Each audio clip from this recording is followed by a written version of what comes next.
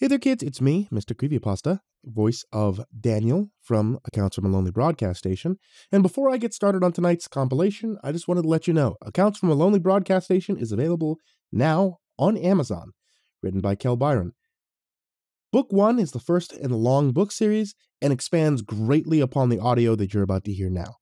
If you want to get your hands on the new book in paperback or on Kindle, you can using a link in the description down below, or you can actually check your local Barnes & Noble. And now, on to tonight's story.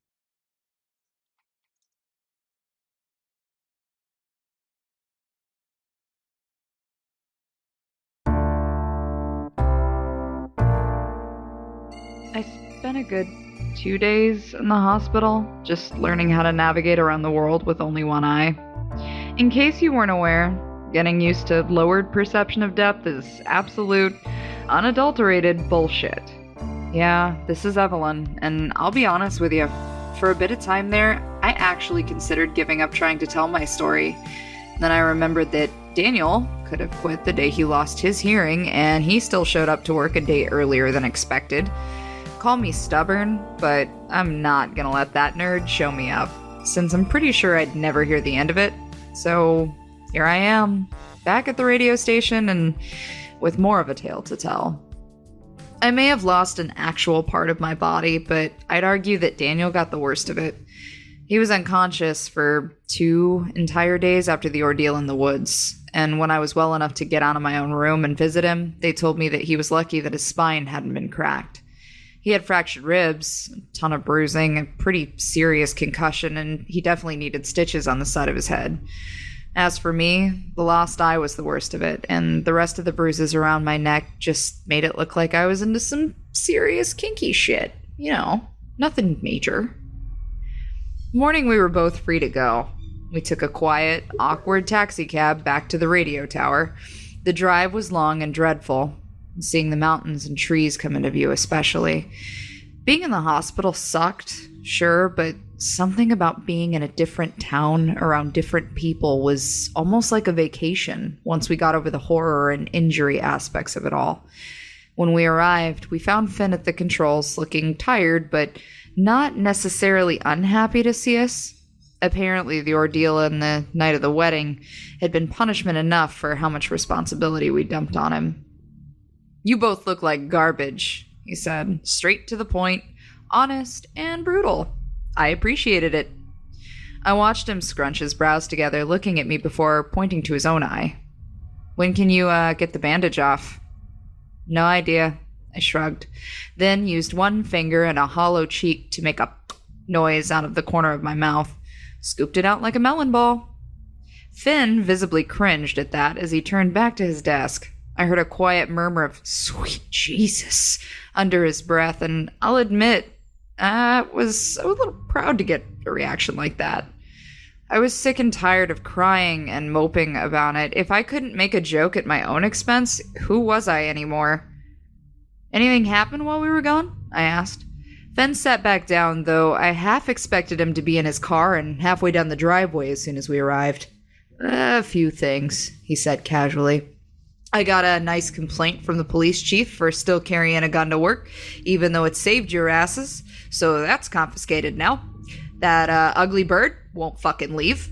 There was some earthquake on Tuesday, caused a weird sinkhole out by the tree line that took down a security camera. I put it back up somewhere else, though. We got some phone calls. Local news wanted to interview you both about Bernard. Police intercepted the plans and said no to that idea, though, and left it as a write-up in the paper about a bear attack, or, Who the hell is Bernard?" I interrupted. Fenn raised his brows, peering over one shoulder. "The 3-year-old you chased into the woods." I shook my head, slumping down into the second chair while Dan busied himself starting a pot of coffee. "I feel bad for that little guy." "Why?" Fenn asked. "He hardly had a scratch on him." "You did good, kiddo." "No, because his name is Bernard. Have you ever met a Bernard that wasn't like 55 and balding, or like who had fought in the goddamn Civil War? Like, let's ask this toddler if he remembers the Industrial Revolution, and don't call me kiddo." Finn pushed himself out of his seat with a chuckle, leaving me alone at the controls. "Good to have you back, kiddo." I scanned the screens in front of me. The security cameras were up and running with nothing weird to see. All of the tabs on the screen were minimized in a perfect grid, and Finn had even mathematically timed a list of songs to fit each 30-minute block down to the goddamn second. This guy was better at my job than I was. You going home already? I saw him walk away, but instead of grabbing his things and heading out the door, he was just strolling towards the kitchen. No, ma'am, he told me. I'm getting overtime to relax and drink coffee while you do all the work this afternoon. Daniel appeared in the doorway then, 2 generic white cups in his hands. He passed one over to Finn with a grimace of apology. The water's rusty. I put extra creamer in it, though. He handed me the second cup, and I looked at the oddly orange-tinted liquid with some hesitation before realizing that I had probably drank worse tasting and more harmful things. I gave it a sniff, and something about it made my stomach churn. It, smells like iron? I said, taking the smallest possible sip. Oh, it tastes like how biting your tongue feels. Ugh. Finn was avoiding ingesting even a drop from the cup at all costs, giving it a scrutinizing look instead. Sure, rusted pipes weren't pleasant, but I'd been here long enough not to be picky about that sort of thing. He apparently didn't agree. I should, check the plumbing, probably. Daniel took Finn's chair when the latter of the two disappeared through the kitchen door. We were back to where we used to be. Just the two of us, sitting in front of these headache-inducing screens, headsets sitting next to us and waiting to be used. The last few days had dragged on for so long that it felt surreal to be back, almost like we'd been away for a few months. I didn't like this sense of newness that it brought, like sitting down behind the desk for the first time all over again. We've got time to waste, Daniel said, setting his coffee cup to the side of his keyboard. It always made me nervous how closely he placed it to our delicate technology. There's quite a lot of those cassette tapes to get through. Do you need a break from the creepy shit, or do you want to, have me put one in? My gaze left my coworker's face and wandered to the corner of the room, underneath one edge of the lookout window. The cassette player was sitting there neatly, the tapes stacked around it. We're never gonna get a break from the creepy shit, I told him, marching over to the pile of tapes and searching for the next one on the list. This recording was a relatively short one, but I still think it merits transcribing. Here's everything Eric, or number 7, had to say. It's December 5th, 2012. I've been told time and time again that we'll find the number 8 soon so I can get some time out of this broadcast tower. It hasn't happened. Starting to think that I'll be waiting much longer than they make it sound. One of the officers from the police station stopped by today, giving some information on number 6. The executive decision we made was to never tell his family how he died. Instead, they told his wife and 2 sons that it was an animal attack. It's not entirely untrue, I suppose. And the condition of his body would make a swift cremation preferable. Thankfully, they agreed. No one ever had to see him or the parts they didn't recover, except those of us here. Our conversation was interesting for other reasons, however. The officer, whose name escapes me, but it started with an F, if I recall correctly, was curious about my time working in wildlife conservation. In turn, he told me an interesting fact about this location and what it was used for. At first glance, I could tell that it was supposed to be a fire watch or a ranger's outpost of some sort, as the building is much older than the radio mast that reaches above it. He's told me that it's been an outpost in this exact location for almost a century. Before the radio was built, this entire area was blocked off. About 2 decades ago, fences were placed all around the town to discourage people from going into the woods. A few kids probably still tried. The watchtower itself was occupied by local law enforcement, but when the fences didn't keep people from snooping, they had to disguise the tower as something more simplistic. Something they would trust. They'd never question what was happening up there. The radio station. According to the officer I spoke to, the first known solution to our unique problem was a tower that was built here before this building ever existed. Members of the town council would take turns watching in the towers and ring a bell to chase off anything that came out of the woods, seeing as they hated the sharp sound that it made. Sounds like a rotten solution to me. considering how they would have to ring it constantly to avoid anything coming through undetected. I'm glad our technology is more sophisticated today than it was back then. Still, an interesting fact. It's another fog day. I'm prepared this time, thankfully, and I don't intend on ending up like my former coworker. The only thing distracting me is this bird sitting near the window, and it's the same bird from yesterday, sitting in almost the exact same spot. Something about its dark, beady eyes makes me feel uncomfortable. Maybe by tomorrow it'll be gone. Of all the recordings, this was probably the least traumatic of them all, but somehow the most useful. When it was over and the tape was left with nothing but empty space, I ejected it from the machine and set it aside, both elbows on the table, and a crinkle in my brow. It makes sense, I remarked, eyes scanning the wall until they fell upon the red emergency button. I guess that's why we still call it the bell? At this point, I was just about to put my headset on and get ready for a news broadcast when a pair of heavy footsteps began stomping towards us from the kitchen. I recognized Finn's various walks. Sometimes he marched around like a herd of buffalo. Sometimes he was quieter than a shadow on the floor. This time, his feet raced quickly towards us with more urgency than anger. He grabbed both of our coffee cups, his own expression looking sick. I lifted one ear off my headset to hear him babbling on his way to the kitchen. "Water's not rusty. You don't want this." I took off my headphones fully. "What?" "I said you don't want this." I could hear him pouring the coffee down the sink. Both cups at once. Now I know I should have just assumed that our sink is always going to be fucking weird and left it at that, but curiosity tore me away from the comfort of my rolling chair and into the kitchen doorway, where the sight of the mess made my gut churn. The sink was bubbling again. Large bubbles of thick, red liquid popped and left splatters on the edges of the basin. Finn's hands were covered in it, leaving fingerprints on the coffee cups he had stolen away from us. He turned to me, a scowl of disgust on his face, and showed me the red stains on his fingers. "Smell the water," he demanded. "No?" "Smell it." "Okay, let me clarify this. Fuck no." Before Finn could further pressure me to inspect the scent of the dirty red sink, a large bubble popped and sprayed droplets across the side of his face, causing him to squint one eye and grimace as a shiver went down his spine. "Oh, it's not water," he told me, wiping his face. "It's blood, and it's warm. Have you ever seen your sink do this before?" I didn't answer him right away, too busy wishing somehow I could wipe the taste off my tongue. Oh my god, I drank that? I actually put that in my mouth, my own actual human mouth? Oh, I was busy trying not to gag, and all that Finn could ask was if this had happened before? Oh, strangely, the answer was yes. The fact made me want to rip the sink right out of the kitchen and chuck it into the woods. Yeah, it has. Once on the night I called you, while Elijah was here for the first time.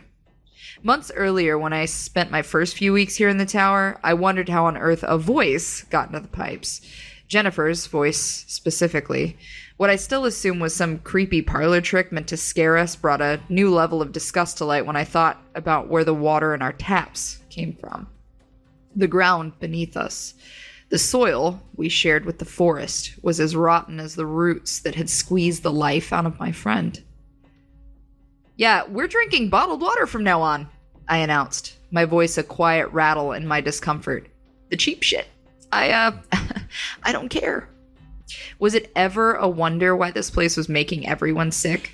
I never slept. I hardly wanted to eat, and now the forest had taken a piece of me for its own. I was positive that I wasn't the first person to feel like trash just from spending too much time here, and now there was blood coming up from the ground and into the water supply. God, this place was fucking unlivable. I was sick of this kitchen, turning my back just to get away from it. There wasn't any time to sit down, however, as a sound surprised both Finn and I. It was a knock on the door.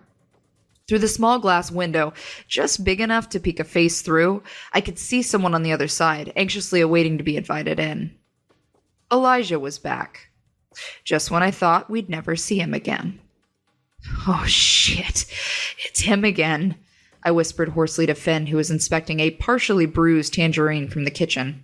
He put it down on the counter to peer around and catch a glimpse of our visitor from behind the glass. Finn, stick around in case he tries any shit. Dan, don't get punched in the nose again. I watched Eliza lift his fist to knock on the door again, but I had grabbed the handle and forced it open before he could. Before I could even get a word out to say hello or what the hell do you want, he was inside the station and pacing back and forth with his hands dug deep into his pockets of his sweater. It was July. He didn't need a sweater. I had to come back. I can't stop thinking about it.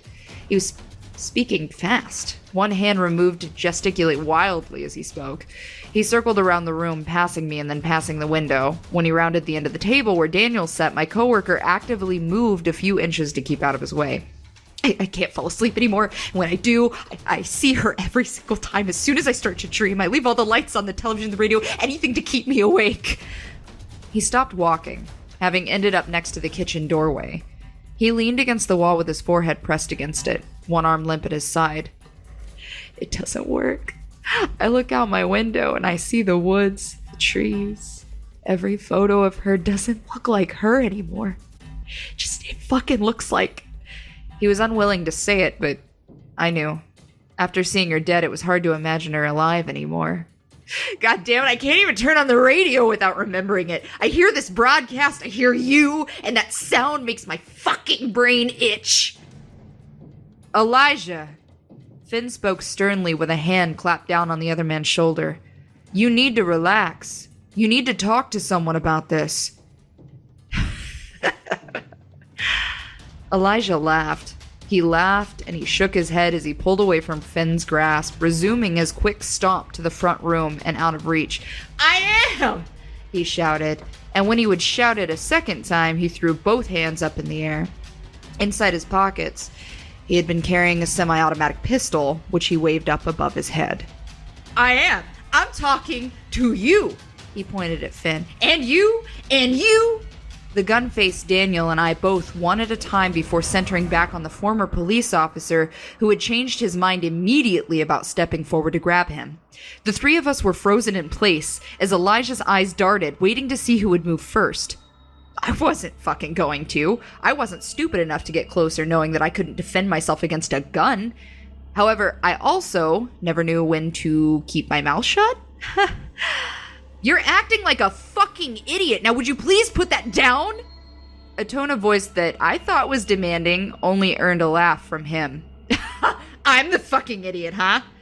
It was chilling, the way he managed to laugh, grimace, and now shed tears all at the same time. His tired eyes were wet, and his hands shook where the gun was pointed my way. I'm the idiot. I'm the idiot because I'm the only one looking for justice. How much did you hate her, Lynn? Enough to let her die and then sit up here like it never happened? We don't even have a body to bury anymore, and you're up here talking about the weather. Just fucking peachy. As soon as his finger began to twitch near the trigger, I could see Finn begin to move. He was sidestepping across the room from one end to the other, both of his hands up, but even as he inched closer, Elijah didn't take the gun off of me. I didn't hate her. As my voice trembled, I became aware of Daniel's hand now tightly gripping my own. How could you think I wanted her to die? How? Elijah, I miss her so goddamn much you don't even realize. I want her back, too! His trembling finger began to steady. The shake of the gun no longer rattled as loudly as it did before. His lips pursed in a thin frown. He was glaring, unblinkingly, taking heavy breaths through his nose. Then act like it. After he said those words, I expected the next loud noise to be the shot from the gun, but instead an ear-piercing alarm cut into the open air. Shrieking in the cramped space, I covered my ears. Daniel fidgeted with his hearing aid, and Elijah's concentration broke long enough for him to drop the gun and put both palms on the sides of his head. Finn had been circling around the room with a purpose. He had pushed open the fire escape door, which sounded the blaring alarm now tormenting all of our ears. As the siren continued, I watched Daniel as he released my hand and raced across the room, kicking the handgun across the floor to sit at Finn's feet. He stooped to pick it up, releasing the magazine and now shoving the unloaded gun into his belt loop. With the same hand, he pulled out a ring of keys, using one of them to disable the alarm box next to the door. I was instantly pissed that Finn had a copy of those keys, that, someone somehow never seemed to ever give me one. "Get out," the former officer said, gesturing towards the fire escape. "You're going to sit on the stair, both hands on the railing, and I'm going to watch you until the police get here. If you so much as move 2 feet, I'll have this thing loaded and aimed before you reach the first landing. Now, go." Without his weapon, Elijah's confidence seemed to drain. It was like watching dirt wash away under a water tap. There one moment and gone the very next.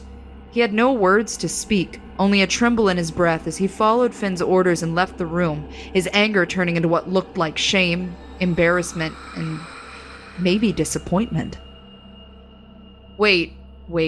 Daniel stopped Finn from closing the door behind Elijah, slipping through the crack just as it was about to latch. When he was outside in the sun, easing himself down next to the same man who had just pointed a gun at him, Finn and I both exchanged looks. "Your part-timer's a dumbass," he said to me, and I agreed. With the fear of danger in the room somewhat dissipated, I joined the party huddled around the fire escape, sliding through the doorway and leaning there against the outside wall. Finn had propped the door open with one of our chairs, making some distance while he used the phone. Elijah wrapped his hands tightly around the railing. His eyes were squinting as he looked down across the treetops, blinded by the sunlight. "I'm sorry." His voice was hoarse as he spoke to Dan. "I didn't want to hurt anyone. I just hate this place and everything it's done. I hate that I can't stop thinking about it." Daniel didn't attempt to touch him or even sit close, but there was compassion somewhere in the way he looked at him. We both understood, I think. The part with the gun was a little over the top, sure, but I think at one point or another we both wish we could just leave and never think about the radio station again. "What's keeping you here?" Dan asked. I saw Elijah shrug his shoulders after a moment of thought. "I don't know. It's where we live together. It's where we've been all this time." Daniel shook his head. No, that's a shit reason. If you hate it and the memories just hurt now, there's no good reason to stay. You can take the good memories with you, No one ever said you had to just leave those behind. Elijah rested his chin on the railing, eyes focused up at the clouds. When he didn't answer, Dan spoke again. "You need to get out of town, Elijah. You don't have to come back."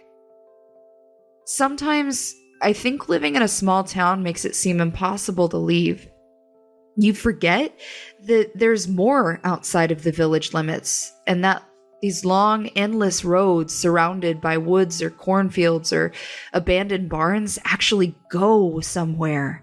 We were sitting in a world of complete isolation, but it wasn't forever. It only reached so far. Elijah wiped his face, a few stray patches of tears having collected on the surface of his skin. One hand reached into his pocket, but he pulled it out quickly. A box of handgun bullets slapped down on the floor of the fire escape. "Keep it," he said, sliding the box towards Dan. "Keep the gun. I don't need it, and I don't want it. But you might." Daniel's silent thank you came in the form of a nod as he picked up the box, setting it in his lap. Moments later, Finn was at the doorway again, moving the chair out of the way and gesturing towards Elijah to stand up. "I made the call," he said. I expected him to follow it up with a warning for Elijah's arrest, and I think the others did too. I told them the alarm went off by accident. No one's coming out. But you have to leave, Elijah, and you cannot come back. Can you promise me that? Elijah stood, his hands dropping from the railing and releasing the white-knuckle grip. "Yeah," he said with a nod, glancing towards Daniel and then towards me. I don't think I'll have a problem with that." The gun and bullets were stored safely on one of the desks between where Dan and I sat. Elijah left, getting in his car and disappearing down the gravel road. I stood outside to revel in the fresh air for just a few minutes, and realized something that felt strange to me. This was probably the last time I'd ever see Elijah again. I hope so, really. I hope he listens. I hope he finds something better. But I wish that he could have taken us with him. This is Evelyn at 104.6 FM, and the gun in the desk is giving me an idea.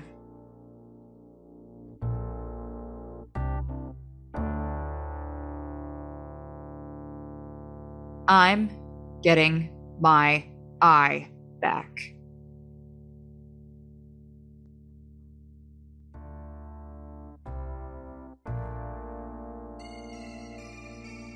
We watched the sun go down through the broadcast room window, the sky painted with strokes of red and yellow that melted into deep purple. It would have been a picture of serenity if it didn't remind me of a wildfire rising up from the trees. Maybe that would have been preferable to what it really was, a long, dreadful night on its way. Even inside, the humidity filled the air with a tense electricity that put my nerves on edge. We were leaving for the woods, getting our things packed, a compass, flashlights, batteries, the handgun, and all the ammo we had. As we did, we decided to tune our ears into one more of those cassette tapes. We bypassed the audio journals in the middle, including the second to last that we still hadn't found, and went straight for the final recording. It wasn't what we expected. It's February 10th, 2013. This voice was different. It was a lady's voice. This is number 8 from the emergency broadcast station. I've been here alone for 4 days since we lost number 7. We reached a record-breaking 3 months of service before his death. I regretted that I only knew him for a short while, and even more I regret having to be there when he was killed. I had been warned. They told me that the creatures in the woods like to take parts from their victims, but I couldn't believe how savagely they ripped him to shreds. The only thing left was his head in the end, but even then, the eyes were gone. Both of them, taken clean from the skull. I almost thought I saw a glimpse of them this afternoon, but it was just this strange-looking bird that's been hanging around near the broadcast room window, right where the tree line ends. I can't see him now, but I feel watched. I'm so sorry, number 7. The recording sent a chill up my spine, or maybe several. Daniel was skeptical at first when I told him that I wanted to go into the woods and get rid of that fuck that stole my eye right out of the socket. But I think that seeing my reaction to the recording was enough to sway him more towards my side. I just don't like it, I told him as I clipped one of the glorified fanny packs we found in the closet around my waist. I put it to the side so that I didn't look like a tourist. I don't like the thought of my body being out there, or even just a part of it. Daniel shook the box of ammo that Elijah had given him, making sure it was enough to get us by. He scoffed, his laughter laced with a hoarse snort. So is this one of those cases of if I can't have it, nobody can? I looked back at him, lips pursed in a frown. Yes, I said it bluntly, and I was serious about it. You don't need to go if you don't want to. I mean, after the last time, I'd understand. Dan didn't say a word at first, but he looked straight at me as he laced the strap of his bag around one shoulder, securing it tightly and zipping it shut. With one last peek at the monitors to make sure the music was set to play until morning, he gave me a singular, decisive nod of the head. Ready, he stated. Ready to go shoot a tree in the face, I suppose. If everything failed, he'd be ready to die, I thought. I didn't dare speak it out loud since those words wouldn't have been useful. He already knew. Our steps down the metal stairwell had never echoed the same way than they did then. The sound was sharp, oddly uniform, like the hit of sticks against the drum in a funeral march. When the heavy door at the bottom pushed open and the summer air came washing over, it was humid and thick. I heard the crickets and frogs, the sound of my own boots kicking up the dirt and grass beneath me. If I focused hard enough, maybe I could have imagined that I was still at my mom's house or drinking a beer while sitting outside my own college dorm. As the last few rays of sun disappeared and the sky became the darkest it would be, the crickets and frogs went quiet. In an unnatural change of pace, They were buzzing one moment, and then silent the very next, as if the night fell so thick around us that it choked the sound out of every living thing. "Do you want to carry the gun?" Daniel asked, pointing down at his bag. "A generous offer, but maybe not the most thought-out one." I don't think my aim is what it used to be, Danny boy. I'll trust you with it, okay? Our first steps into the woods were dizzying. There was an energy out here, and I don't mean that as in some vague ghostly bullshit. It felt teeming with too much life, even when there was none to be seen. When the branches above our heads cracked and moved, the groans of the old wood sounded like a voice. When small animals ran through the overgrowth or scaled the sides of the trees, I felt as if they were watching and whispering to one another. Even the mosquitoes, which were eating the hell out of Dan's neck right now from the start, they were active and agitated.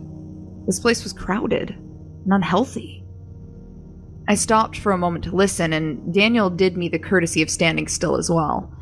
There was a very distant sound, like a low bellow. It was far away, but the vocal moan was tired and unhappy. I thought of some old dragon being awoken from its slumber, and all at once hoped to God it wasn't as real or as big as it sounded. "I hope the root man doesn't only show himself when there are kids around," I said to my companion, who was squinting his eyes to see my lips move. Daniel shrugged. "He seemed content enough with you and your eye." I answered his sass with a sneer and scrunched eyebrows. The one above my right eye socket still hurt to move, but it was worth that pain. "This time, if he wants to take a chunk, he can take one from you." I immediately felt like trash after I said it. Sorry, I'm in a shit mood for jokes. From the corner of my vision, I saw Dan's hand reaching out, and I suspected he was going to pat my arm.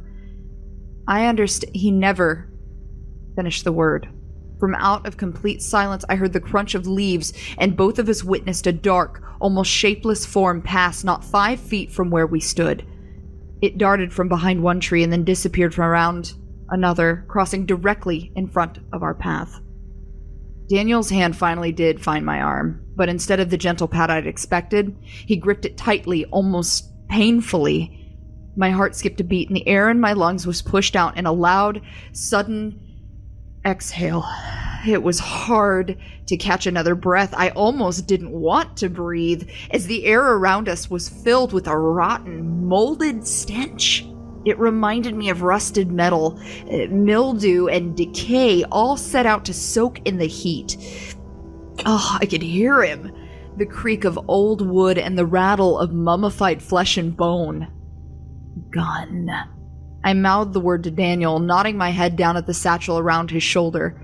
"Take out the gun." He fumbled for it. I wanted so badly to be annoyed to just tear it out of the bag on my own, but even in the dark, I could see his hand shaking. I could see that shadow lurking nearby, circling around.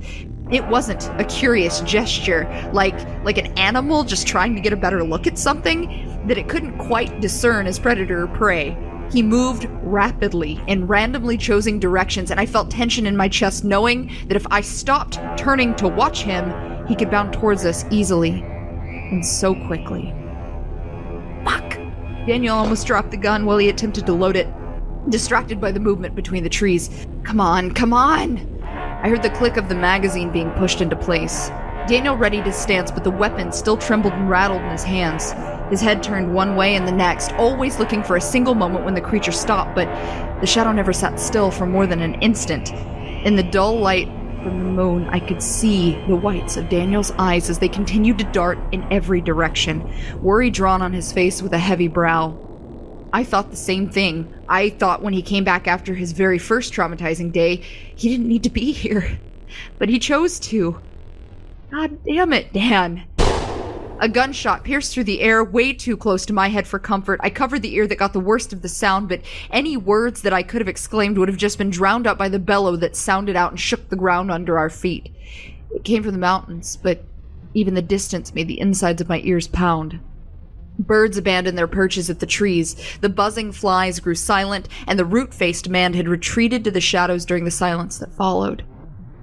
I watched Daniel flinch, a hand twitching as it raised half the distance to his ear by pure instinct. All this time, I wondered about the final sound he had ever heard with perfect ears. I considered that moment to be my answer. What the fuck was that? I turned to squint my remaining eye towards the top of the trees, horrified by the very distant movement that I saw. Suddenly, I regretted not having a weapon of my own. What the fuck was that? I don't care, we're leaving. Daniel sounded urgent, the gun still held in one hand while the other flailed outward and grabbed the sleeve of my t-shirt. He tugged me toward him, and in that moment we were both utterly content to leave and just give up this entire mission. Did I still hate the thought of that creature having my eye? You're damn right I did. But I had the distinct feeling that if we waited any longer, the forest would end up taking more than what we would be left with. We made a mistake then in thinking that the bellows and the earth-shattering weight would just chase away the creature we came to find, but we turned and began rushing towards the same path that we took to get there, but the cracks of twigs and the rustle of leaves followed after us. A shadow darted to my left and then disappeared when it crossed in front of us, leaving Daniel and I both to stop in our tracks. That son of a bitch was trailing us, even when the distant rumble of giant steps became not so distant anymore. Just as soon as he was there, he was gone. The woodland stretching out before us, thick with vegetation and spots of shadow, was empty. But then I heard the crack of slow footsteps behind us, this time with a purpose. The root-faced man released a rattle of breath, like a gasp taken from dried, mummified lungs. He had no mouth, but I could see the dust and dried leaves leaving an empty cavity between his exposed rib bones. He had grown since we last saw him. The worn and ratty clothes he once wore were gone, but where he would have had a naked human body, the forest had replaced the flesh with vines, thorns, and what appeared to be very pale, thin, small hands coming out of his body and curling around the bone and the bark. Oh my god. The hands still moved. They still clawed as if trying to escape. They were half the size of mine. We moved before he did. Daniel still gripped the handle of the gun tightly, but while facing both immediate and eventual dangers, I preferred the fact that he wasn't trying to shoot it in every direction. I don't think I've ever been able to run so quickly or for so long, not until I knew the feeling of adrenaline taking over every move I made, and yet no matter how far we thought we ran, it never seemed far enough. We still heard those pounding feet behind us. We still saw a shadow darting from one side to the other, and somewhere up the mountain, we couldn't outrun that angry bellow. We didn't know which way we were running. In the dark, every tree looked exactly the same as the one next to it, but one thing was unfamiliar. My eye caught the straight edge of a wooden sign, the words so old and chipped from the surface that I couldn't have read what it said even if I had time to stop and look.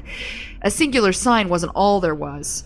Twice I almost tripped over bits of wood and stone on the ground, and then the second time, the toe of my shoe caught something distinctly metallic. It was a track, smaller than a railway for a train and moving downward? Shit! I skidded to a stop, grabbing the back of Daniel's shirt before he had a chance to stumble into the dark and lose his footing. We were standing at the top of a steep downward drop, which had probably been a smooth hill until the ground began to cave in and reclaim it. Wooden stakes in the ground held up the partially collapsed entrance to an underground mine, but the track leading into it was being swallowed by what was at least several decades worth of moving earth and mudslides. As I moved a race around it, I felt the earth shift under my feet. The ground didn't feel safe. It didn't feel sturdy, and those few seconds of hesitation was all it took. The rattle of bone and bark sent a chill through my body, but nothing froze my blood the way a glimmer of a single eye in the darkness did, darting, searching, finally focusing itself on me. My own eye sat nestled in the center of the creature's throat and stared unblinkingly forward as he took staggering, noisy steps through the dirt. Those tiny fingers in his chest were reaching, clawing, either trying to get out or trying to pull something in. When he moved closer, I moved back, and I could even see Daniel hesitating as the earth underneath began to shift again. It took him a moment, but I heard the metal click of the gun he had been waiting all this time to use. He pointed it, hands shaking. I could hear my own heartbeat. I could hear something else as well, the crack of branches in a large oak tree, the huff of breath through a dust-filled snout. A single gunshot rang out, and I could see the scatter of wooden splinters in the air, but the screech that followed may not have been Daniel's doing at all. In a split second, a shadow bigger than anything I could have expected fell down from the trees, taking branches with it and snapping a thin birch in half as it landed. The amalgamate had changed. It always did. A flurry of arms and claws, some of them at its side and others reaching out from its stomach, grasped together to wrap around the smaller beast. The giant stood, 4 of its hooves still on the ground, but 2 of them in the air, where its ribs would have once been underneath the fur. The bones had now sharpened into a gaping mouth, one that rippled and dripped in a blood-filled cavity. Antlers cracked against the tree limbs as it rose to its full height, lifting the root-faced man and holding his body immobile. God, the way it screamed. A dry wheeze escaped its open chest, but I swear that somewhere muffled in that twisted body of plant and human, I could hear small, pathetic, fearful whimpers. Like a twig snapped in half, the giant tore his prey into 2 pieces, cracking the bone and bark with ease. It threw the bottom half aside, leaving the forest floor to reclaim it, while I watched in disgust as the cavity in its chest opened to welcome the rest. It ate him alive, swallowing his body piece by piece until the arms, hands, roots, and that one singular eye were all absorbed, only to find new homes. 2 of the small arms broke through the skin near the beast's shoulders. Another clawed its way out of its chest. I became aware in that moment of just how many pieces had been taken. Bones, hooves, claws, teeth. I could see so many human parts just in one glance. I wasn't going to count them. I didn't want to. The creature blinked, 6 eyes glimmering through the dark all at once until a 7th opened blearily in its forehead for the first time. If this thing had it, I was never getting it back. Oh, fuck this. Daniel pointed the gun just as the amalgamate fell back on its 6 legs and began slowly approaching us with the confidence of something that knew we couldn't outrun it. This time, Dan didn't hesitate. I heard 1 gunshot, then 2, both of them aimed at the beast's head. The first shot grazed an antler, which agitated but didn't seem to injure it. But the second one, the bellow the beast made was ear-splitting. I felt as if my brain were melting inside of my skull, and both hands covered my ears to keep it from dripping out. Daniel had hit the mark the second time, a stream of dark blood falling onto the grass beneath the monster's front hooves. How Dan managed to hit a target in the center of that thing's head, I'll have no fucking clue as long as I live. The beast stomped, flailing its head in anger, blood pouring from the eye socket. It was a small injury in comparison to the thing's massive size, but goddamn if that didn't piss it off. Each step I took backwards, I felt the earth shake a bit more. His stomping hooves, the weight, he was gonna cave us all in. It's okay. Dan gripped my wrist with a white-knuckle hold and took a large step back. The dirt shifted again, this time crumbling down into the dark pits of the mine. I looked behind myself and couldn't even see the floor. Just take 1 more step back. 1, 2, on 3. Daniel didn't get to 3. The amalgamate flailed its antlers 1 last time and then began to charge towards us, but those first 2 steps were enough to crack through the ground and send the earth crumbling beneath our feet. The cold shock of falling backwards, never knowing how far you're going to fall or what you'll be falling onto, was a lot like falling into water. Cold, overflowing bathwater. I remembered something then. That split second before my head hit the ground, I could see the tile on the bathroom ceiling where I used to live. It was ugly, made up of all these random scratches and shapes. I stared at one for the longest time because it looked a little bit like a man's face. A man's face with a big beard. Well, when Jennifer slapped me awake, choking on cold bathwater, her stark white face covered the view of the ceiling. After that day, I couldn't see that face in the tile anymore. It's no matter, really, how long I stared. Except there was no water this time. But the stone poking into my back was painful and cold all the same. I opened my eye to the dim, jagged opening above my head, a silhouette blocking the moonlight. It wasn't Jennifer. Daniel was panting, out of breath, and the dust was still clearing around us. I was only out of my mind for a few seconds. "Shit, are you okay?" he asked, slipping a hand behind my shoulders to help me sit up straight. "Oh God, my back hurts like hell, but... Oh yeah, I'm fine." I squinted my eye up above us, the dust and dirt clouding my vision and stinging something awful. I half expected to see that beast had fallen in with us, but it was out of sight. Somewhere above us, but growing further away. I could hear the heavy steps of its hooves along the forest path. "I didn't kill it," Daniel said, sitting down on the ground. In the pale sliver of moonlight we were offered, I could see his dirt-covered face, tan skin turned red with scratches and glistening with sweat down here in the hot human cavern. He wore a scowl. "Sorry I shot your eye." I wiped my face, smearing the dirt that was already on my cheeks. "It's fine, Danny boy. I didn't really have a use for it anyways."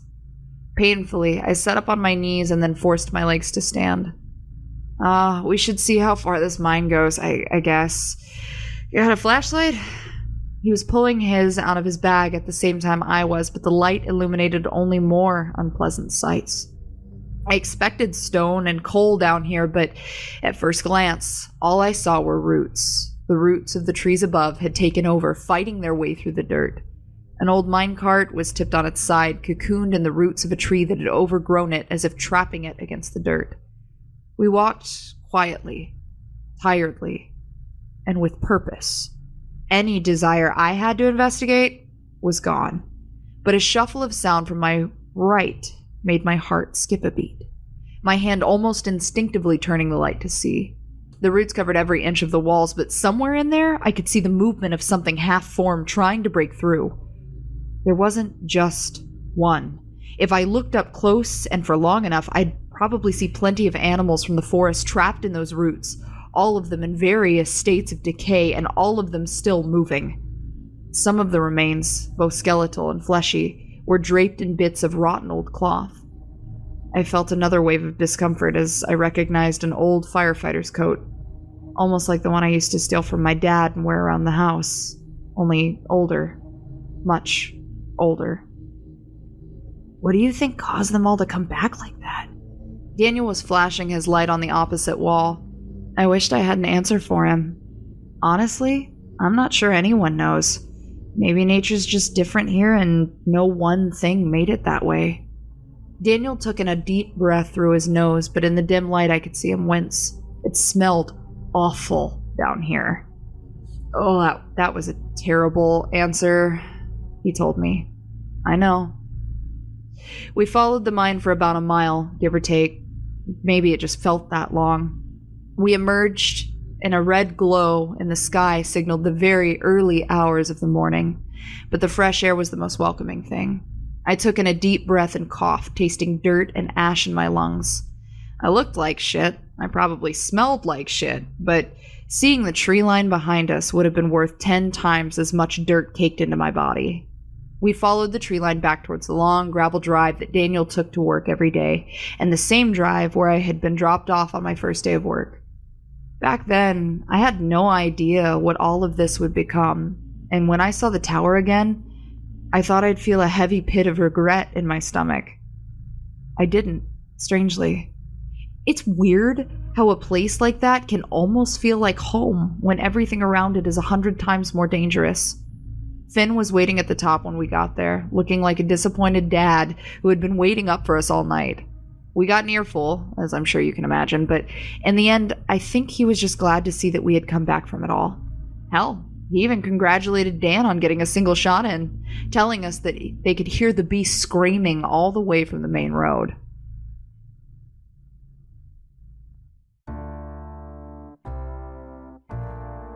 You know, it seems like we didn't do much. I didn't get my eye back. we didn't kill that antlered fuck, whom I've decided, by the way, to call Big Boy from now on. But like all things, I guess it was just a learning experience. Fen mentioned in passing that there's been whispers among his old friends at the police station of forming a new branch, one that he's hopeful he'll get placed in. Something about trapping and removing the creatures that are already in the woods, hoping that maybe putting them down off-site will keep them from coming back to life. We were standing in the kitchen at the time. I poured distilled water into the coffee maker when I asked him if they'd ever really get it under control out there. "Sometimes you can't fight to win," he told me. "You just fight until you can't anymore." That was a bit of lukewarm optimism I could get behind. With 2 cups of coffee in hand, I stepped out onto the fire escape, which we decided to keep open now that Fen forked over his security keys. The morning was cool and breezy, even if the view was garbage. "Here." I handed Dan a cup of coffee, one without blood this time. He just smiled and scooted himself over so I could sit next to him. "You know," he started, "we've got our number 30 now." "Yeah?" I laughed. "Yeah, we can go on that vacation we talked about." I leaned my chin against the railing for a second, but it wasn't that comfortable. With a sigh, I decided that maybe Dan's shoulder was a much more cozy spot to lay my head. I was correct about that. "Where do you want to go?" I asked. I peeked up at him, shifting hair out of my eye as he cracked a stupid-looking smile. "I don't know. I hear outer space is pretty decent this time of year." My laugh came out as a snort. Letting the coffee cup warm my hands, I took a long glance out at the tops of the trees, wondering how on earth we'd actually relax if we left this place behind. My gaze caught a flutter of wings. A familiar face decided to show up then. Bartholomew the bird, with its hazel human eyes, landing on a branch closest to us at the edge of the tree line. I watched him pick at a nest of twigs and grass.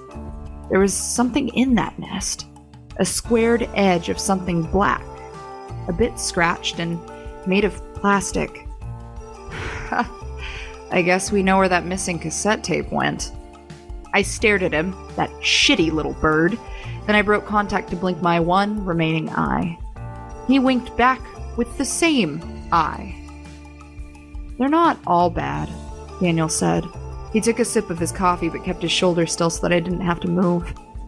"Yeah, some of them are downright rotten, but some aren't too bad, right?" I gave a weak laugh and watched the bird hop away, glancing up at Dan again. "Yeah, they're not all bad." I don't know if I was talking about monsters anymore, or just people. Some of them may have been just people. This is Evelyn McKinnon, and on behalf of everyone here at 104.6 FM, thank you for tuning in.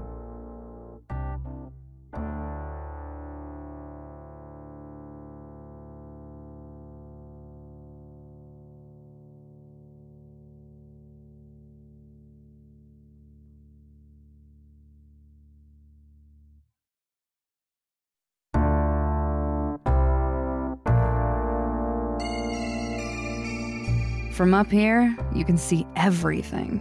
Rows and rows of rich evergreens, hazy mountain peaks, a wide blue sky. You can see the sleepy little village of Pine Haven, the town where I was born, and miles upon miles of empty road leading to somewhere. And sometimes, if you're really lucky, you can see the most glorious golden sunrise ascending over the mountaintop as if the whole world was on fire. I was having one of those lucky mornings as I stood by the lookout window, here in the repurposed fire watchtower that had become the center of operations for 104.6 FM, the radio station that shouldn't exist. My name is Evelyn. I've told my story before. Twice, in fact. And that was a long time ago. But don't worry, I'll catch up to speed. Yes, Pine Haven Radio is still on the air. The fog still rolls in from time to time, as it always has. And every day is still a gamble between boredom, terror, and batshit stupidity. And sometimes the clocks run backwards, stuff like that. Yesterday, the staircase gained about 17 extra steps, but only for like an hour, And there's still a bird with human eyes named Bartholomew who sits by the fire escape. He leaves weird little presents outside all the time just to mess with me, Piles of earthworms, bottle caps, the occasional collection of sun-bleached human teeth. We don't know where he gets the teeth. We've been feeling earthquakes lately. Now and again, I see a pale, rotten figure floating upside down at the tree line. But it only shows up on the security cameras. He's shy, I suppose. The Amalgamite is still out there. Well, official sources call it the Amalgamite. We just call him Big Boy. Because it's hard to be scared of something called Big Boy. Even if it is an enormous man-eating flesh giant, cobbled together from various human and animal parts. He's a real piece of shit, too. He's added a few more body parts since my last update. The greedy bastard. Thankfully, he still only has one of mine. And sometimes, late at night, when I'm listening to the radio, after Dan has gone home, of course, I see a bright magenta glow coming from deep in the woods. It pulsates a little bit and carries a strange hum on the evening wind. But then it goes away before the sun rises. I don't know what it is or where it came from, but I'm not going out there to check it out. But, not everything's been bad. Their buddy Finn got a promotion, He's a fancy forest ranger now, with like a super cool uniform. And everything, really, but he still hangs out here part-time as our official survival expert. I still don't know his first name, and we're kind of starting to theorize that he, doesn't have one, but rather he was just born one day, fully formed with a beard and a gym membership. I finally got myself a set of wheels. It's an old red pickup truck. Daniel turned 33 this year, and Finn and I baked a cake for him, which turned out surprisingly, edible, even if it kind of did have the texture of cat food. I bought him a vintage Polaroid camera that he'd been eyeing and some novelty pattern bow ties, which he has been wearing daily ever since. When we have time, he's been helping me brush up on my sign language, which, it's going pretty well, ish. Well, and my Spanish, which is going terribly. We're thinking of decorating the radio station for Christmas soon. You might wonder why we even bother to breathe life into this place, but the answer is very simple. Even a little corner of hell can be a home if you're stubborn enough. I was watching one of the security cameras glaring over a coffee cup all night. I had been seeing this hunched over creature, vaguely dog-shaped, staggering back and forth by the tree line as if it was trying to cross the boundary. God, it had been at it for hours. It was still there. Only now it was staring directly at the camera lens, just far enough away that I, could make out its face. I think it knew I was watching. I was about to try throwing a stick into the woods to see if it'd chase it and leave, but it ran off when it heard a car pull up in the long gravel driveway. A few minutes later, the door swung open. A gust of cold air came blowing in as my now full-time co-host, Daniel Esperanza, stood there, rubbing his frozen hands together like a cricket that made a wish to be turned into a man. I had big plans today, and he was gonna be joining me. It's moving day, my good bitch! I exclaimed joyously after chugging an entire cup of coffee in one go. Dan raised his arms up in triumph, whooping excitedly, and then reaching out to give me a high five. I tried to slap his hand, but I missed completely. Good morning to you too. He laughed at my pathetic display. So, you little vampire bat? You excited to move out of the storage closet at long last? I threw my head back with an exasperated sound. Oh my god, you have no idea, I told him, already getting my coat on. I had packed already, so prepared to go out of the dusty cave and move into a slightly bigger cave with windows. I'm gonna miss the smell of mold and the spiders, though. Made for a good midnight snack. Daniel snickered as I snapped my teeth with a loud click. He was fishing his keys out of his pocket. Oh, you'll still get plenty of that, don't you worry. Come on, let's bust out of this joint. As we left the broadcast station on a cold winter morning, filling the back of Dan's station wagon, Finn was already pulling up to take over my shift. He gave us a sleepy wave as our vehicles passed like two ships in the night. On the way to the apartment building, I felt good. I felt like things were finally working out for me after all this time. Shocking, I know. So, the landlord kinda sucks, Dan explained on the way. Never shows up on time when something breaks, and he tries to do a lot of repairs on his own, but he's bad at it, so if the ceiling springs a leak, make sure you have buckets on hand. Oh, I live on the second floor, so if you ever need Dan, buddy, it's fine. I interrupted him with a laugh. I know, you've been through it all before. I'll be okay. Really?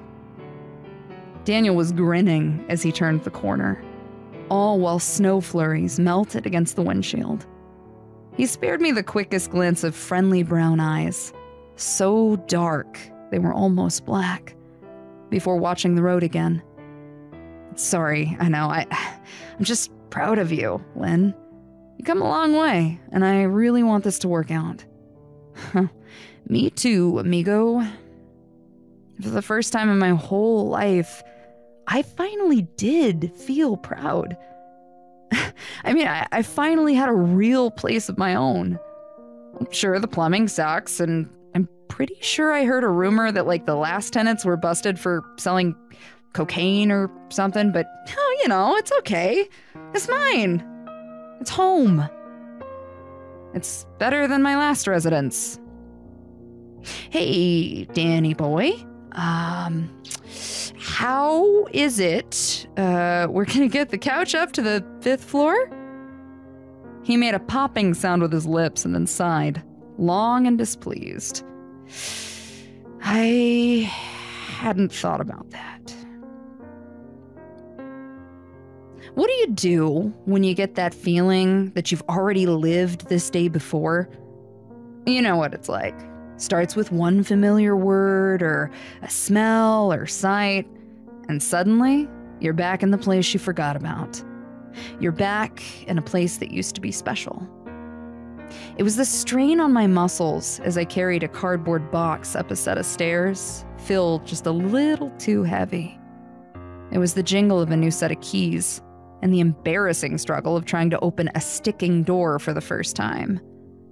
It was the familiar face of a friend, being just as incompetent as I was. Okay, go a little more left. No, left! Danny, left! Your left and mine are not the same! Daniel and I were trying and failing to get a sofa through the door.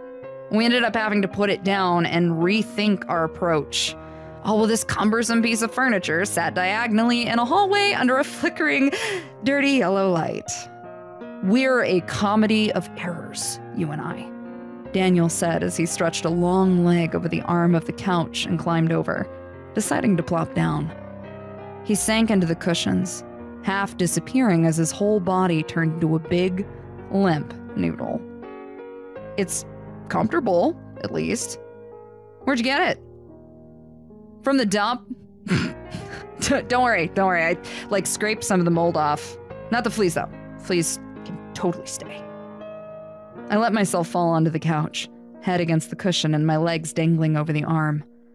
Daniel only briefly wrinkled his nose. He'd stopped being bothered by my jokes a real long time ago, learning to keep up with my annoying bullfuckery. That's no issue, you've always had fleas. He flashed a big, stupid grin and poked me square in the forehead. Thrift store? Yeah, it was a thrift store. Side by side on a sofa too big to fit through the door, we looked like, well, we looked like a couple of dipshits. And there it was again. That feeling that I'd been here before. I could smell the fresh paint in my memory. I could hear the struggle and the laughter on the day Jennifer moved me into her apartment. Sometimes, when those thoughts were this vivid, I forgot that she'd been gone for a long, long time.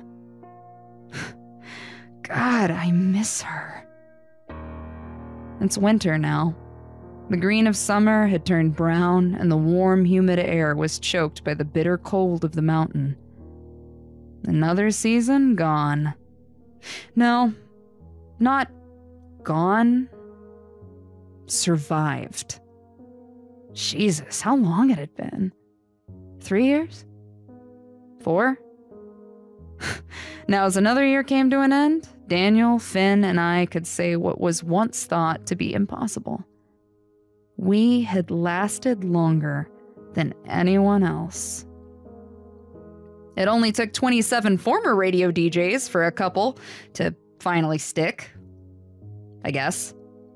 It was another hour of struggling, lifting, and arguing, but the deed was finally done.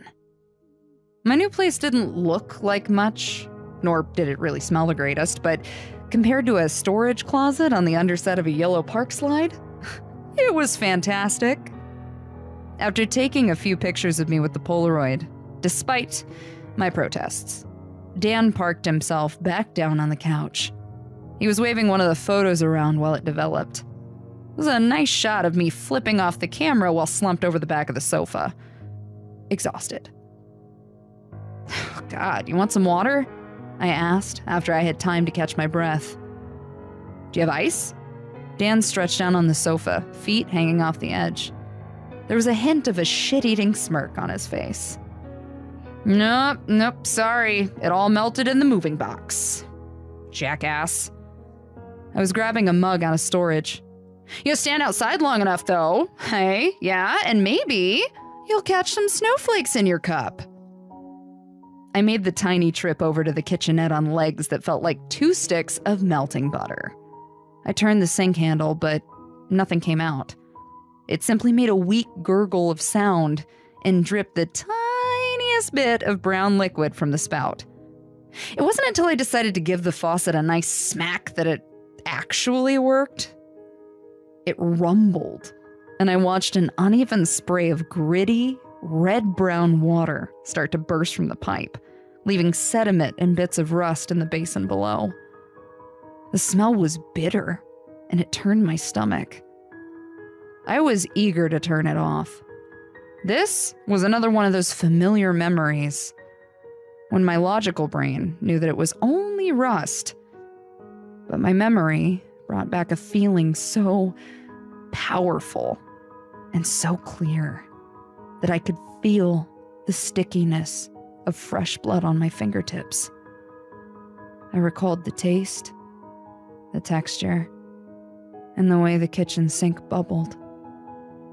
It wasn't the same, I told myself. This was not the broadcast room where blood ran from the faucets and ghosts cried in the pipes every day, but why did it feel like I was still there, like I would always be there? Water's bad?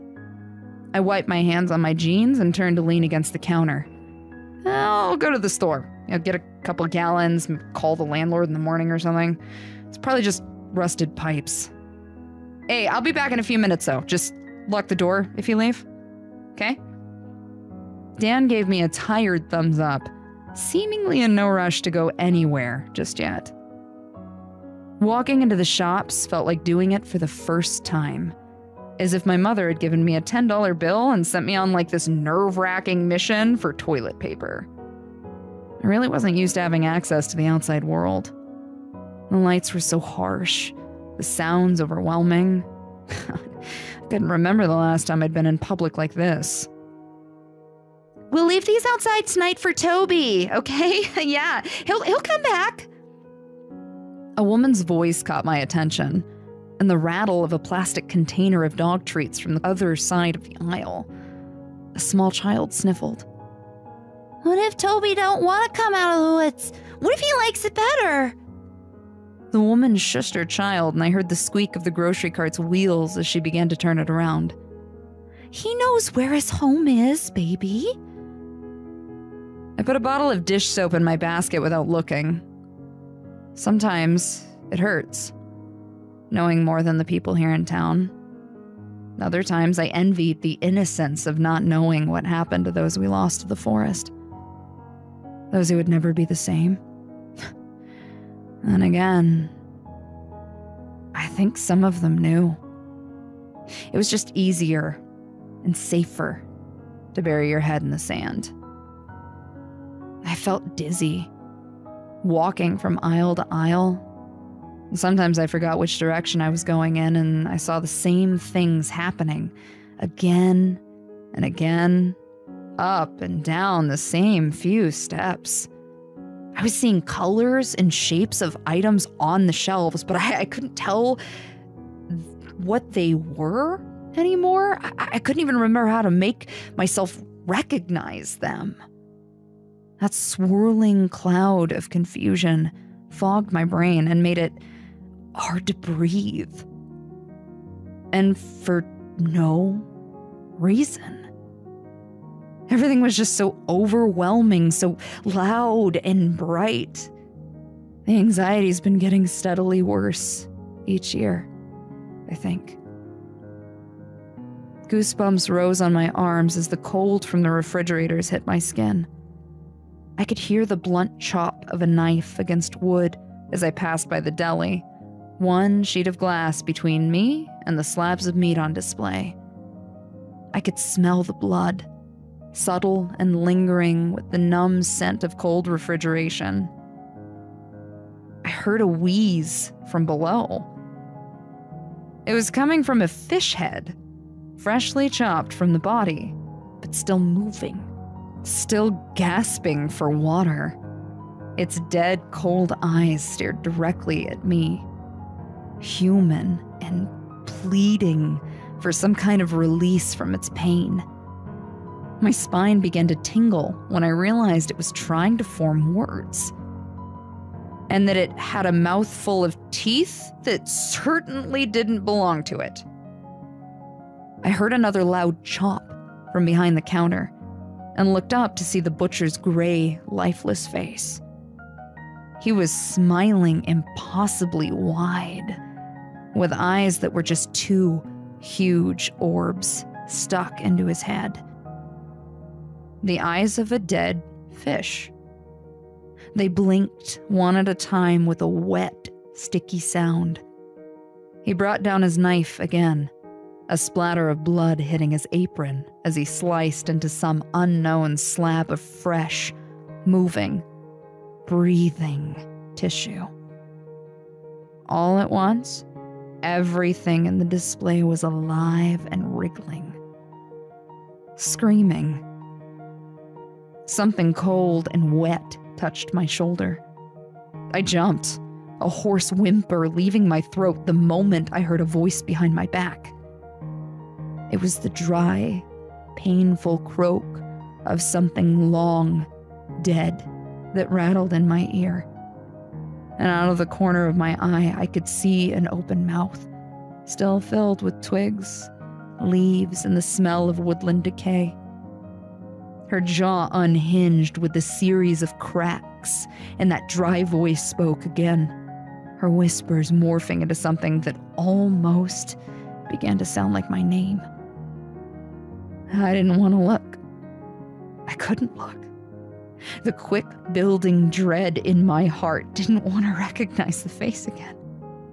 I never wanted to see her again.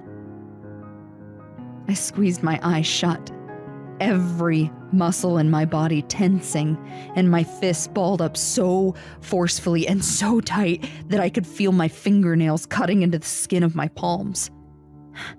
If it hurt, maybe it could wake me. Maybe it could end this dream. Do you miss me? Her voice was like gravel, like sawdust in an old, withered, dead throat. Do you miss me? Do you miss? Miss? The hand on my shoulder was warm and soft, and all at once, the sounds of the grocery store flooded into my ears, and the bright light hit my eye with a sudden, migraine-inducing force. Calm music was playing overhead. I blinked. I was looking at the deli again. The man behind the counter had stopped what he was doing and was watching me, concerned. Everything in the display was normal. Miss, can you hear me? Is everything all right? My heart pounded as I turned my head, where I expected to see a decayed and withered corpse. I saw the kind face of a lady in a green smock. How long has she been standing there? How long had I been standing there? I'm fine. My tongue was dry as I spoke. I wasn't fine. Not this time. The fact was that I couldn't leave the station without bringing it with me, no matter where I went. That tower and I, we would always be bound together in this terrible, toxic relationship where everything I saw reminded me of that place. It was in my thoughts as I checked out at the front of the store, the people in line behind me whispering to one another. It was there, floating around in my head as I looked up at the overcast sky and stepped into the cold air. And it was still in my thoughts as I headed home, both arms sore from the weight of the grocery bags filled with water, snacks, and a bottle of tequila.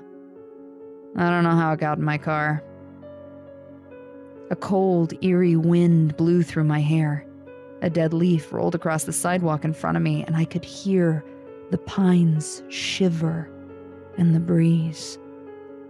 I stopped, turning my head to look into the woods. There was no escaping it, was there? I recalled the night I lost my eye. The night we found Jennifer's corpse in the tree. The night of the graduation party where I saw... Never mind. From between the trees, I could hear heavy, labored breathing. It was a wet sound, like lungs full of water, but unable to cough. I put down my grocery bags and stepped forward, the snow crunching underneath my feet as I left the safety of the sidewalk, just to get a closer look. I could see something, hunched, just beyond the tree line, half hidden in the pines. It had light-colored fur with reddened patches of disease, facing away from me on all fours and vomiting some kind of a dark, tarry liquid onto the snow. The sound of its retching reminded me of an old man, making me all the more happy that I couldn't see its face. I don't think it had a dog's face anymore. "Toby!" I heard a little voice. "Mom, look, it's Toby!" It was that same young boy who was in the grocery store, pulling on his mother's hand and pointing at the creature from the sidewalk. The beast bristled and ran off, its gait made clumsy by the fact that its feet seemed to be pointing in the wrong direction. I heard the jingle of a dog collar as it went. No, honey, the boy's mother whispered. That's not Toby. No, come on, we have to get home. I don't want you going over there, okay? The woman and I made eye contact for a brief moment. But she looked away and quickened her pace, pushing the child along. As they hurried down the path, I could hear the little boy asking quietly, "Who is that lady? What happened to her eye?" His mother didn't answer. The beast from the woods was gone now, slipping deep into the pines. It left behind backwards footprints and a bubbling pile of hot, black acid that was currently sinking into the ground and melting the snow around it. Note to self. If you find more traces of forbidden goo in the woods, don't touch it, no matter how tempting. The hallway of the apartment complex was dark, illuminated only by the ruddy yellow light above the stairwell and the glowing red exit sign at the end of the hall. I approached my own apartment door, listening. It was quiet, all except for the electric buzz of a malfunctioning light from the other side. When I opened the door, I was greeted with a darkened room and the sight of Daniel standing on a step stool in the center of the kitchen, screwing a light bulb into the ceiling. It burned out, he said, grunting as he tried to get the bulb in tight. But I've almost got it. There, finally. You okay?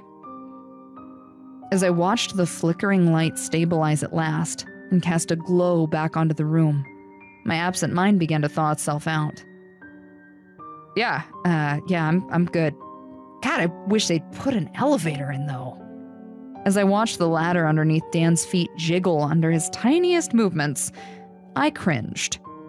Yeah, I'll give you a present if you promise to get down off that rickety thing before you, bust your skull open or something, you know? I reached into my newly purchased groceries and grabbed a bag of chips, tossing it towards Daniel once his feet were on solid ground again. I couldn't help the smirk on my face as I fumbled both of his hands in an attempt to catch it before it hit the floor. It's the dinner at Champions, I told him. He squeezed both sides of the bag, letting it pop open and wincing as he prepared for the jump scare it gave him. Barbecue potato chips? I was already munching on my own bag of greasy goodness. I was surprised to hear him bitching, especially since the last time I tried to cook dinner for the three of us, I sort of burned the soup. Who burns soup? Champions aren't picky, Daniel. Eat your fucking chips.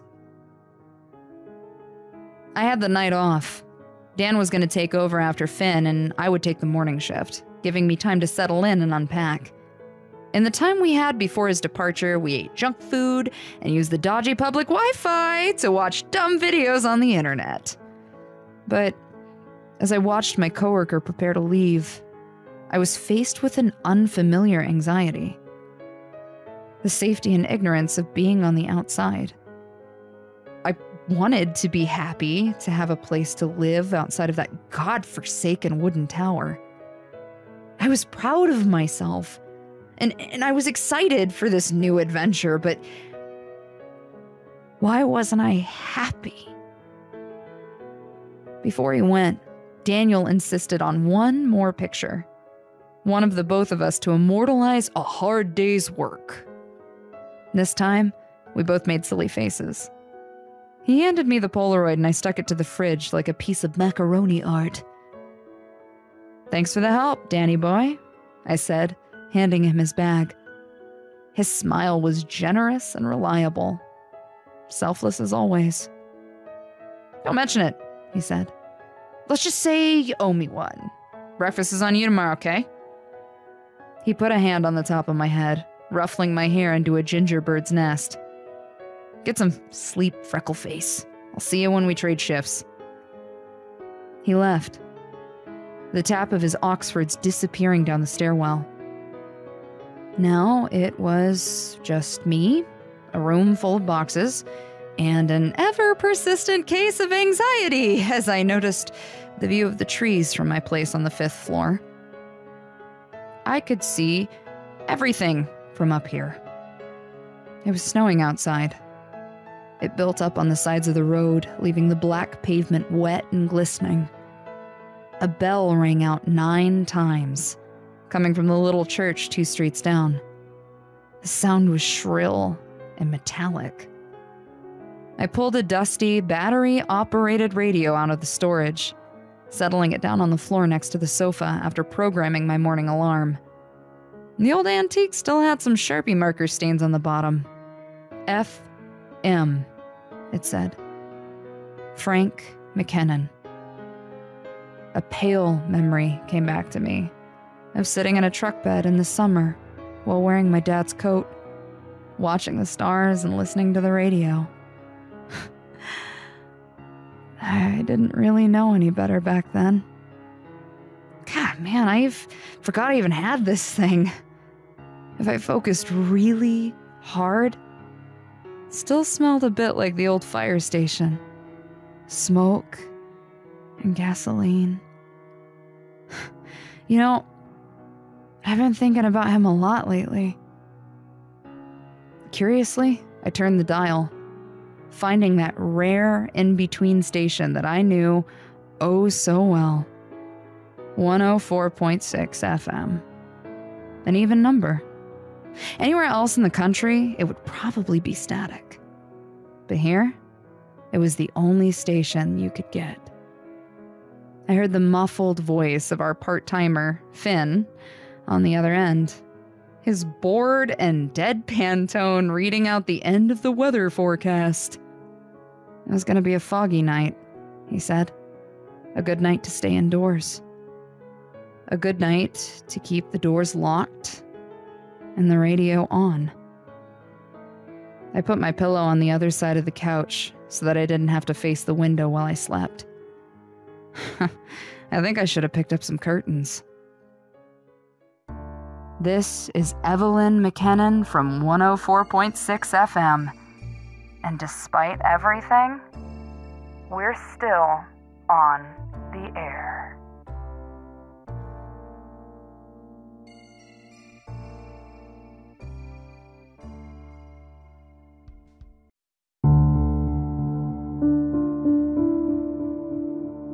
Just after the stroke of midnight, my whole world changed.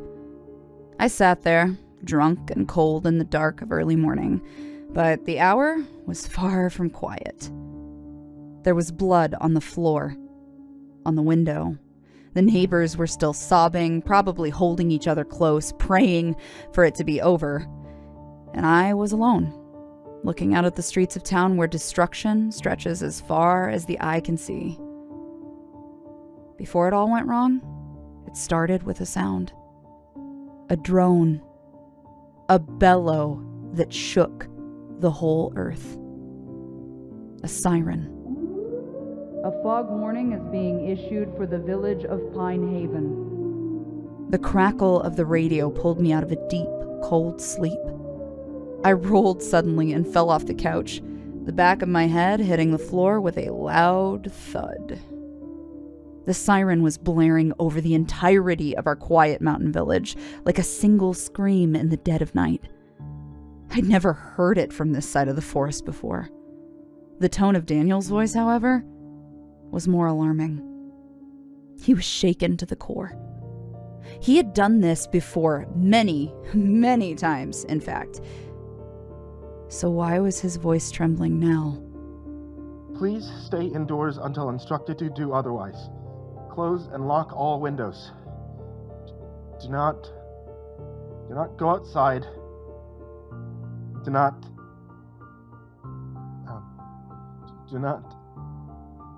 He went quiet. Still wrapped in a twisted blanket, I squinted at the radio as white noise started to break through.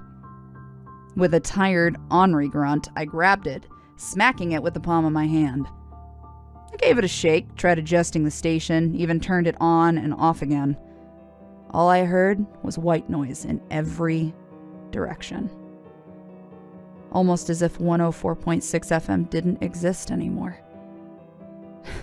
You'd think that years into this sort of thing, I'd kind of be used to that horse shit, but the jitters would go away or something. Thinking about Danny spending the night in the tower by himself reminded me way too much of my own first days. And I knew he didn't like to be alone. The radio was placed back down, and almost as if on cue, a light from outside my window went dark. I squinted at the frosted glass. It was the street lamp beneath my floor.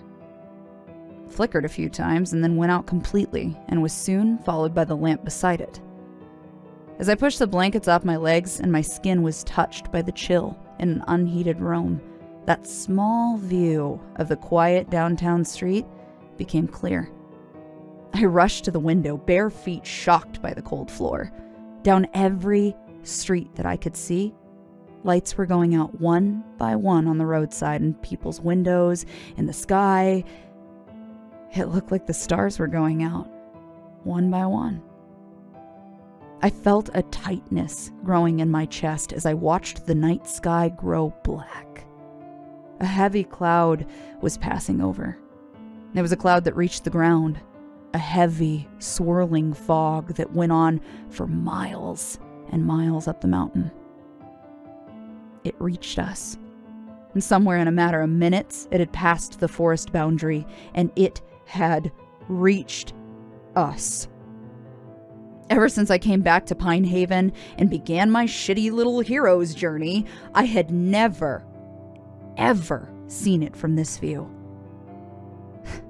The powerless view of the observer, locked behind closed doors with no choice but to wait out the nightmare as the siren blared over us all.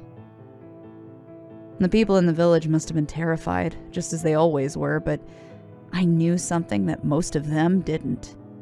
If the fog reached the town, it only meant one thing. The radio signal had stopped. 104.6 FM had lost its operator. We weren't safe anymore. I swore loudly, stubbing my toe on one of the boxes strewn around the kitchenette, knocking them over with an avalanche of noise.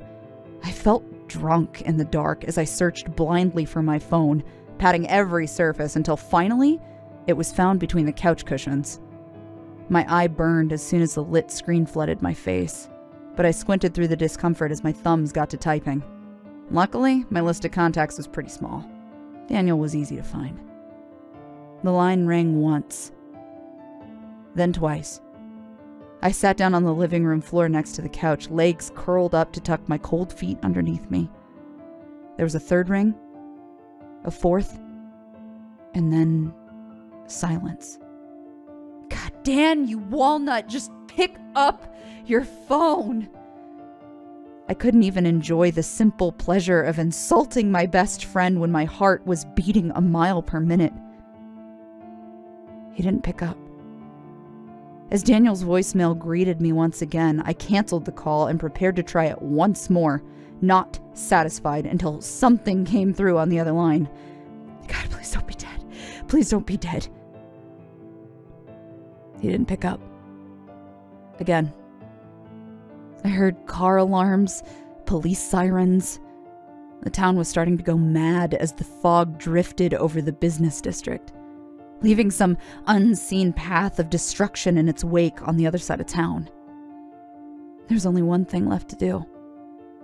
Get in my truck and drive. Finn called me on my cell phone and I picked up immediately. Fog's outside my house, he said, gruff and angry, but I could still hear panic in his voice. Where the fuck is Daniel? I don't know. I trembled as I tried to find my boots in the dark. The lights weren't working. He's not picking up and the radio's out. I think he's... Don't think. Finn was stern with me. Just go. Someone has to activate the bell and I'm... On the other end of the phone, I heard the shatter of glass and a loud rumble as if Finn's house was falling apart. He dropped his voice down to a whisper, breathing heavily as doors slammed and feet stomped. He was on the move. Fuck, it's too late for me to go. They're already here. I heard a heavy thump. Fuck, they're in the house. I'll I'll try the cellar. It's the only place I've left. Goodbye for now, Evelyn. Good luck. I hope we meet again soon, but if not, it was an honor, and I'm so sorry. He hung up on me. In the end, his voice quivered as if on the verge of tears, and it was the first time I had ever heard him sound defeated. Scared. And all I could think was that those words were the last I would ever hear from Fen. God, all these years, and I didn't even know his first name. Stumbling in the dark, I put my boots on, but I didn't even bother to lace them up. I left my coat behind, fully prepared to step out the front door in a pair of boxer shorts and a sleeveless shirt as I raced out of the room and started to make my way down the stairs. There were already people in the hallway, trying to get down for a closer look. I was one of them. I pushed my way through the crowd and down to the front exit of the building, where the square glass windows showed a world of pure gray. It was too late. The fog had reached the building and we were surrounded. An icy, cold draft seeping underneath the door and dark figures shifting within the mist. Everything was deathly silent for a moment. And then, bang! Something heavy knocked against the door, making the metal hinges whine. It happened again, and everyone in the crowd jumped as the glass began to crack. One person screamed. Another was running back up the stairs. All at once, the glass shattered, and the fog started to seep into the apartment building, filling the hall and rolling towards us at an alarming pace. "Everyone go! Go, go, go, go!" I yelled, pushing anyone near me towards the stairwell. "Back upstairs! Get inside! Lock your doors! Just go!" A man looked me in the face. He must have seen the terror I wore, or else he recognized my voice from the radio, because as soon as our eyes met, he started to help push back the crowds, trusting that I knew what I was doing. People were fleeing back to their apartments as the doors continued to shake, something strong attempting to fight its way in. The crowd was congested, and some people too afraid to even move, and others stumbling over one another. But we weren't quick enough.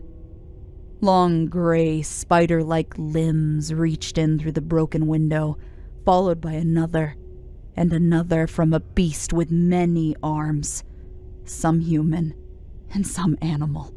It grabbed the nearest person, a young man, and pulled him toward the door until his back cracked against the dented metal. Fuck! The way it broke him to pieces with its hands, I don't even want to describe it. All I need you to know is that it was dragged part of his body out through the window, and the rest dropped to the floor, spraying the crowd with blood. I wasn't spared from the mess. The crowd finally began to move faster, frantic and screaming. One of those long, crooked limbs reached through the window and grabbed me by the leg, claws digging into my flesh and tearing it open. I was holding onto the stairwell for dear life, almost sure that I would be torn apart as well. The creature only dropped me when a brave neighbor stomped a heavy boot down on the limb, cracking the brittle bone.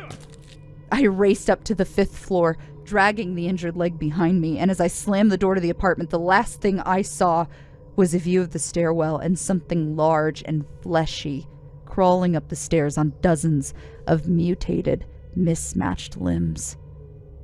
Oh God, I didn't know what to do. I was trapped here. There's no way to get to the broadcast room, and Daniel was just gone. Finn was gone. I pulled out my phone again and I called and I called and called and called, but nothing happened. No one would answer me. I was the only one left. I tried texting Daniel. "Where are you? Are you okay? Answer me, please." Nothing. I started to hyperventilate, tears running down my face as I realized that this could be the end. The end of it all. I grabbed the radio in both hands, gripping it tightly as I sat on the floor and rocked back and forth. Something was lumbering outside my door, banging on the walls as it went up and down the hallway, looking for a way in. I focused on the radio, the smell of smoke and gasoline, and the last memory I had of my father, and the photo on the fridge, the last memory of my best friend. But something broke through the white noise. I heard Dan's voice. It was soft, shivering, and disjointed through the sound. No, you're not real. You're not real, he whispered. He was alive. The crackle of the radio interrupted his quiet murmurs and turned to white noise again, but God, he was alive. With a turn of the dial, the garbled sounds and ear-piercing screeches became louder until a few taps against the plastic began to clear the airwaves. It's not true. That's not true. I would never. Daniel sounded far away, his voice carrying a frail tremble.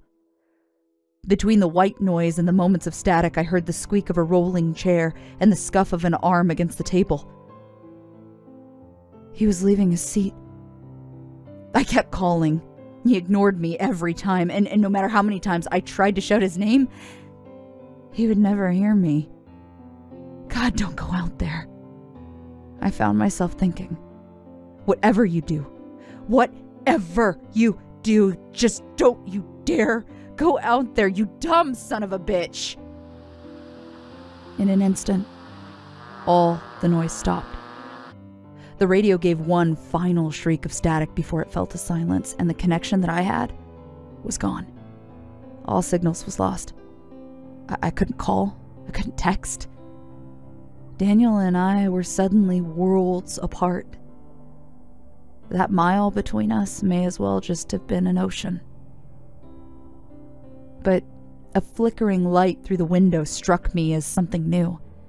In those distracted moments, I couldn't see the layer of fog that was now completely covering every inch of our sleepy mountain town and beyond. The streets below disappeared, fading into an obscure lump of blurry color and shape. Some of those shapes were moving, all the while not too far away. The solitary glow of a single street lamp began to pulse and flicker until it burst in a quick, startling shower of electricity. I could hear the crack of wood and the groan of taut wire as the vague outline of a telephone pole began to fall apart and crash into the pavement. It was followed by several more. The town was falling apart. Car alarms were blaring, the ground was shaking, fire hydrants burst open. Down the street, gunshots rang out and screams followed. Doors slammed, windows shattered, and somewhere downstairs, the fellow apartment building tenants ran up and down the halls, and I was not the only one huddled against the window, just watching to see what was out there. Whatever it was, took large footsteps. It snapped wires, sending sparks flying.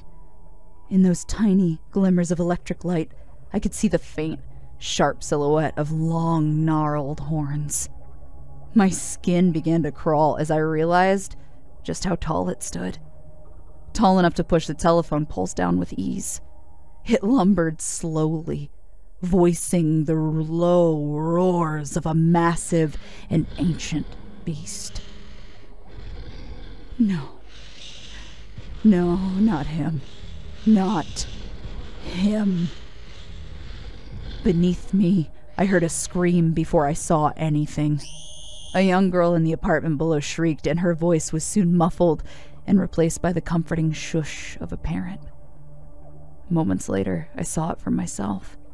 A family of vines began to crawl their way up from the corner of the window, growing and spreading over the glass as they made their way up the building at least 5 stories high. What first appeared as slithering plant life soon became something different. Its blossoms opened, and within, I could see the wriggling of blood-soaked fingers that crawled out from between its petals, connected to the vine where their wrists would be. They were molded and gray. like the skin of something long drowned. These tiny, vaguely human hands began to paw and scrape and scratch at the window glass. They had no eyes to see me, but they clawed at the glass with a sharp, ear-splitting sound. They knew someone was on the inside. I still can't put my finger on why it felt worse to see the fog from here than it did to see it from inside the forest itself, and perhaps I just felt helpless. Out here, there was nothing I could do. Out here, all I could do was watch as the world ended. A set of giant footsteps grew closer, and the used cups on my kitchen counter began to shiver and shake precariously close to the edge. Before I could react, one of them slid off, shattering on the floor. The sound of breaking glass was nowhere near as unpleasant as the sharp scrape of antlers against the side of the building. The behemoth thing was close enough to dip its head, as if peering into the windows of my downstairs neighbors, its horns scratching on the brick. And when it turned its head closer, I saw it. Many pairs of eyes glowing through the thick, swirling fog as a warm mist formed on the window from its breath. It made a sound like a low, droning death rattle. The cry of an elk followed, but it was low and alien. In my memory, I could smell it still. The amalgamation of soil, mold, and old rotten flesh. One of those eyes used to be mine, but now it was dead and blind. I wondered if the beast remembered. My foot caught a slice of broken glass when I turned, and I hissed down in pain before rushing to the bathroom.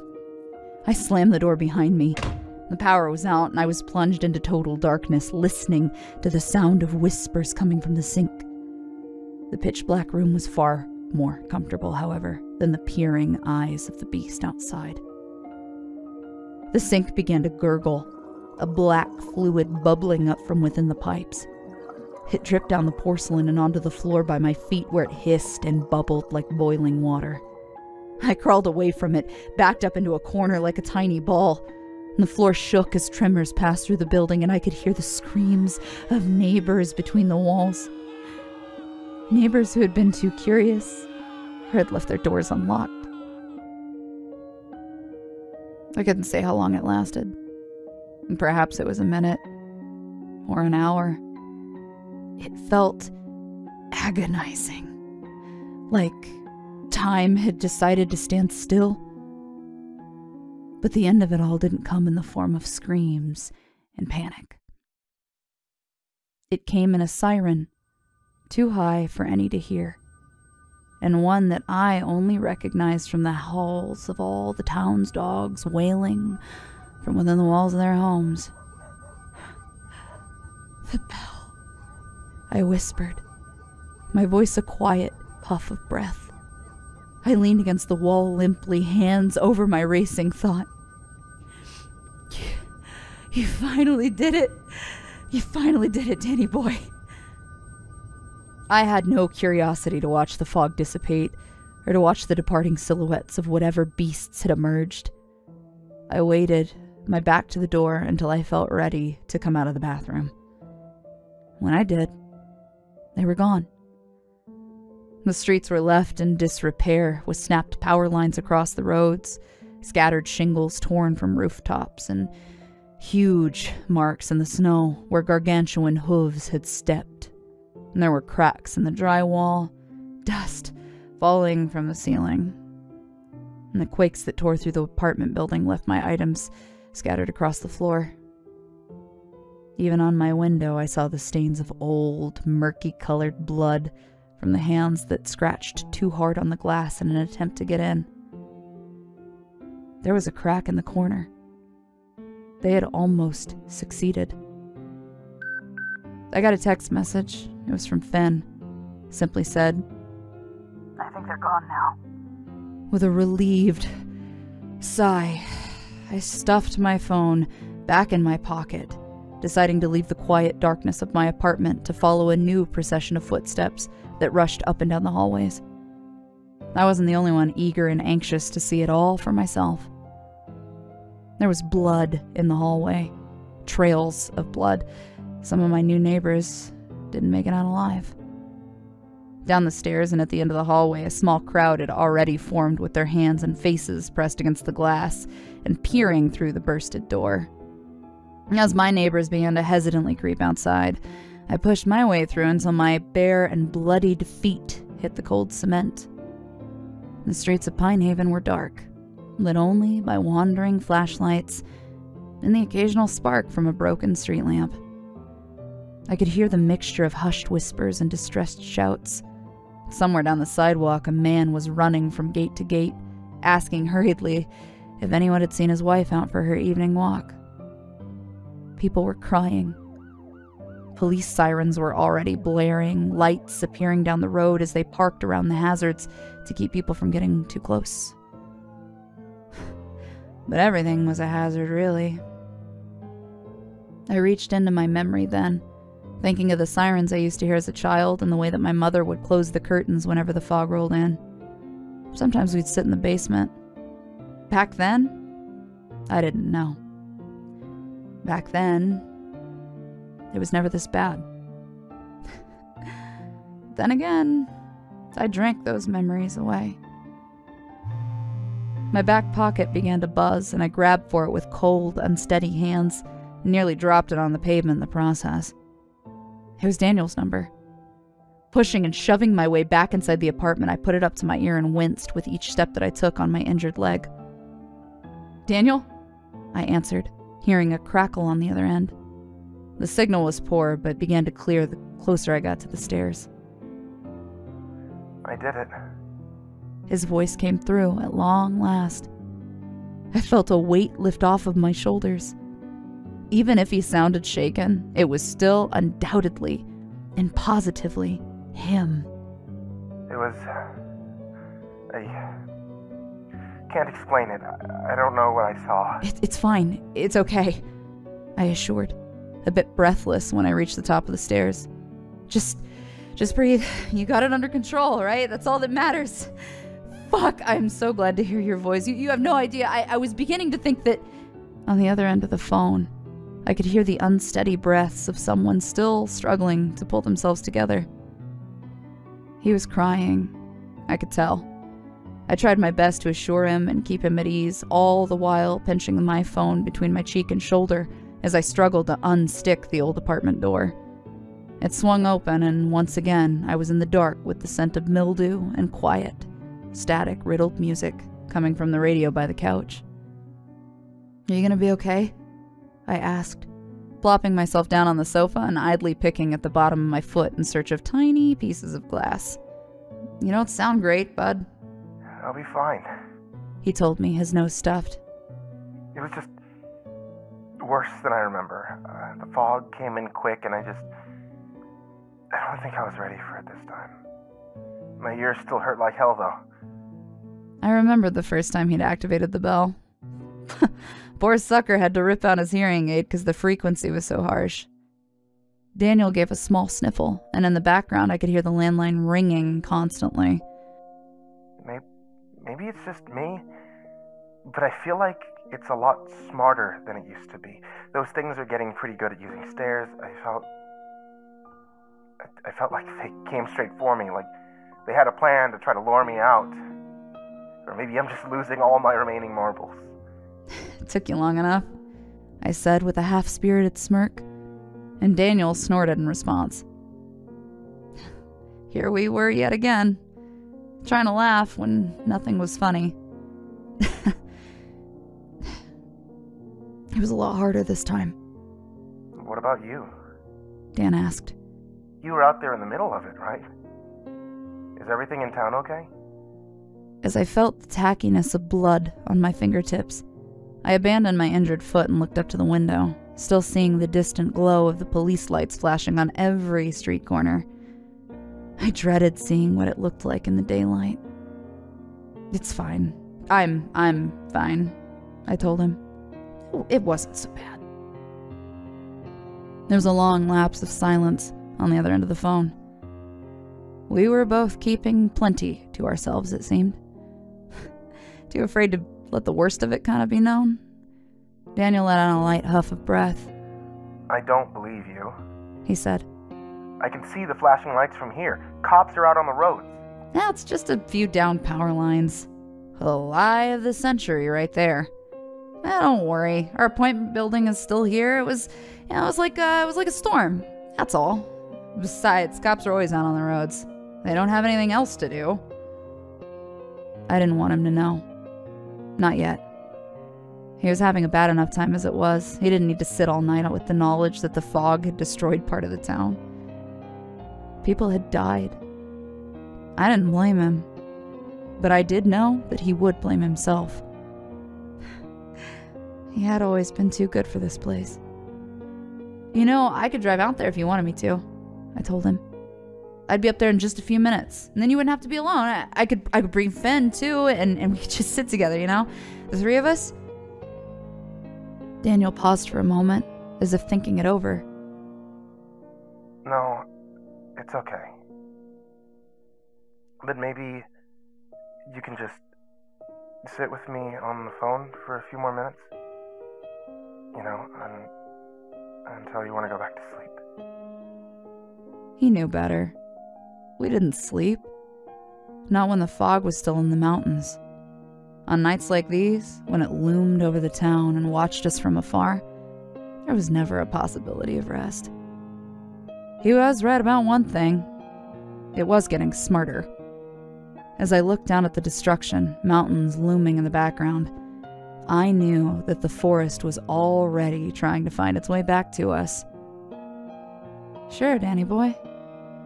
I went to the kitchen, already getting a pot of coffee ready to start my day at 2 a.m. I eyed the bottle of tequila on the counter for a moment before breaking off the seal and taking a sip straight from the bottle. Oh, God. It hit my throat with a pleasant heat that I once promised I would never feel again. I'll be here as long as you need me, Danny. This is Evelyn McKinnon from 104.6 FM, and I don't think Pine Haven is ever going to be the same after tonight. Neither will we.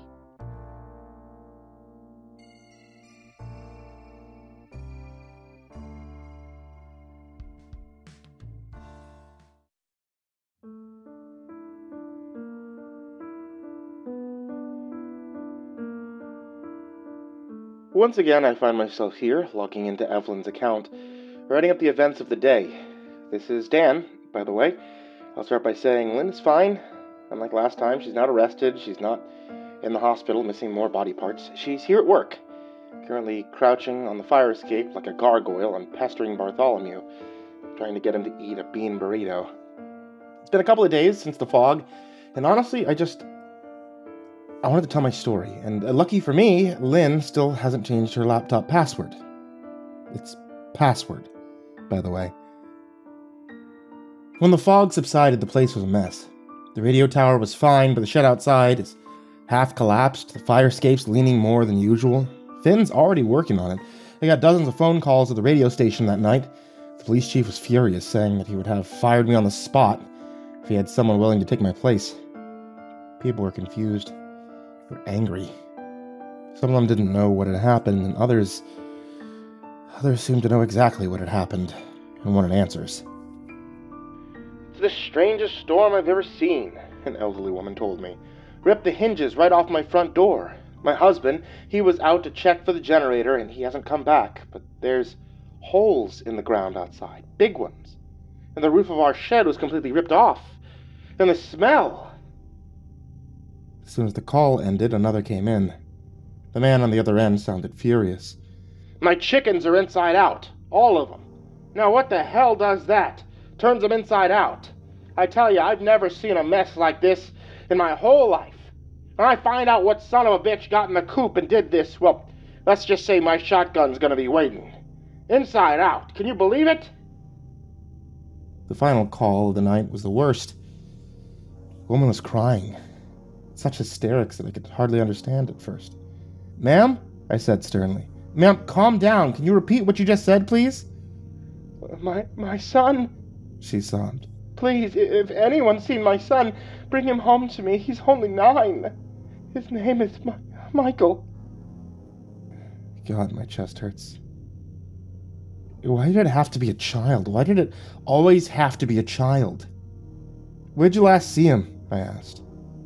There was a long pause on the other end of the phone, an eerie silence that didn't prepare me for what she would say next. "Floating above the roof," she said softly. He was floating above the roof, as limp as a rag doll, and then he just disappeared into the fog. He never came back down." As bad as the calls were, it wasn't the worst thing. All night, until the first rays of sunshine rose over the mountains, there was something standing at the edge of the tree line. It was watching me for hours, smiling at me. And when I wasn't standing at the window, it would just stare into the security camera, knowing that I was on the other side. It's still hunting me. The thing I met on the stairwell. I can't begin to describe how good it felt to hand over the keys that morning. After all that had happened in the span of a few hours, Evelyn's tired face at 5 a.m. was the most wonderful thing I'd ever seen. She arrived an hour before her shift, her nose red from the cold air and lips chapped. She had scratches on her face, her eye is bloodshot. She looked clammy. She had a fever. Even so, I was happy to see her. Being alone never suited me, to be honest. I still don't know how Evelyn and Finn can handle being here by themselves so often, taking this pressure alone. I think I'd make a better co-host than a host. But now it was a brand new day, a brand new morning, right? Finally, it was my turn to go home and leave the station in the capable hands of this little weirdo that I called my friend.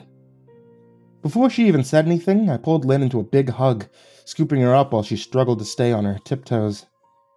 She wasn't a big hugger, I knew that. But I think she could tell I needed it, because she didn't try to wiggle away this time. She was freezing cold, had snow sticking to her coat and hat, but I still found myself not wanting to let go. "Morning, bitch mittens," Evelyn said, sweetly, patting me on the back. Even our morning ritual of new insulting nicknames couldn't change the relief I felt to have my friend with me. I laughed softly, weakly. "Good morning, you little tapeworm." I gave her one last squeeze and finally let her go. She stumbled, flat-footed on the floor, before holding up a box of donuts. She grinned and chuckled like a little goblin showing off her spoils. "You remembered breakfast," I commented. "I figured you earned it," Evelyn said, as she closed the door behind her, taking off her winter coat but leaving the dark green beanie on her head. She began to set up her things for the day. "Hope you don't mind. I got him at the rest stop. You know, the one on the mountainside road with the rats. It was the only place that was open this early." "As long as the rats aren't an ingredient, I don't care," I said. And my smile disappeared when I noticed that she was limping. "What happened to your leg?" I asked, pointing at the one she seemed to be favoring. She looked down, picking up her boot gingerly. "Oh, you know, the usual. Got hit by a truck, broke all my bones." "No, I just stepped on something sharp. Don't worry about it, my guy." I didn't get the sense she was lying to me, only that maybe she wasn't giving me all the details. "How about you? Are you feeling okay?" We both knew that physically I was fine. I'd been safely tucked in the tower all night, exhausted but otherwise completely untouched. But Evelyn had known me for years now. She knew when something wasn't right, and there's no use in hiding something from her when she already knew the truth just from looking at my face. "I'm okay, now," I said. It was a half-truth. Last night was rough.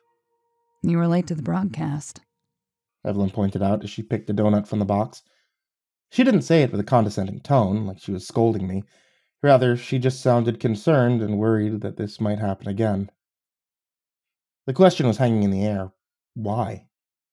She didn't ask it out loud, but I could feel it.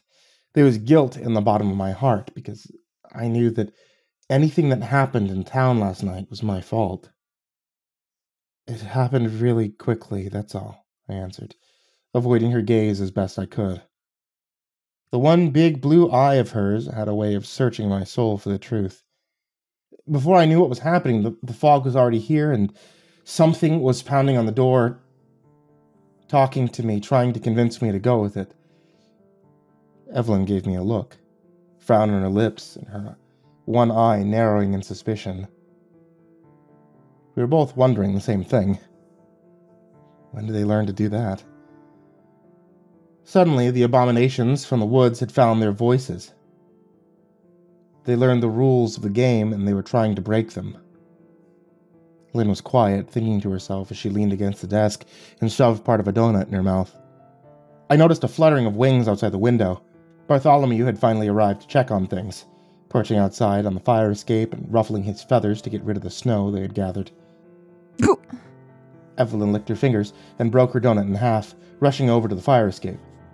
She turned off the alarm and slipped out, dropping part of the pastry in one of the bird feeders that we had placed outside the window. It was my idea. Finn put them up for us last year. Here you go, you little shit beast. Don't say I never gave you nothing. Bartholomew responded by chirping at her shrilly and then pecking at the donut, getting crumbs everywhere. Lynn even tried to pet him, but the bird snapped his beak at her fingers, nearly giving her a nasty bite. He still didn't like her. At all. And Evelyn, in a predictably display of 100% unfiltered dumbassery, snapped her teeth at the bird in response, like she was about to bite him back. She would bite a bird, I think, if you gave her the chance, and maybe a $5 bill. If you've been wondering, yes, this stupid feud has been going on this entire time. Years have passed, and Lynn still wants nothing more than to fight a goddamn sparrow. Or a chickadee? I don't know. I'm not a bird scientist. Evelyn came back into the broadcast room, shaking snow out of her hair. Hey, Danny, why don't you take off? I think I got it under control now. Barty will help me keep an eye on the place. Ugh. She leaned against the desk, keeping her weight on one foot. Go home. Get some sleep. Like, take a bubble bath or something.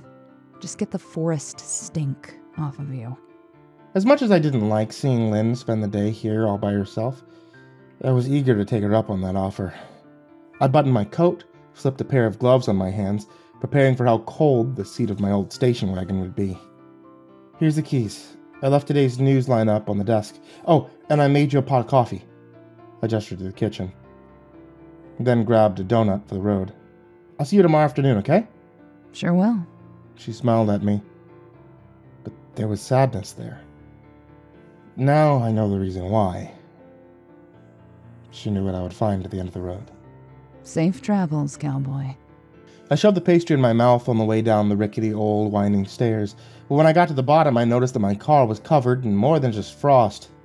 Broken twigs, dead leaves covered it from top to bottom, as well as long streaks of mud across the sides. At least, I think it was mud. There was a dent in one door that hadn't been there before, and one of the side view mirrors was completely missing. I made an exasperated sound as I threw my bag in the back seat and got to work trying to scrape all the frozen dirt off the windshield. The back window was even more cracked than it had been before, just my luck. Hey, thanks a lot! I shouted into the woods while throwing parts of the tree branches as far as I could. I really appreciate it, assholes. It's what I always wanted. Jesus, Mary, and... ugh. When I got into my car, I was in a rotten mood, tapping my fingers across the steering wheel impatiently. On the drive home, I saw the full extent of what had happened the night before. Power lines were down. Streets were closed off. There were potholes in the road big enough to fall into. Windows were shattered down the business district, and a few doors were hanging off their hinges. A few roofs had even caved in. There was one traffic light in the whole town, and now it was dangling in the middle of the intersection. Evelyn never told me about all this. My God. This was my fault. When I got to the apartment building, it wasn't any better. There was a dark, slimy residue against the bricks all the way up to the top floor. Some of them shaped like little handprints. I could see Lynn's windows, smeared and cracked. Curtains were drawn, the power was out. A pile of broken glass crunched under my feet as I stepped up to the door, and I noticed bloody footprints against the pavement. The door was dented and the windows were broken, letting the cold in. Someone had attempted to put duct tape over it, but it only did so much good. I'd managed my way around a cleaning crew who were mopping up the floors. The water in the buckets was a deep red. I passed a few of my neighbors, but we didn't look one another in the eye. Briefly, I wondered if they knew. I wondered if they blamed me too. I don't think I took more than 5 steps into the apartment before I was already falling onto the bed face first. Before I could even kick off my shoes or take out my hearing aid, the mental and emotional exhaustion of the night completely shut me down. I fell into a deep sleep. My dreams were cold that morning. I felt as if I had been submerged in freezing water, floating in a sea of pure ice without a surface to swim towards. My body was just suspended, floating, drifting. All around me I saw shadows moving in one direction, as if a magnetic force was pulling them in. I started to float, too, just another ghost amongst the rest. In my dream I heard a bellow from the deep. The whole world shook, and even though my feet didn't touch the ground, I still felt it all the way down in my bones. The ground cracked and opened before us. In the icy cold void ahead of me, I saw a bright magenta-colored light rising out of the dark. We were all drifting towards it, the shadows and I, drawn to an endless pit like lambs to slaughter. The figures ahead of me began to fall, further and deeper until they disappeared into the light. One by one, they were eaten alive, until I was the only one left. I was so cold I was shivering, hardly able to feel my fingers and toes. Wait, my toes. I was touching the ground again. I was standing on 2 feet, shoes still on, hearing the sudden crunch of twigs beneath me as if I had just fallen onto the forest floor. With a startled breath, my eyes flew open, and I fell back into my body once again. I felt so disoriented, so confused, so absolutely fucking freezing. It was dark. I was outside, I was looking around, I saw snow and trees and shrubs and... Oh no. Oh no, oh God. What had I done? I turned to one side, then the other, spinning in a circle to try to find my way out. I was in the woods. I was deep in the woods. Far enough to see nothing but rows and rows of pines surrounding me. I had no light, no coat, nothing but a hearing aid in my head and the clothes I'd fallen into bed wearing. Was I still asleep? Wake up! I shouted, slapping myself in the face. Wake up, you idiot! Wake up! It didn't accomplish anything except make my right cheek sore and red. This wasn't real. This wasn't happening. I was still at home, asleep in my bed, having restless dreams because of a really, really terrible day, right? I pinched my arm as hard as I could, but all it did was hurt. I could see my breath with each trembling exhale, and my eyes were already stinging in the winter air. God, it was dark. It was so dark, so dark that the only tiny bit of solace I could find was in the brief moments when the moon peered from behind the cloud. How long had I been asleep? How long had I been in the woods? How long before morning? I couldn't stay here. I mean, no matter how lost I was, by now we had learned the forest didn't need a foggy day to get violent. It just needed a victim stupid enough to walk into its clutches like an insect flying into a trap. I was in their territory now. Every part of me wanted to shout and scream, to call out for help and hope that someone could hear me. But what if something else heard me? What if it already knew I was here? I picked a direction and walked, noticing that the ground seemed to tilt downward more on one side than the other. So long as I made my way down from the mountain, I'd find a way out. All the while, my eyes were scanning the horizon for the light to the radio tower, with a faint hope that maybe I was close to the station. I couldn't see it yet. Slowly, I took another step. My foot snapped a twig beneath me, and I winced, the echo making every hair on my back of my neck stand on end. I paused for a moment, just listening. Waiting. Perhaps if I stood still enough, nothing could catch me, but I heard it. Another twig, another snap. It was close by. My heart started pounding, and I held my breath, too scared to move. The only thing I could do was turn my eyes a little to the left, seeing a shadow standing between the trees just a few yards away. It stood completely still, facing me in absolute silence. I was afraid to take my eyes off the thing, and it didn't seem to want to look away from me either. We were the same size, the same shape. If I didn't know better, I would have thought that it was my own shadow. Fuck. The way my stomach turned when I realized what I was looking at almost made me sick on the spot. I recognized it. The thing that wore my face. We met on the stairs, this shadow and I staring at one another through the window while he pounded on the door, demanding that I let him in. It spoke to me. I didn't know they could speak like that. This one did. But how did it get in my face? I dared to take a single step in the opposite direction, keeping my eyes on the black mass between the tree trunks. When I moved, it stepped in the same direction like a mirror image. I stepped again. It stepped again. I moved my arm up above my head, and the doppelganger did the same. 2 more steps I took, walking backwards while the strange vision walked forwards, always keeping the same speed and distance away from me. We stood still. The creature and I, just staring at one another. Maybe it was playing a game, maybe toying with me for its own amusement was enough.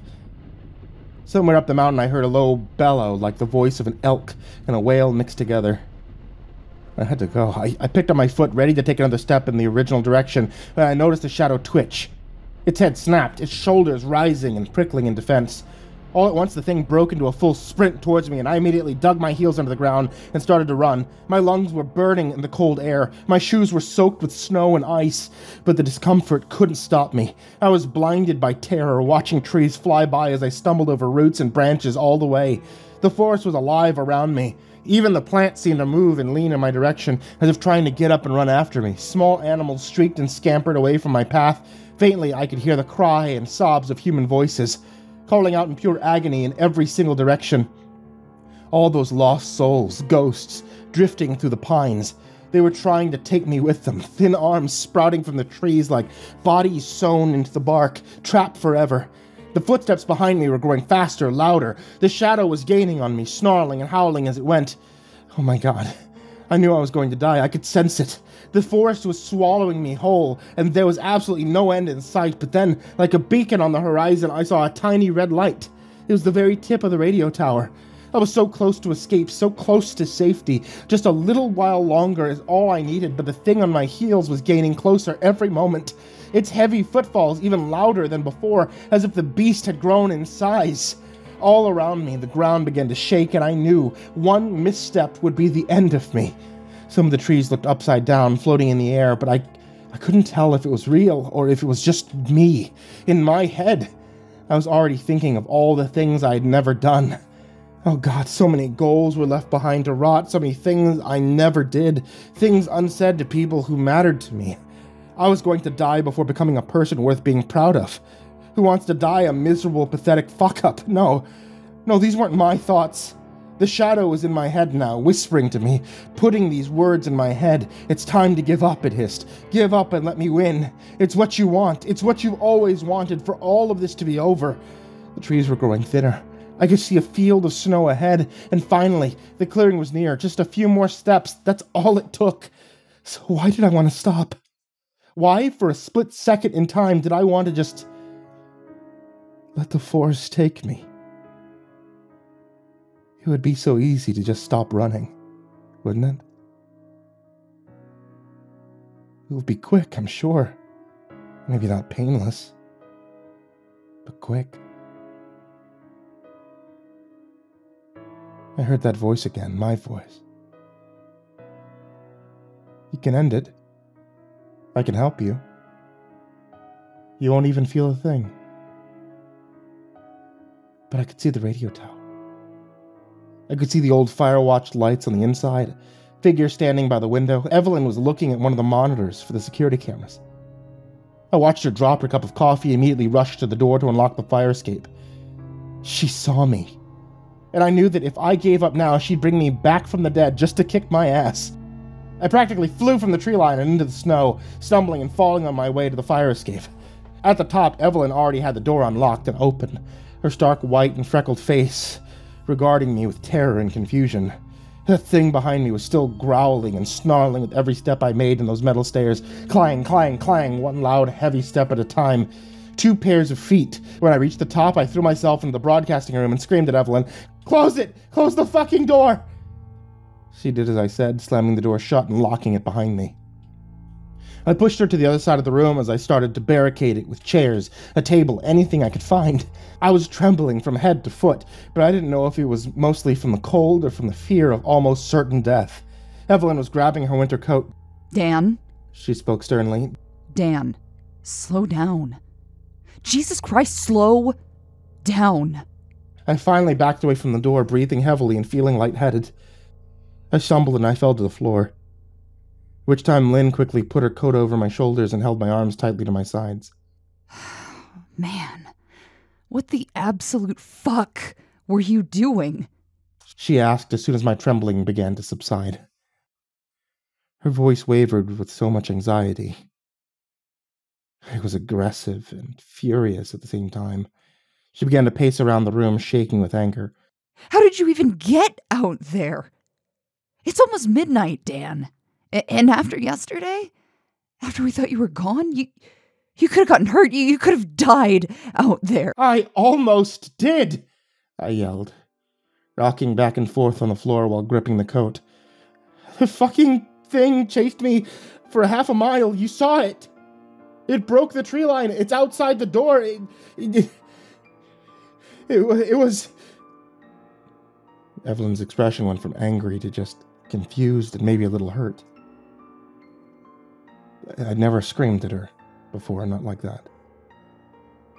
I watched her frown turn deep with concern as she leaned against the window and gently slid down to the floor with her arms crossed. She sat across from me, her anger deflated, replaced with something far more distressed. She shook her head. Nothing was chasing you, Danny.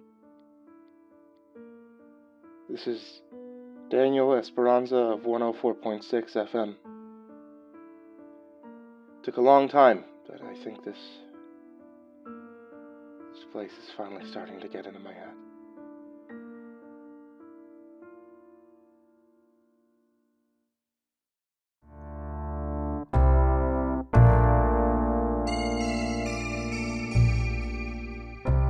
Sometimes I hated these security cameras. Let me tell you, as soon as we put these suckers up around the watchtower, I have had to see the worst imaginable bullshit day and night. One of the camera points to the long driveway and another one to the shed. Those ones aren't too bad. But the one that points into the woods? Oh man, that one can just fuck right off. I've seen strange figures floating upside down in the woods, mutated animals that shouldn't exist, living plants trying to crawl out of the ground.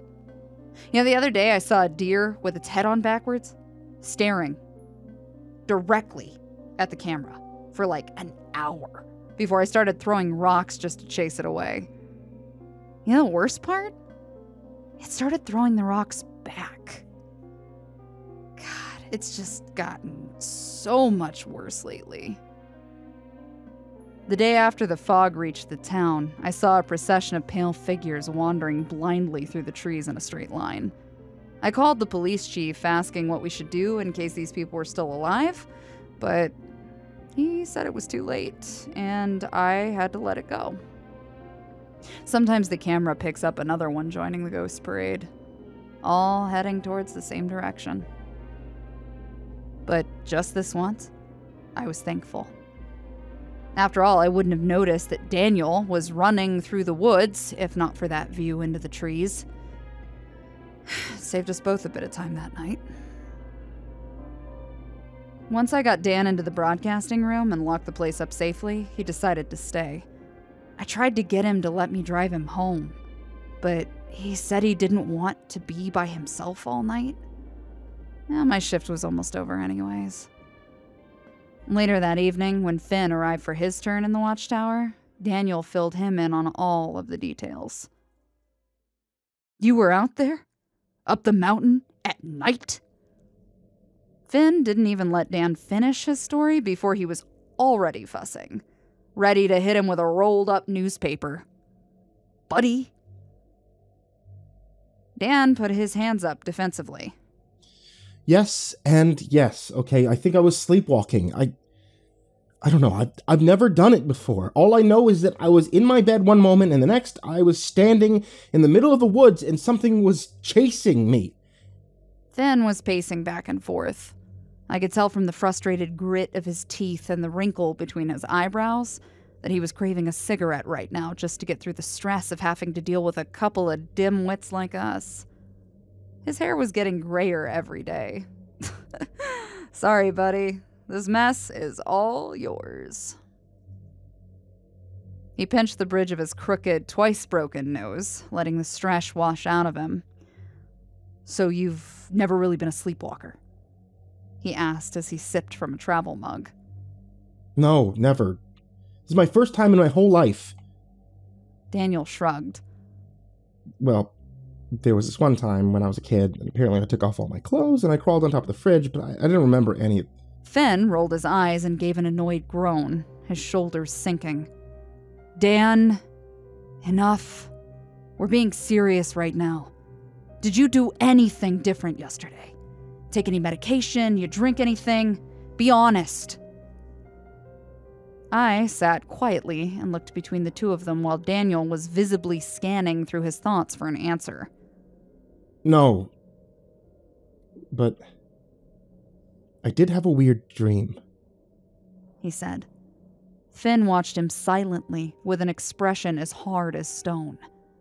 "I dreamt that I was floating next to dozens of other people. We were all traveling towards something, a glowing light, sort of pink in color. The others fell into it one by one. When I was the only one left, that's when I woke up." Finn's expression was stern and hard to read. I imagine that mine was not. That didn't sound good, right? I mean, Dan had just told me that one of the creatures from the woods had been trying to lure him in the day before, and now his dreams were doing the same, and the sleepwalking, God, it made me think of her.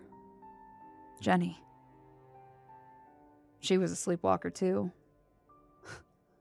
Made me think of her stuffed into that tree, twigs in her mouth, every bone in her body broken, dead and cold. Sweet Jesus, I didn't want to find Daniel like that.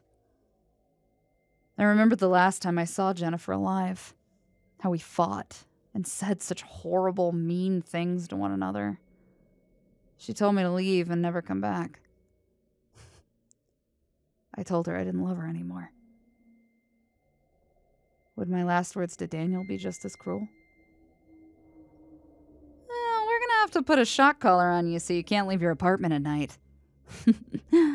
I chuckled, pushing down those feelings of guilt and worry. We banished the terrible thoughts with humor, even if it was irresponsible. "What if I figure out how to take it off?" Daniel challenged. "Then we'll put mittens on you." "What if I take the mittens off?" Oh, fuck, I don't know, man. We'll strap you to your mattress or something. And then Finn, without missing a beat, decided to join the conversation. "Kinky," he commented with a perfectly straight face. sipping his coffee again. So much for being serious. Daniel was laughing. I was not. Fine. Then I'll glue him to the floor. How's that? My point is, Dan, my dude, okay. We gotta make sure that you never do this again, okay? Like, you got really, really, really lucky this time. But next time? I mean, fuck, man. What if they're like, something happens to you out there? What if we lose you? If you disappear and we find out and you're in there ripped in half or stuffed in a fucking tree, like... I choked. I didn't want to cry, but there it was. I couldn't help it. I almost lost my best friend again. And even making jokes and teasing one another didn't make it all better. I bit my lip and turned away so the others couldn't see my face. Dan went silent. I imagined all three of us were thinking the same thing. Every year, things got harder and harder and harder for us up here. When would we reach the limit? When would we be just another set of numbers in a list of former emergency broadcasters? All three of us heard a loud, ear-splitting drone. There was a rumble from below us, the stilts of the tower whining and shivering in protest. I braced myself, worried for a second that we were about to topple over before we turned our attention to the front window. A tree had fallen in the woods, and another was starting to lean. It cracked and fell to the ground with another loud boom that shook our little corner of the mountain. We heard that bellow again, followed by the view of giant twisted antlers peeking above the distant pines, covered in blood. The terrible, unholy screams of creatures that couldn't exist drowned out the chirp of birds and the whistle of the wind as the forest cannibalized itself again, the strongest growing stronger. The beast was hunting again, closer than usual. He was making himself known. I knew it was a sign. The next fog day, he would be waiting, eager to finish what he'd started and tear the village asunder. We hadn't even finished cleaning up from the last time. It would come for us first. And somewhere, deeper in the forest, there was that glow again, magenta in color, pulsating from somewhere between the trees. Daniel's eyes went wide, the warm color starting to drain from his face. For a moment, he almost looked hypnotized. I think you two should go. Fen clapped a hand down on Dan's shoulder. It was a very, very rare moment of gentleness from him. I'll take over. I work more on that shed. You two get some rest for your shift. Go, get some late-night pancakes or something. I don't take a drive, whatever it takes to clear your heads. I'll keep an eye on Rudolph out there so he can't break the tree line on a clear night. Remember that. Fen was right. He always stressed the importance of keeping a cool head around here. Most of the former employees were gone because they had let their fear take hold. It was the death of them, and it would be the death of us too, if we didn't keep it together. Dan and I got into my rusty old pickup truck and drove out of town, down the dark, twisting path that circled the mountains. We just needed a breather, an hour away from Pine Haven. Daniel insisted on grabbing his camera and bringing it with him, taking photos of the drive and the Christmas decorations we saw on the way. We stopped for some fast food and decided to eat it in the parking lot while looking out at the quiet streets of a town that wasn't ours. Okay, one more. Daniel pointed at me with a french fry. Repeat after me. 12 de la noche. Duce deli noci. Evelyn, no. Listen. 12 de la noche. Your E is too sharp. Do-si-do nacho cheese. Okay, now you're just being a dumbass on purpose. I cackled like a weird little witch as Daniel tossed a crumpled up napkin at the side of my head, watching it bounce off and fall somewhere in between the seats. So, catch me up. Did I miss anything interesting yesterday? He was shoving French fries in his mouth as if he hadn't eaten in days. I shrugged, trying to recall the events of the day. I mean, other than finding you running around in the woods like Sasquatch, nothing too spectacular. I heard a lot of activity out there, but I didn't really see much. Except some movement on the security cameras. I think there's something new stomping around, but I didn't really get a good look at it. It was fleshy, though. Like, a lot of limbs. Had a lot of them. A lot of limbs. Daniel shivered. Oh, don't say that. It was just out there. All the more reason to stay in your bed, nerd. I teased him, sipping my drink. Uh-oh. Bartholomew bit me again. Shitty little bastard, man. Look at my finger. Dan inspected the bandage around my middle finger. Oh, you poor sweet baby. He said sarcastically. He wouldn't bite you if you didn't piss at him so much. Oh, I know. I tossed a French fry at Dan. We both laughed. And Daniel threw a fry right back that hit me square in the nose. Great. Now I had a greasy, salty nose and a dirty truck. I can't help it. I live to be a pest. Speaking of pests, though, there's been like a fuck ton of bugs on the windows since yesterday. I counted like 460 wasps before I got bored. Daniel made a small of interest, chewing his burger. I thought all the bugs are supposed to be dead and in hell by now. You and me both, I said with a snort. I liked this. We weren't talking about the fog. We weren't talking about what happened last night. I knew it was in Daniel's mind, as it always was, but just this once, I didn't want him to obsess over it. Just this once, I wanted him to eat a fucking burger in peace. Soon after, we went back home and I walked with Dan to his apartment. We talked on our way up the stairs, trying to distract ourselves with holiday decorating plans.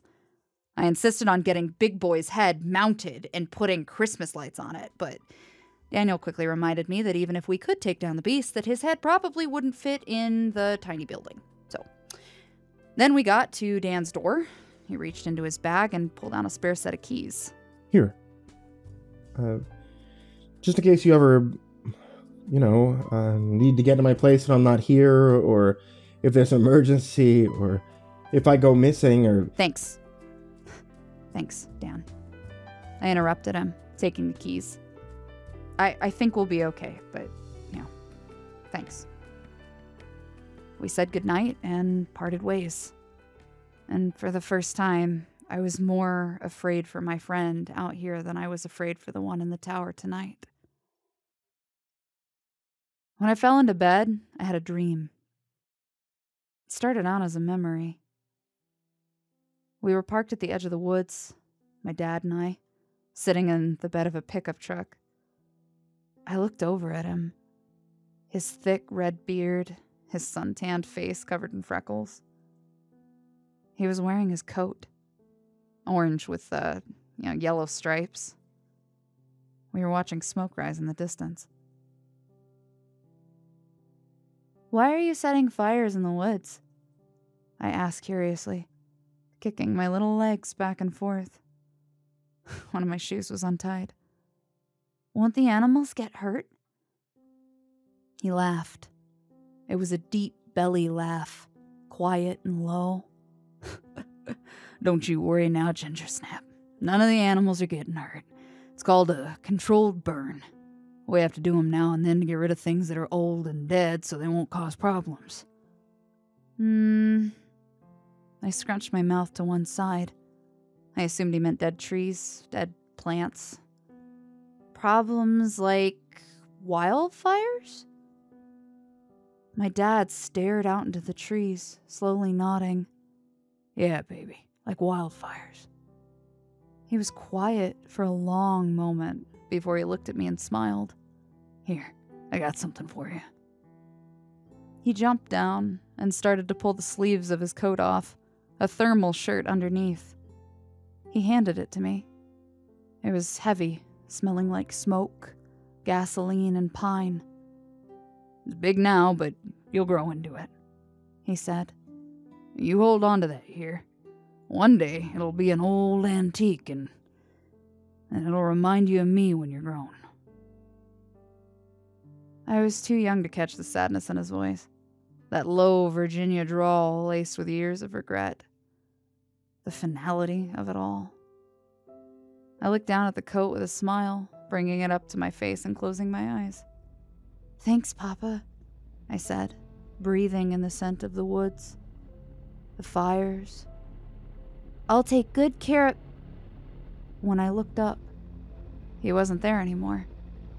An ill wind blew, tickling the back of my neck and rustling the dead autumn leaves on the ground. I was looking into the trees. Miles and miles of untamed wilderness, smoke rising from its depths. And right there at the tree line, where the forest met the empty dirt, a mountain lion stood completely still, watching me from afar. It had a new face, a miserable, painfully twisted, human face. When I woke up, I felt a draft.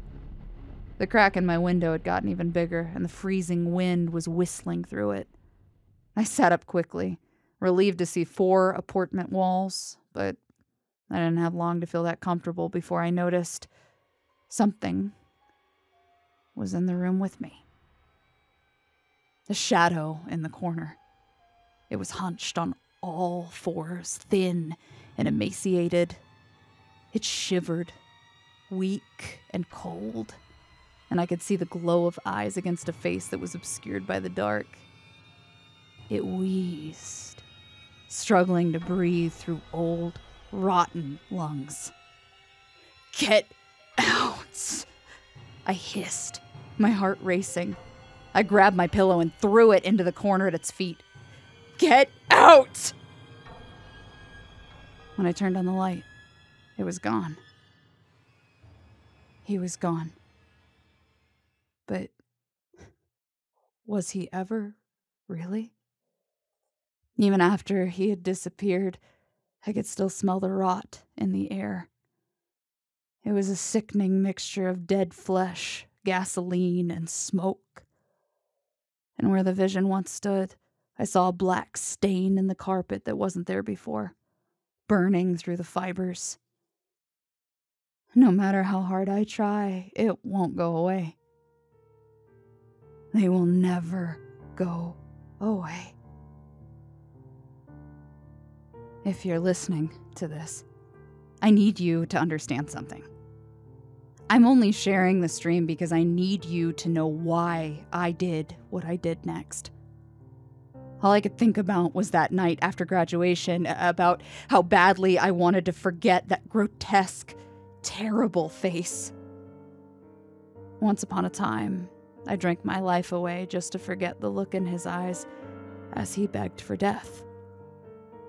And how he groaned and whined with 2 separate voices when I wouldn't give it to him. I grabbed the tequila from the kitchen and I drank so much that I made myself sick. Did I enjoy it? Fuck no. I hated every second of it and I felt nothing but shame.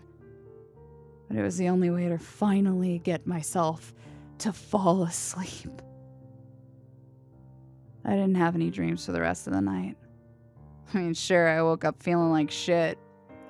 I knew I would.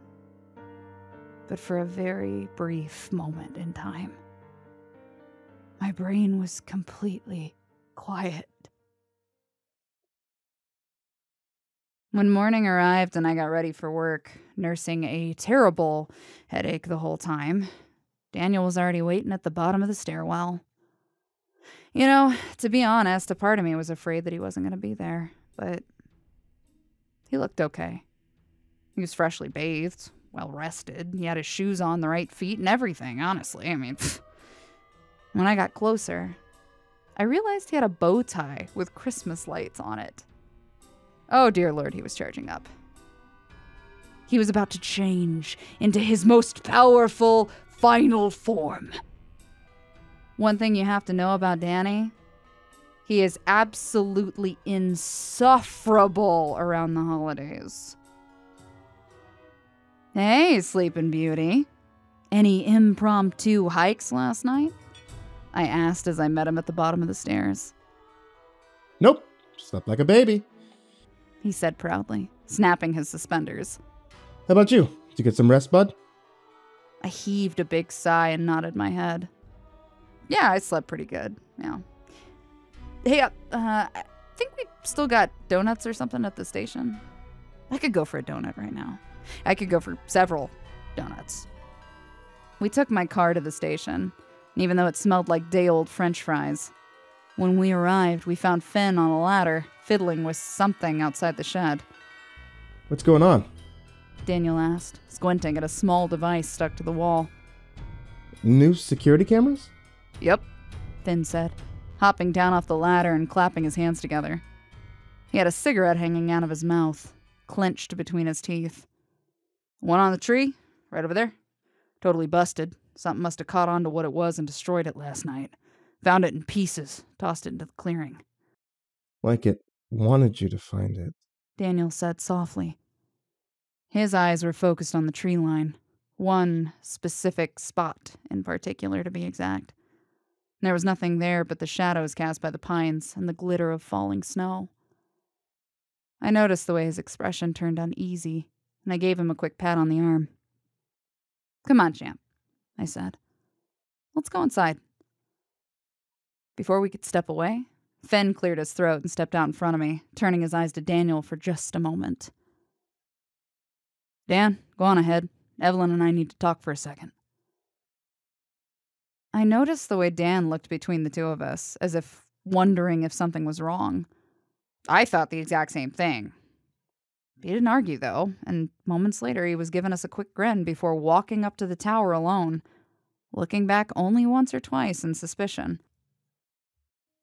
I folded my arms to fight off the cold, raising my eyebrows at Fenn. What do we need to talk about? I asked quietly. If it's about Dan and the fog last weekend, I think he's just feeling a little bit... You're drinking again. Fenn's words were blunt, direct, so sure of himself. He looked down at me with a stern brow and tight lips, his jaw clenched. When I opened my mouth to respond, he put up a single finger to silence me. Don't you try arguing with me this time. Your eyes are bloodshot. You smell. It's below freezing out here and you're sweating. I can tell when someone's got a hangover, and you have got a hangover, ma'am. I fidgeted nervously on the spot, looking down at the snow as I crossed my arms even tighter. I had a bad night, a couple of bad nights. I'm over it. I'm over it. Fenn took a step forward, his face assertive, but not unkind. He showed his compassion in very harsh ways sometimes, but that straightforward attitude was how I always knew he was looking out for us. Lynn, I'm not going to tell you anything you don't already know. He spoke quietly. Recovery isn't linear. You know that. You've been here before. But you have got to let us help you. And that means taking this seriously and making a real effort, starting right now. This job takes all of us. I shuffled my feet, hands tucking themselves inside the pockets of my coat. Briefly, I glanced around to make sure that Daniel had gone back into the building. I don't want Dan to know, I admitted. And I won't tell him. Fen promised me, standing up straight again. He put a heavy hand on my shoulder. But when you go home, if you got the temptation to drink, I want you to call me instead. I'll talk you through it. Not as an officer, not as a mentor, just as a friend. Got it? Now, I'm heading out. Got ranger duty in the woods today, so 2 of you stay out of trouble. Yeah, we will. I drew my coat in closer, turning around. Thanks, Fen. Good luck today. Don't need it, he said confidently, flicking his cigarette butt into the woods. Now, go inside and do your job, kiddo. It's cold as a witch's left ass cheek out here. Drink some water for a change, will ya? When I got up the stairs, I relayed Fen's message to Daniel, who promptly responded with, Oh, I'm gonna get in so much trouble today. I was glad to see his spirits returning. We put up our coats, did the weather and news broadcast together, and spent the rest of the morning talking about better things. We talked about the holidays, we talked about what ranger duties Fen could have had, and whether or not it included battling animals in hand-to-hand combat. I sketched a little picture of Fen punching an elk in the throat, and we hung it up on the corkboard. Strange, isn't it? This codependent relationship we have with this tower. Everything about Pine Haven sucks, and I hate it. And I wish I could just burn it to the ground. But when we're up here, we have a purpose. We have something to occupy our minds. Up here, we're important. Around noon, we got a call. I answered it, half expecting it to be someone asking more about the missing people. Instead, all I heard was a high-pitched buzz. I tapped on the headset, thinking maybe it was just a little interference. Hello? I called out. Daniel was looking at me with narrowed eyes, and then glanced at the console to try to see the number. Didn't show up. Rather, it was just 7 zeros on the screen. At first, there was silence. Then a quiet croak of breath from an old, dry throat. It was quiet. So quiet, I held the headset closer to my ears. Then the buzzing began again. I tapped the headset again, and immediately felt a sharp sting to the inside of my ear. Jesus Christ, it hurt! With a yelp, I tore the headset off and put a hand up to my ear, feeling something moving and fluttering inside my head. I could feel it in my sinuses, making my eyes water and sting. Dan was already standing up and trying to pull my hands away. What happened? He asked in a panic, surely remembering what happened to him on his first day of work all those years ago.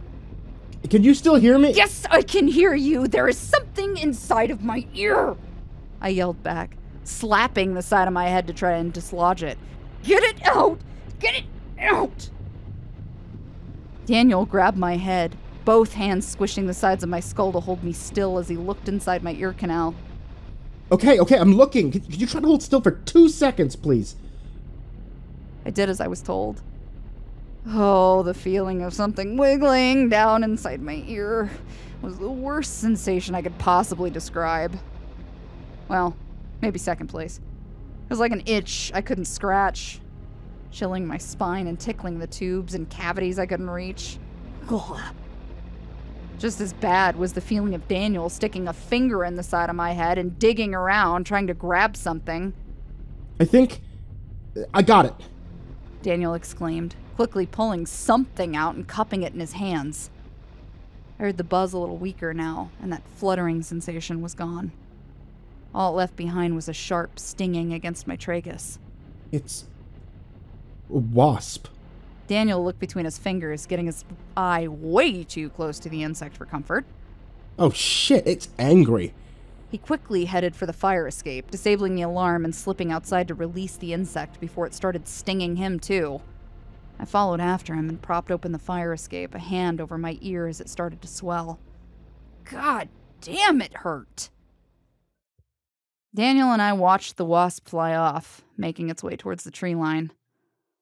You know, I should have been a little surprised that he didn't just smash the damn thing and call it a day, but that wasn't what Danny Boy was all about. Even after years of torment in this godforsaken hellhole, he remained one of the gentlest people I'd ever known. I respected him for that. He was a better person than I was. I would have squashed the little piss bitch. We stood there on the fire escape for a while. I was looking up at the tops of the mountains, watching the clouds drift slowly behind them. When I glanced at Daniel, he was looking down at the tree line, a sort of constipated look on his face. "What now?" I asked him, still poking at the sore spot on my ear. Daniel took a shaky breath, tearing his eyes away. I looked at the spot where he'd been staring, but I didn't see anything, except for a very subtle shiver in the leaves. Do you see that? He was pointing off into the distance now. I followed his gaze until I saw it too. A cloud of smoke rising out of the forest a couple of miles up the mountain. Despite the snow, a fire was beginning to spread. "What do you think the Rangers are up to out there?" I asked, a strange wave of dread passing through me as I wondered how far that blaze would go, and if we'd have to evacuate if it got any closer. I don't know, Dan said. but let's hope they know what they're doing. This is Evelyn McKinnon at 104.6 FM, and I think I'm going to take back what I said about burning this place to the ground.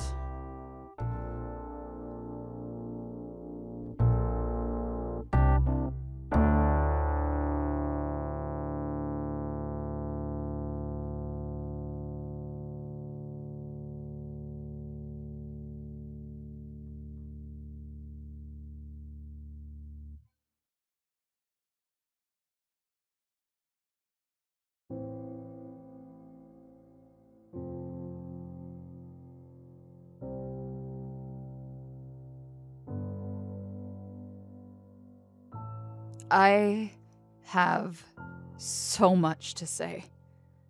And the events of the last few days have changed everything we thought we knew about the forest, about what goes on beneath it. We thought we understood. I mean, things went into the forest, things died, then they came back as something new, right? I mean, God, I wish it was that simple. Last night, we saw more than just monsters. And while I'm here alone, waiting for Dan to call me from the hospital, I'll write down everything there is to tell. Everything I can possibly remember. The wind was pushing smoke up the mountainside, creating billowing black clouds that faded into the trees. That fire we'd seen in the early afternoon was still going, spreading slowly up the mountain. Daniel and I stood on the fire escape for the longest time and just watched it burn. Slightly anxious, but still mesmerized. Maybe they started it, you know? Like a controlled burn? Daniel pondered as he leaned against the railing. My heart began to sink. They used to do those when I was a kid. My dad told me about it. They stopped after something went wrong? I shrugged, turning around and back towards the building. I don't know. All I know is that I am fucking freezing. I'm going back inside. I'll leave the door propped open for you. I drew my flannel tighter around myself. When I slipped back into the broadcast room, Daniel stayed on the fire escape, just watching. I could tell he was cold by the way he tucked his hands into his sleeves. The deep color of his face flushed as frost nipped at his skin. But his eyes were fixed on the tree line. Not on the smoke, but the tree line. "What's wrong, Danny boy?" I asked him, sitting back down at my side of the desk. I was busying myself by adjusting the various media cells on my screen, preparing a pre-recorded advertisement for a local antique store's holiday sale. There were less and less ads lately, but with less people sticking around, businesses shutting their doors for good, well, Pine Haven was shrinking. Daniel didn't acknowledge me at first. He just stared at that spot on the tree line, his breath appearing as a small fog before being carried off by the wind. Do you feel like you're being watched? He asked. The question lingered in the air for a moment. I mean, yeah, all the time, I said with a light chuckle. Stupid bird out there again? You know, if he's bothering you, I've found that if you just toss kind of like a part of a candy bar at him, he'll dive right for... No. Dan answered quickly. He didn't smile. He didn't laugh. There's something else. It's been following me around for a while now. Watching me whenever I'm here alone. That thing I met when the fog rolled in. Now, I knew that Daniel had been having a tougher time than usual. I mean, that's obvious, right? What happened that night screwed us up badly. And it was going to be impossible to leave behind, but still.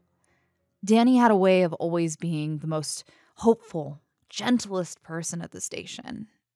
And I could slowly see that exterior start to turn cold.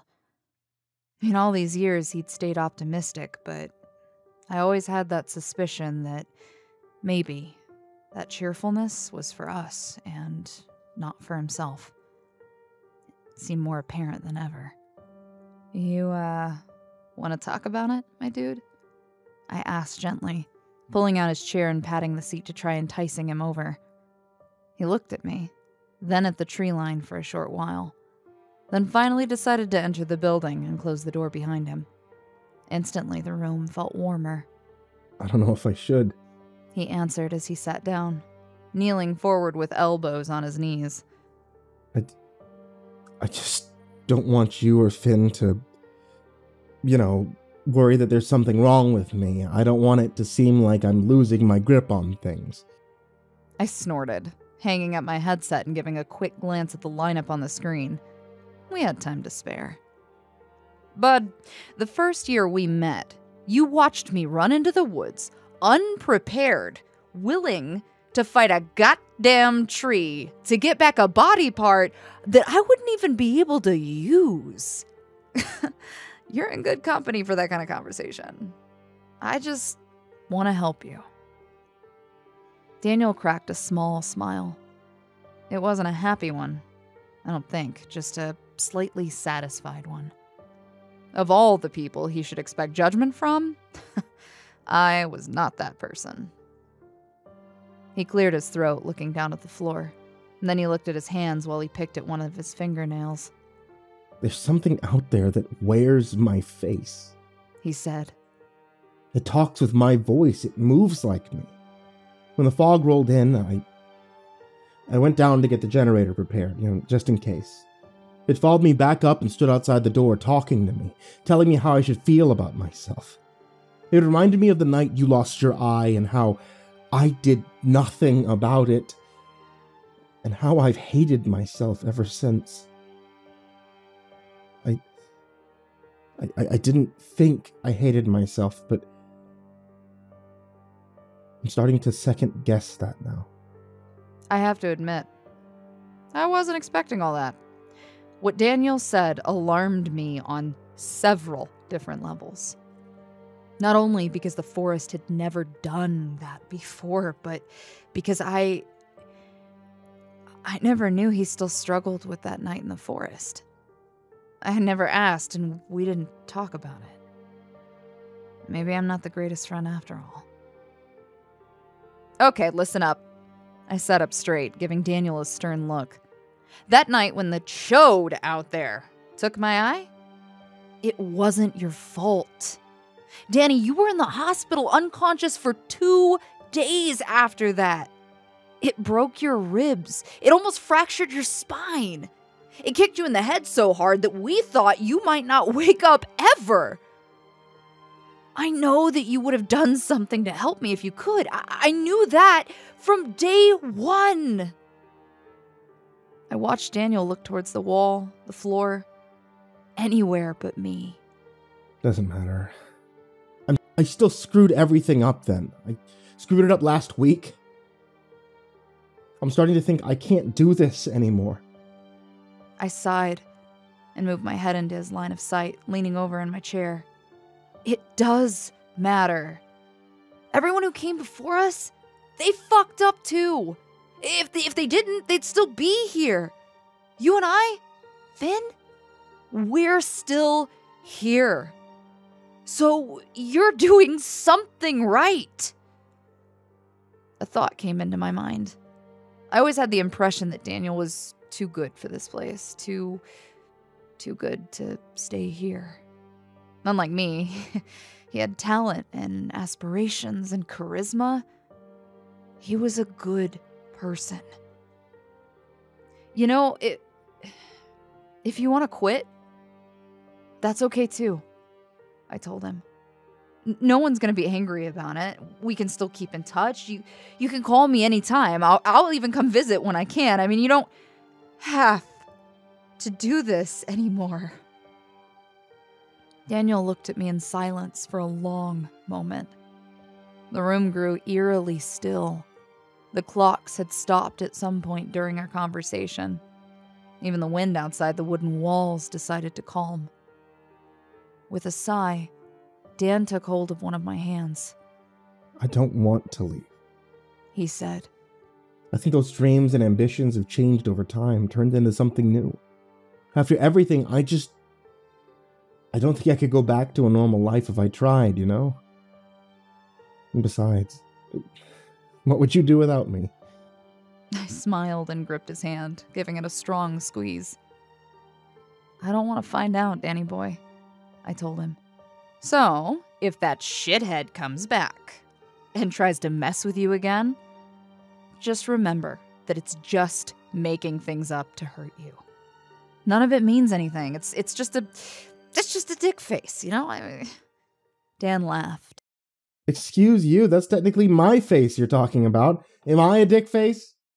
I wore a stupid, shit-eating grin. No, but you are a dick 4. What's a... Oh, fuck you. What are you, 12 years old? Come on, Lynn.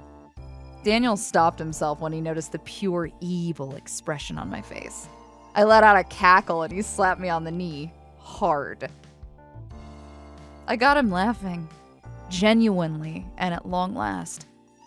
Nothing would make it all better. I mean, I knew that, but this dark cloud hanging over us was too heavy to hold all the time. I knew how it felt to drown. And I knew how it felt to need someone to pull you back up when you went under. Dan took a deep breath. I'll be okay, he said, putting his other hand on top of mine. He was still cold from the frozen December air, soaking up the heat of my fingers. I'm not going anywhere. I gave him a direct, serious glare. Will you pinky swear it? Daniel chuckled and bound our little fingers together, squeezing them tightly. Pinky swear. He agreed. Here we were, 2 grown adults, making the sacred vow of children. I guess it's true, what they say about being afraid in an unpredictable world. Sometimes you have to return to something that feels safe. I was the first to notice the subtle shake in the floor. The wood around us began to creak, and our desks trembled, the items atop it shifting across the surface. And by the time Daniel realized, he was already holding onto the edge of the table with a white-knuckle grip, until the tremors finally stopped. Dust fell from the ceiling above us, and I noticed the smallest crack in the main lookout window. Oh, dear God. I can only hope this rickety old structure was built to last. Another one of those earthquakes. Daniel spoke softly, finally letting go of my hand to go stand beside the window. He was looking out into the forest, where the fire had now subsided. Think this place can hold if they get any worse? The way the wood beneath our feet groaned, and the way the metal of the fire escape twisted and bent, I didn't know how I felt. Maybe, I shrugged.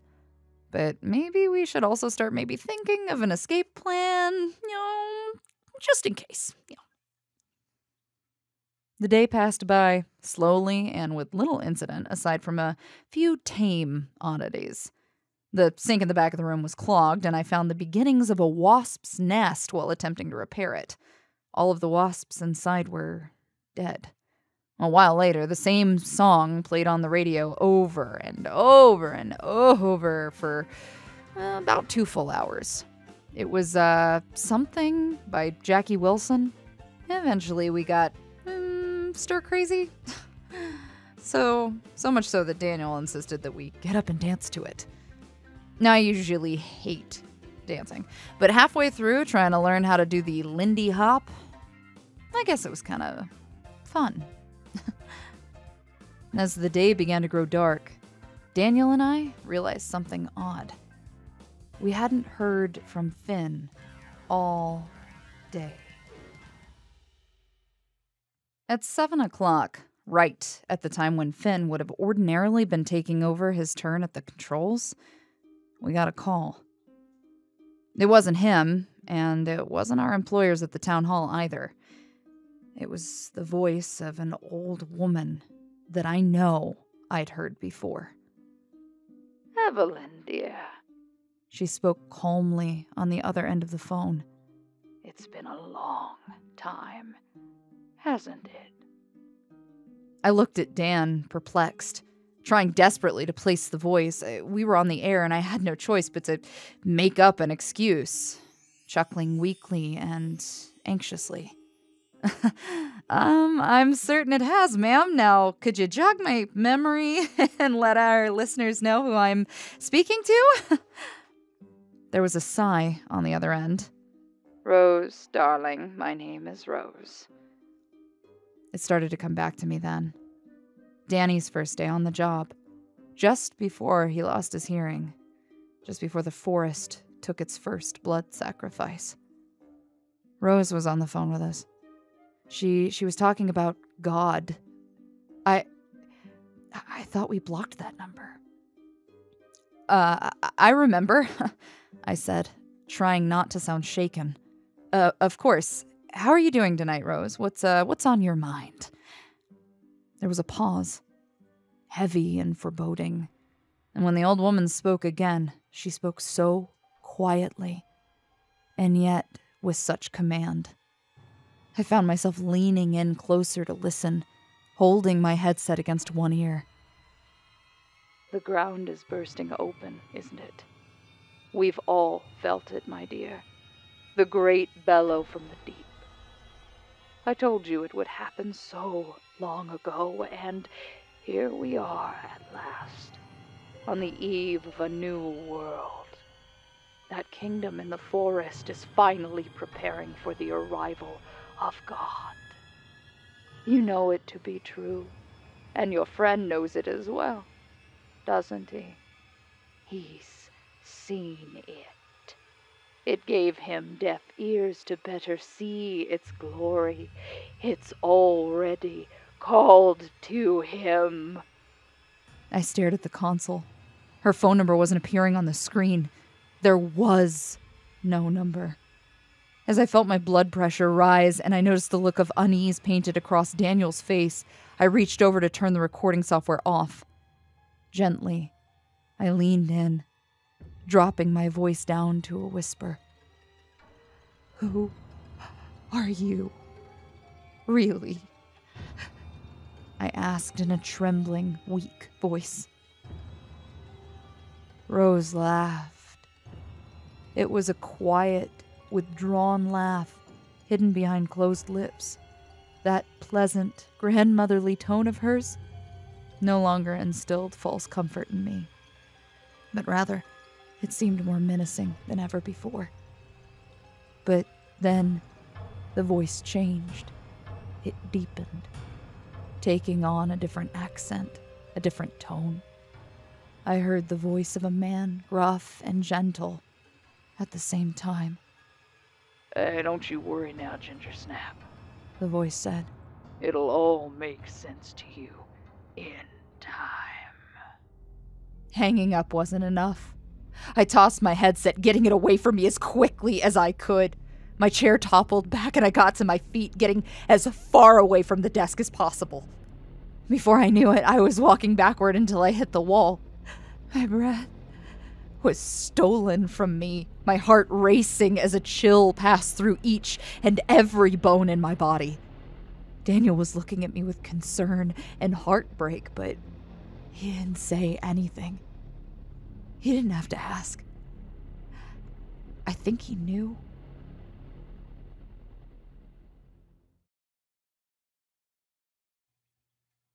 The sky had long been dark, the early winter sunset leaving us with a cloudy and moonless sky. But somewhere, out above the pines, we saw a brand new light. It was a sudden shock of red that rose into the air, exploding in a shower of flame. It's a flare. Daniel turned to the window, the shimmering light reflecting in his eyes. Someone's in trouble out there. I joined him at the window, watching the ball of light glimmer above the tallest trees. I realized something then. Something I should have known long ago. The Rangers had entered that forest that very morning, but we never saw them come back out. Finn was supposed to be here by now, I said shakily. He's late. How many times has Finn ever been late? Daniel's face went blank. Never, he said, already on his way across the room. He found the cabinet of Finn's emergency supplies, already strapping a first aid kit to his belt by the time I dialed our police station. And for the first time ever, no one picked up. The line was busy. All the lines were busy. Something was happening, either out in the woods or in the town, and it was so much bigger than us. I tried calling again, but no answer. And the last thing I wanted to do was go out there, braving the woods once again and risking losing life and limb. We'd already done it before, more than once, and it never ended well for us, did it? But I remembered the night I lost my eye, and who had carried me back to town.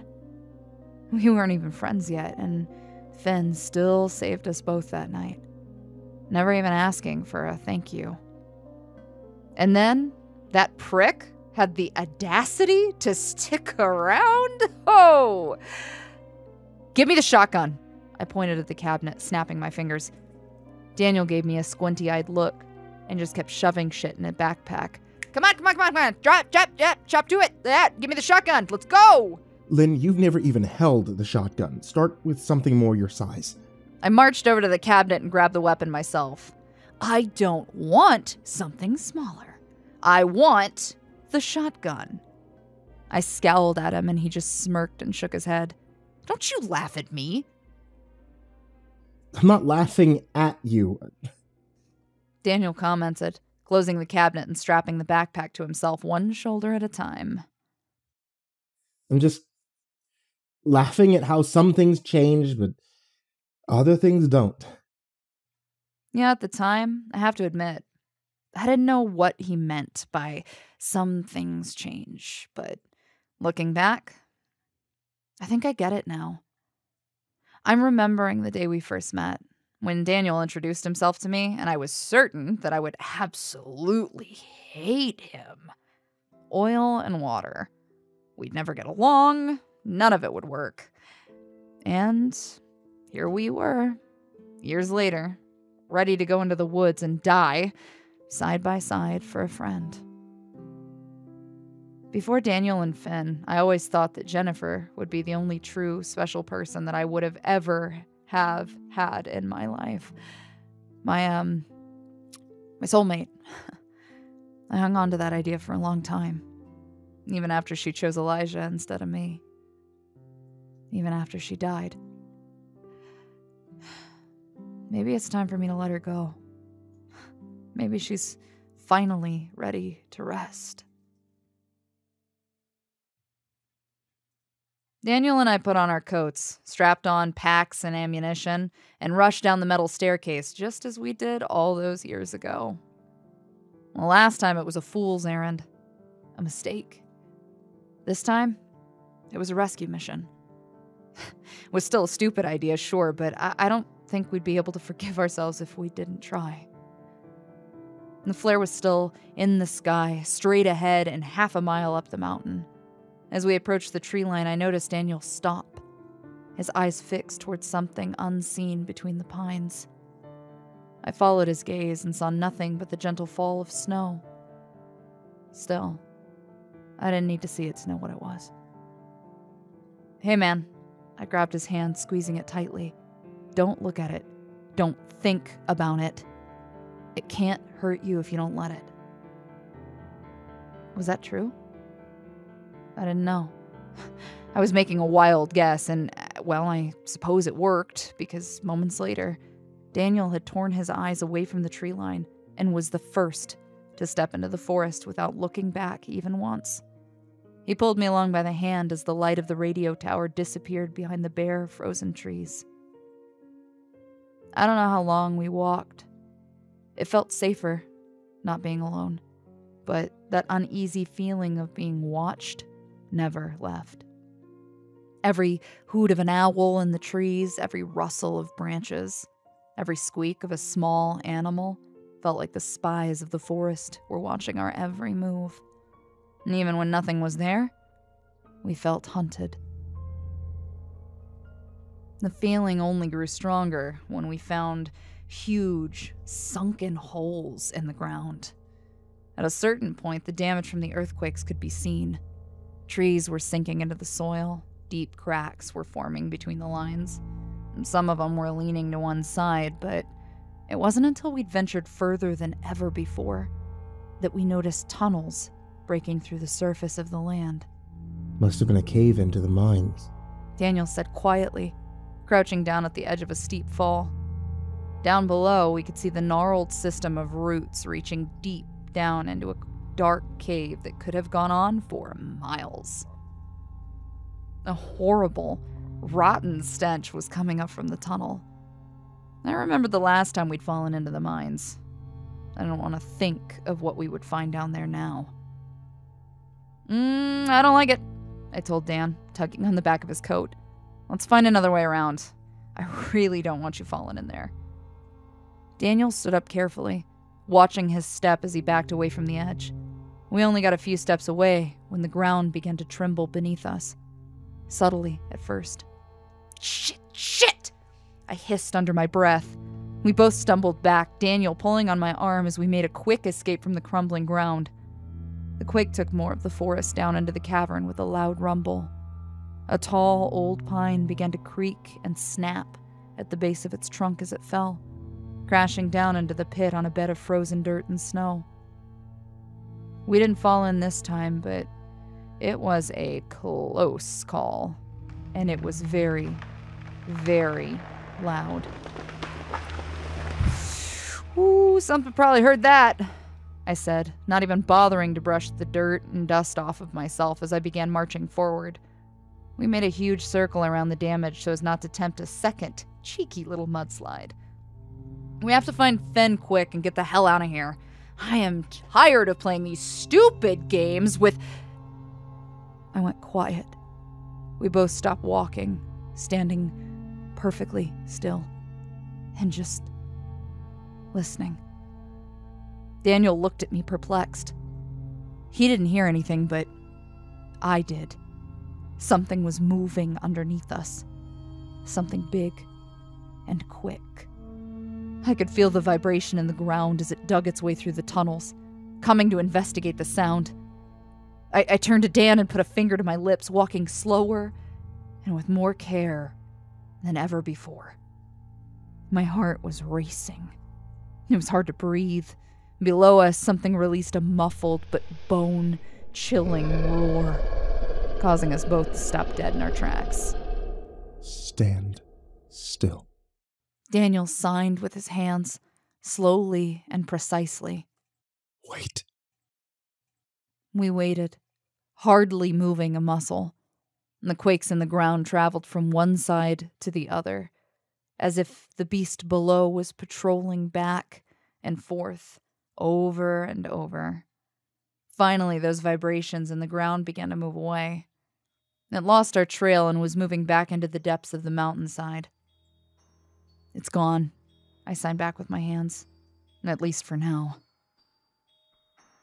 We walked another hour, at least, feeling the air grow tighter as we crept further up the mountainside. The signal came from somewhere nearby. Now, it was just a matter of hoping and praying that whoever held that flare gun was still alive and waiting for help. The pines grew taller and older the further we went. I'd never seen trees this big before. They eclipsed the moonlight above us, blocking out the sky and the stars until we were left in a cold, black void. The smell was the first thing that led us on the right path. When we broke into a large clearing, we found a pile of dead trees, bones, and burnt flesh stacked up in the snow. Jesus, the stench was overwhelming. So bad that even from several feet away, we were both pulling our coats over our mouths and noses to keep from being sick. It was the same horrible smell I remembered from the tunnels, only 100 times worse. It's still smoking, Dan said, taking a sharp breath. He regretted it immediately after, as he turned away with his hand over his mouth. God, I think I'm gonna be sick. As Daniel hunched near the bushes, trying to keep his last meal down, I dared to creep slightly closer to the burn pile. It was a disgusting collection of remains, charred bones of animals and people. Some of them fused together as if they'd melted into one body. Some still had flesh attached to the bones, faces stuck in eternal screams. Others were moving, trying to escape but too weak or too broken to move anything but their fingers and jaws. I was so distracted by the burn pile that I didn't notice what else circled the clearing. Fresh, blood-soaked bodies hanging from the trees above our heads, dripping into the snow. I choked back a scream and stepped away just as Daniel finally found the strength to look up. We were both staring up at them. At least a dozen corpses that had been ripped to pieces. Their remaining parts suspended by vines and gently swaying in the wind. They were hanging around us in a circle like some sick arrangement, like an art project or fresh game left out to drain. They were all wearing the same uniform. This is Evelyn McKinnon at 104.6 FM, and I just need a moment to catch my breath.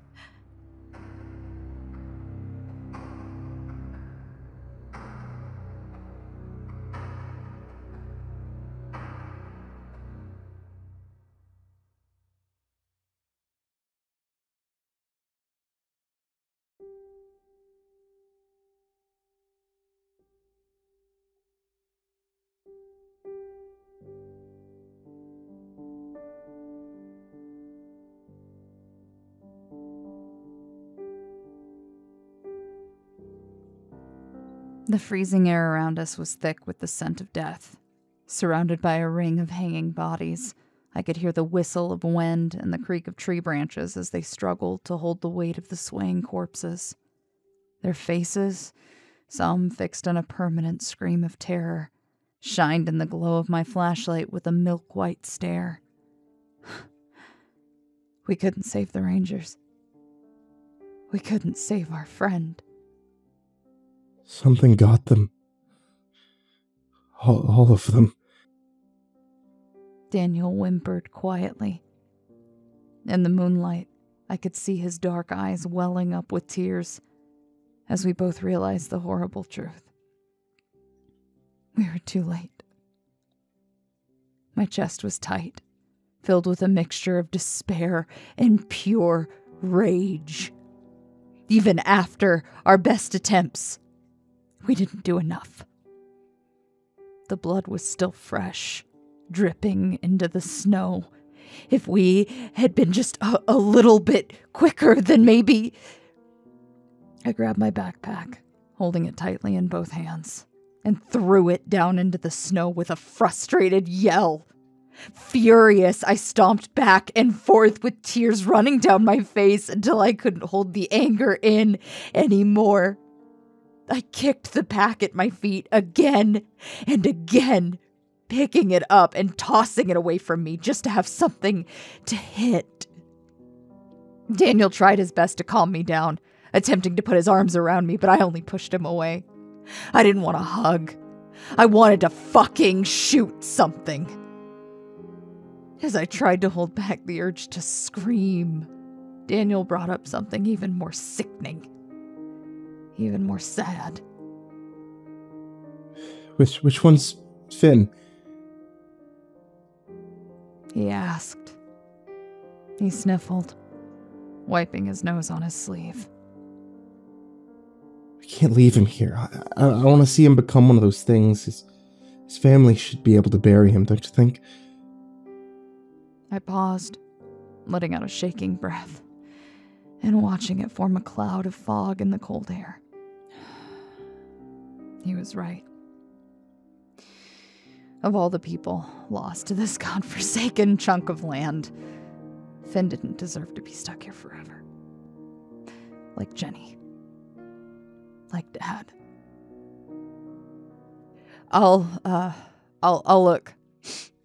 I'll look on this side, I said, wiping my face. I marched around the clearing, shining my light up at the stinking corpses that surrounded us. Some were impossible to recognize, their faces mangled or heads completely removed. Others still wore expressions of terror, frozen in time. But none of them, neither in face or in body, reminded me of him. Daniel must have noticed the same thing. I don't see him, he said shakily, stepping around the burn pile. Maybe he's not here. Maybe he ran. Maybe, I whispered, too quiet for Dan to hear. Maybe not. The ground was loose at the edge of the tree line. I could see the bend in the pines as they began to sink into the ground, dipping into another one of those holes that the tunnel system beneath the forest floor was making. I shined my light downward, following the debris from a recent cave-in. I saw something down there. A pair of dirty, black boots. They were connected to a body, sitting slumped against the roots and half hidden by the shadow of the cave's entrance. The body was shivering, breathing, alive. A very quiet voice was calling my name, struggling to speak louder than a whisper. "Finn?" I called out, beginning to climb down the fallen logs and roots that formed a slope into the tunnel. I caught a bit of wet mud, my foot slipping. "Oh, shit. Finn, it's us. We're here. We saw your signal."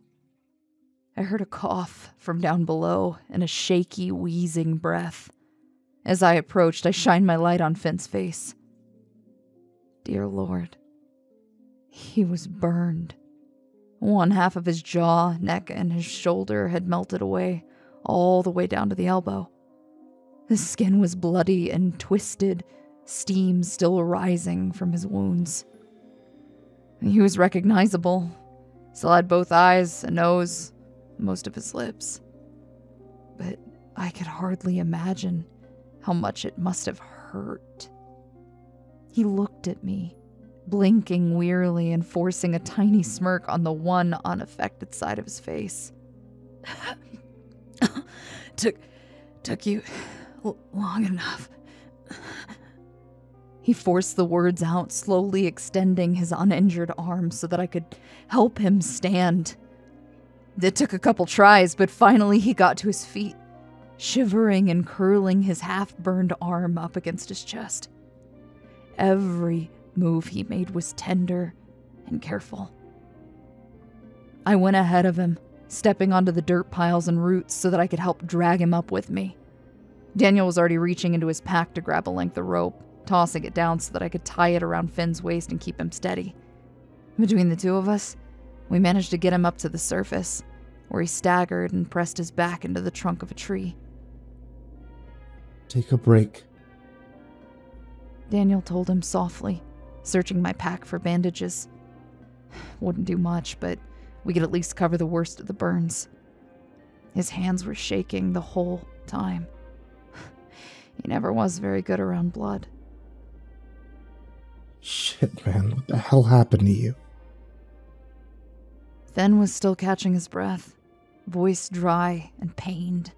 I handed him a bottle of water, and then opened it up for him after he struggled to get the cap off. He took a small sip, hissing in pain and putting his hand up to his neck to touch the raw, burned muscle. We managed to capture a dozen of them. Maybe more. Figured the only way to get rid of them for good was to burn them. So we made a pile. He looked over at the stinking mass of dead, charred flesh, while Dan got busy wrapping up his arm. Something else found us, though. It was huge. Not the elk. Something else. Something new. It came from underground. My heart sank, my stomach churning with a wave of nausea. That thing I heard below us, those heavy motions in the earth as we circled the cave-in, whatever killed the Rangers was right below us that whole time, and Daniel and I never even knew. It killed them, one by one. Fenn continued, trembling like a leaf in the wind. It ate some parts, threw some in the fire, tossed me in too. I doused myself in the snow and managed to hide, but the others didn't make it. No one made it. We all went silent, the three of us. Then Daniel asked a question that was on both of our minds.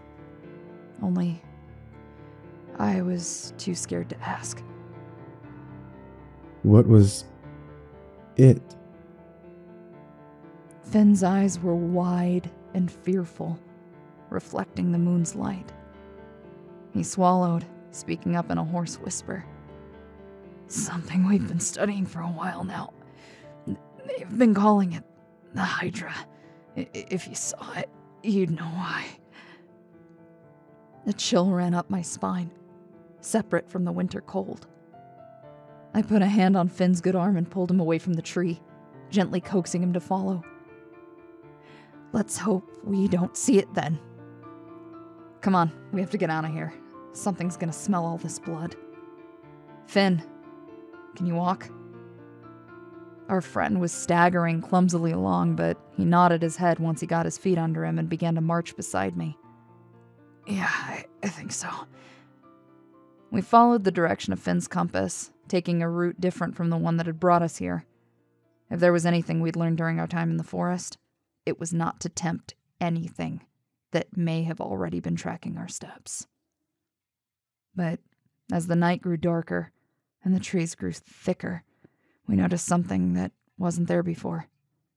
A light ahead of us, emanating from the ground in a giant, pulsating glow, was that magenta-colored light we had all seen from a distance. Only now, we were close enough to hear the ear-stinging hum that it made. It was like a low drone or the sound of an undersea giant, deep but steady. We were all silent as he walked towards it, feeling some magnetism that I still can't quite explain. Didn't take long before we figured out where the light was coming from. The trees began to thin. Soil began to crack. Ahead of us was an enormous split in the earth, forming a pit that went on and on and on. The glow was coming from its depths, so far down into the earth that we couldn't see the bottom. An old memory came back to me then. A phone call Daniel and I had listened to years ago. I still remembered the way she said it. The exact words she used. I had a dream in which the forest split in two. I whispered Rose's immortal words out into the cold night air. Daniel and I exchanged glances. Something more than fear between us. It was dread. The real, tangible dread of something utterly unknown. We both remembered the rest of the old woman's dream. It covered everything. Daniel repeated. The town and the sun, all that my eyes could see, and the sound it made. A fearsome bellow that shook the whole earth. Hey, Danny boy? I asked softly. Do you think God lives in the woods? The three of us stood there in silence, looking at one another and then into the enormous pit that was swallowing the forest. All of these quakes, all of these storms, it was getting bigger every day. Something was down there. Something that had been waiting for the right time to emerge. I feel as if that time is coming. And when it happens, I don't know what we'll do. Fen and I managed to break our eyes away from the glow, but Daniel did not. I could see it cast a pink light on his face, as if the black of his eyes were beginning to change colors, shining on their own.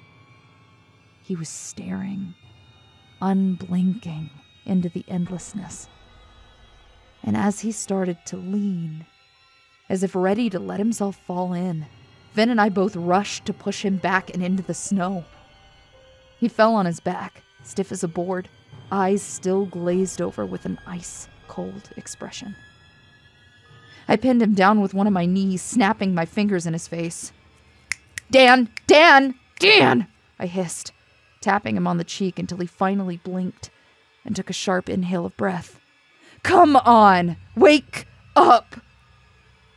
He blinked and looked up at me finally, confused and lost. His eyes darted around the forest as if those memories were flooding back to him, reminding him of where he was and how he got here. It took a moment before his breathing settled and he began to touch his own face, making sure he was inside of his own body. I think we should go, he said shakily. Now that was an idea I could get behind. I let him up, slowly helping him to his feet and brushing the snow off his shoulders.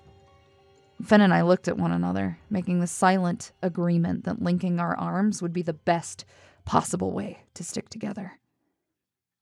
We walked, and we walked, and we walked. Our pace was slow, keeping up with Fenn's exhausted and injured body. And at first we were lucky. We didn't see much in our path other than a few small, timid creatures and more evidence of the collapsing ground. Our luck had to run out eventually. When the moon was high above us and the forest grew eerily silent, we felt that rumble in the ground again. Only it wasn't a quake. It didn't shake the trees. It didn't split the ground. It was just movement, tunneling beneath us in a straight line through this frozen, solid soil. Finn's bloodied face became paler, wet with fever as his eyes turned startlingly wide. He knew that tremble in the ground. We all did. Something was moving under our feet. Something had been following us. Move, Finn said, voice shaking. He pushed me in the back to hurry me along. Stay quiet. Move fast, but not too fast. Watch your feet. My hands were gripping the shotgun tightly as I marched forward, my jaw clenched and eye fixed on the trees ahead of me. My breathing was shallow, my heart racing. Under our feet, we felt the rumble weaving back and forth, as if a great beast was patrolling the caverns. I couldn't tell if it was looking for us or if it had already found us and was just toying with our minds before making a move. All I knew was that I'd never seen Finn so scared. And if he was scared, Dan and I sure as hell should be terrified. We saw more holes in the ground, more open caverns where the forest split open. There was no telling how far these tunnels went, or how many there were, snaking through the ground beneath our feet. For all we knew, this thing could have burrowed its way through every inch of land between here and Pine Haven. I hated that idea. I hated the idea that there was this new way for an amalgamite beast of the woods to get to us. The ground rumbled again, more violently than before. I grabbed onto a tree for support while Finn stumbled and fell over, his hands in the snow. He was looking down, feeling the tremble in the earth through his palms. We all heard it.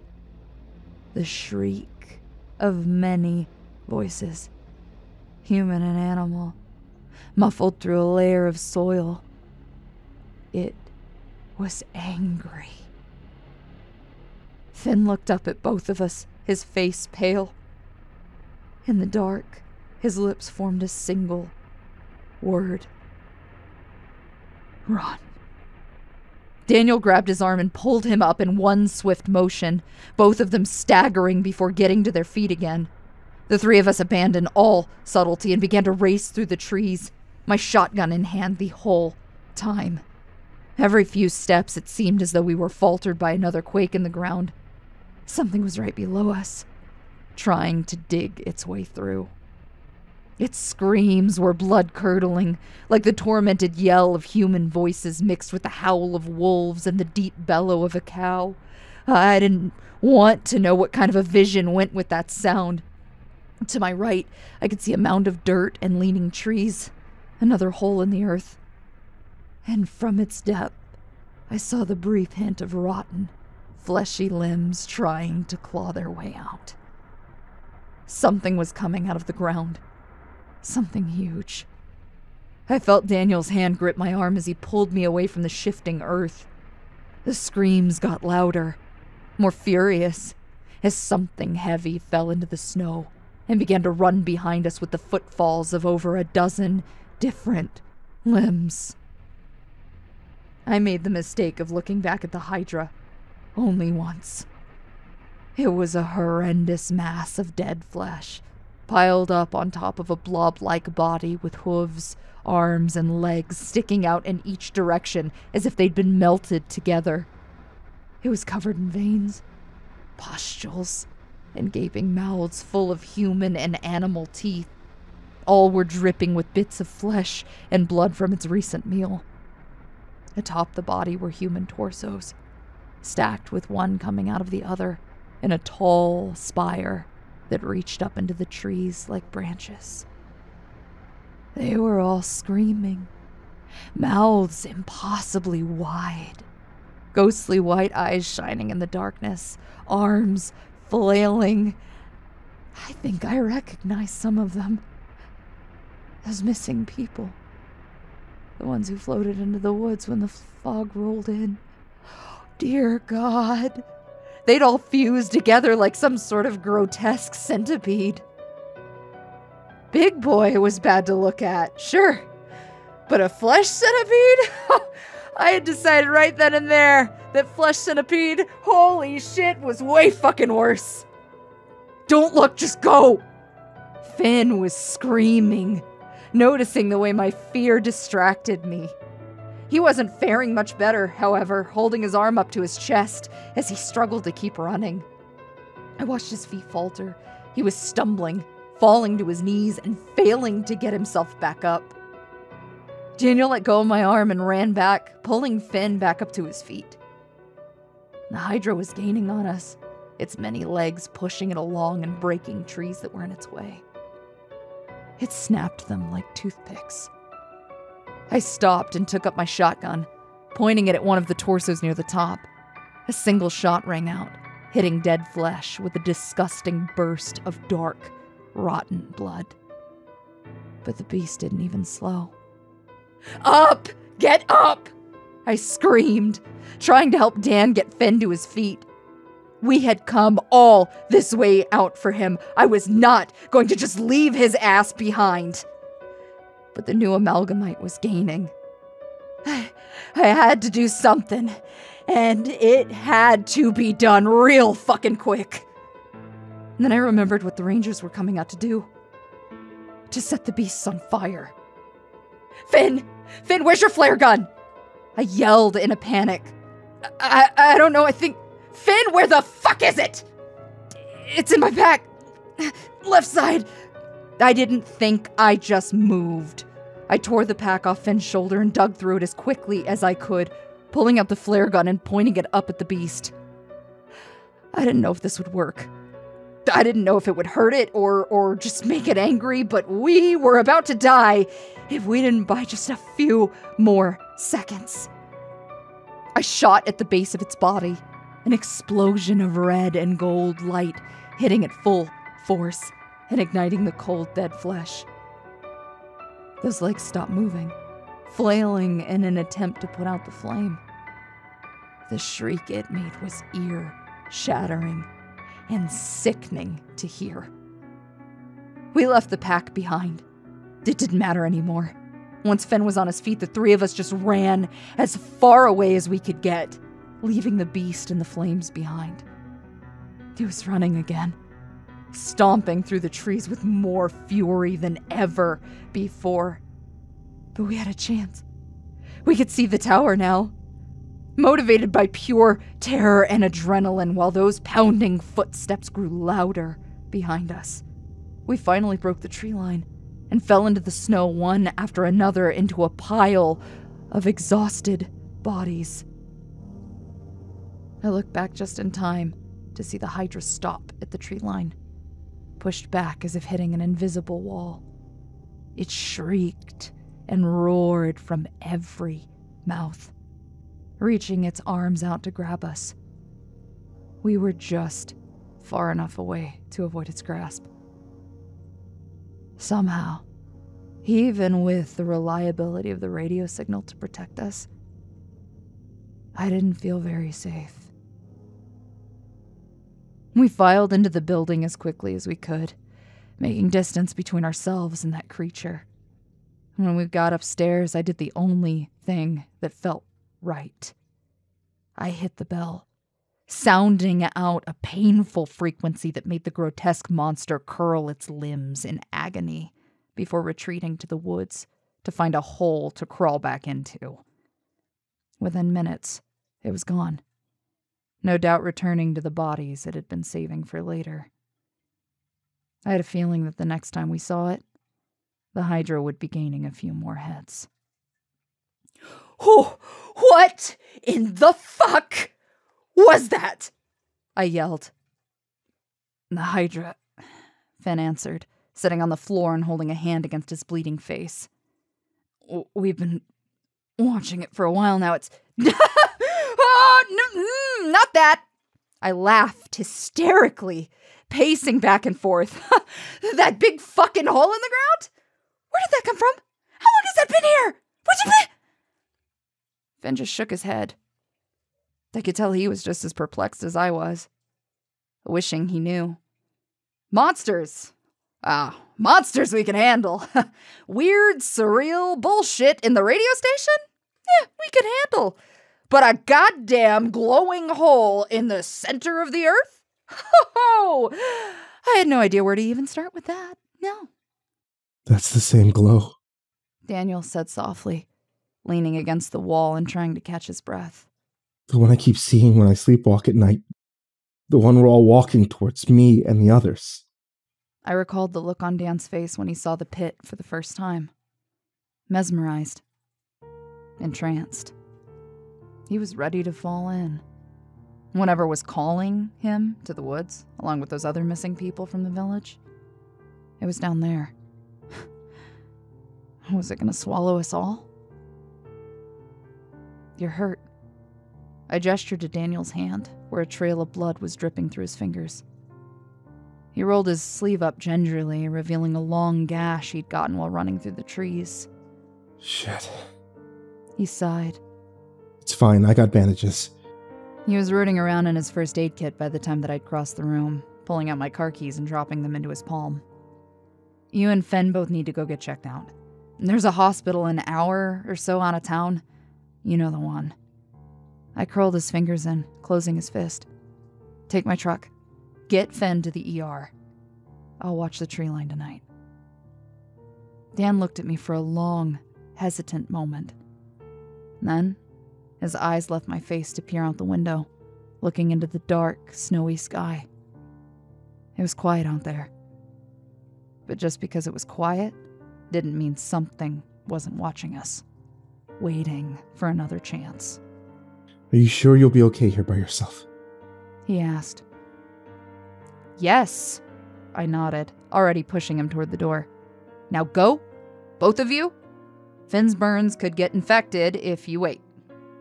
Our ranger friend was already on his way down the stairs, grumbling quietly at me. Dan glanced back at him, then at me, that worrisome look in his eyes again. It'll be fine, Dan. It won't come back tonight. I seemed to convince him, even if his expression lacked confidence. We both knew someone had to stay. He took a deep breath, then wrapped me up in a tight hug and let the air out of his lungs. Be safe, he said, letting me go at last. Keep the doors locked, keep your phone with you, and keep the radio on. Get out of here, Danny boy. One last second of hesitation, and both of them were gone.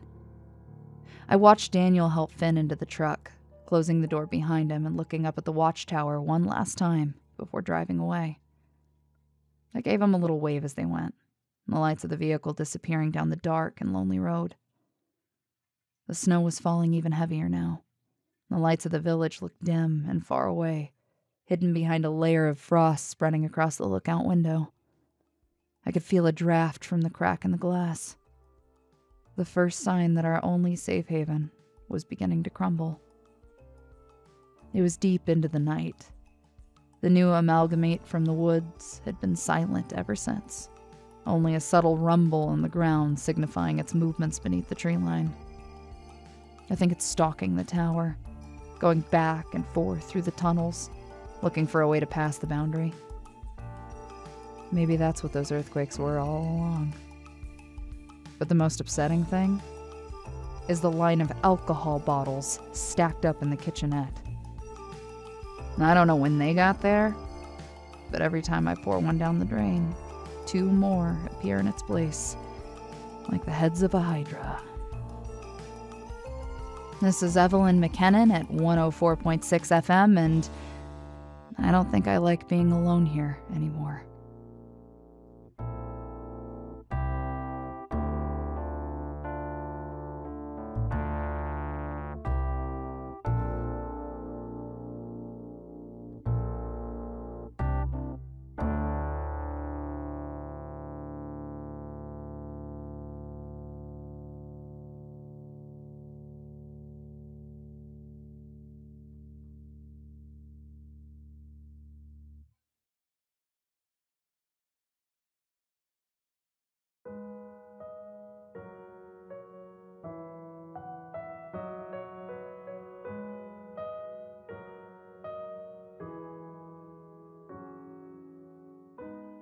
It's been a while since I've heard the beeps of a heart monitor or the rushed steps of hospital staff. The last time I was here, I was the one in the bed, waking up after 2 hours of a concussion, broken ribs, and a back injury that never really got better. Evelyn was sitting next to me with a hole in her head where her eye used to be. That entire night's been burned into my brain ever since. It's like bad dream that comes back to haunt me every once in a while. It was my turn to sit by the bedside now. Finn was okay. I mean, as okay as one could be after getting 3rd-degree burns. He can't use his left arm for a while, but at the end of the day, he didn't lose more than a few patches of skin and some feeling on his left side. Once the pain medicine kicked in, he spent most of his time complaining that his facial hair would never grow in right, and wondering if this would finally kick his smoking habit. I wish I had his strength, you know? His ability to look fear in the eye and decide that he's stronger than whatever brings him down. It's really something. Meanwhile, I'm still having nightmares about something that happened years ago. They said they'd keep Finn overnight and then probably release him in the morning, with a strict regiment of keeping his bandages clean. I was surprised they'd let him out so soon, but looking around I can see why. The hospital was far busier than I'd ever expected. The emergency room was filled to the brim, people coming in with all sorts of freak injuries from the earthquakes, snowstorms. These weren't all people from Pine Haven either. People from the other side of the mountain. They were all whispering, mentioning strange lights, holes in the dirt, weird new folk showing up in town. I hate to admit it, but our problem was beginning to spread. I sat there, scrolling through my phone, checking my messages every few moments. Nothing. Starting to get worried. Finn grunted as he adjusted the pillow, giving a long sigh when he finally leaned back again. "Expecting a phone call?" he asked. I looked up, stammering quietly. No, not really, I answered. Just hoping things back in town are okay. Finn gave a soft laugh. "If they weren't okay, I'm sure would know by now." He winced a little. He took a deep breath, rolling that burned shoulder. "Lynn knows what she's doing. She's got her big girl pants on. If something goes wrong, she knows who to call. Give your blood pressure a break, but you make me anxious just looking at you." I snorted under my breath. He was right. Offering one last glance at the phone, I finally let the screen go black, stuffing it back in my coat pocket with the sound all the way up just in case. For a brief moment, I let my eyes wander to the window where the snow was falling heavier now, covering the roads and obscuring the lights of distant traffic. "You know," Finn started, "I've been meaning to apologize. I know that I keep a lot of things from the two of you. Things that would have been helpful to know a lot earlier. About the forest, what we do out there. It was wrong to keep it a secret." I turned back to Finn and moved my chair a little closer to his bedside, dropping my voice. "Nothing stopping you from catching me up to speed now, though, right?" Finn wore a tired smirk, rolled his eyes. "Can't get nothing past you," he commented with a chuckle. For a long moment he was silent, looking out the window at the snow and the distant trees. "People know. It's not really a secret anymore. Not since the day the fog rolled in. But people have been seeing, experiencing. It's getting smarter every day, we think. That's why we're trying to burn the bodies, so they can't keep multiplying. You saw how well that worked out." The entire time he spoke, I'd been wringing my hands and letting one of my legs bounce anxiously. I didn't like any of this. The idea the forest was starting to learn ways around our tricks was a terrifying thought. Brought up the question of what we should do if all of our usual methods stopped working. "Has this happened before?" I asked. "The forest. Has it outsmarted us in the past?" Finn nodded his head slowly, eyebrows cinched together in pain when he moved his neck. Yeah, it has," he said. "The bell used to be an actual bell. You know that, right?" "Right." "They didn't like the sound. Didn't take long for them to figure out that bringing down the bell tower would make it go away. Foggy weather came around, the whole operation would go under, military would get involved, folks from old Pine Haven. They rebuilt and rebuilt dozens of times before the radio tower went up in the 80s. Finally brought some stability." My pulse quickened when I thought about the earthquakes. Those shakes on the ground underneath the watchtower. He was starting to lean more and more every day. When there was the night of the fog, the night my doppelganger almost lured me away, leaving the station without an operator. "You think the forest is going to try again?" I asked with a sick feeling in my stomach. To bring down the tower. Finn wasn't looking at me anymore. He was staring out the window, watching as the frost covered the glass and turned the night sky into a hazy gray. "I think it already is," he said simply. We didn't say much for a long while after that. Finn looked into the snowy horizon. I looked down at my shoes, and we just sat there in silence. Together, but miles apart. Then he spoke again. "Stephen," he said quietly. "My first name. Stephen." I couldn't help but chuckle. So many years of mystery solved, and so simply. Nice to finally meet you, Stephen. Mind if I keep calling you Finn? I'd prefer it, actually. Full name never really suited me. He wore a tiny grin, finally looking over at me. "You should go home, buddy. You look tired." I cleared my throat and straightened up my chair, hands on my knees, just trying not to slump over. I'm fine, really. I can stay until they... "Shut your mouth, Esperanza." Finn chuckled weakly. "Go home. Clean up. Sleep in your own bed. I'll let you both know when they said I can leave. Don't worry. I'm safer here than either of you. This is like a vacation for me." I wasn't going to argue with him. The dawn was on its way, the dark sky about to welcome the sunrise in an hour or so. Going home to my apartment, being closer to the tower, was awfully tempting. Funny how, even when we were far away from that place, it draws us back in one way or another. Like a toxic friend. One we couldn't live without. Fine. But call if you want us to bring you anything, or if there's an update about your go home, Dan. He waved me towards the door, annoyed, but before I left, I stopped in my tracks one last time, squinted at him from the other side of the room. "Are you sure you don't want—" "I said go home, Dan." The drive home was quiet at first. The road empty. There was no moon in the sky, no stars to light the way, only the dull yellow glow of the truck's headlights on the snowy pavement. As I drove around the winding mountain path, I tried to keep my eyes away from the tree line. Every time I glanced to my side, I thought I saw a shadow between the trees, keeping up with the speed of the vehicle, no matter how fast I went. It was better to simply not look. The snow was falling heavy now. It created a white vortex out in front of me, slick pavement underneath the tires of Flint's truck.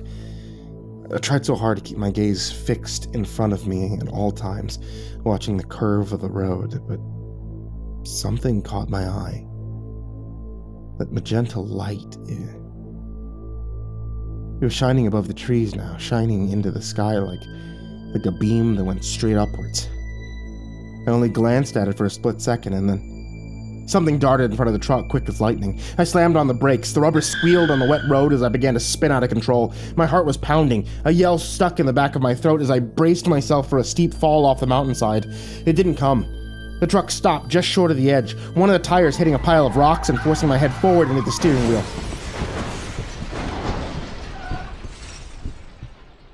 My ear was ringing. My head was aching. The radio station was just static. After I caught my breath, I stepped out of the car on legs that felt like jello.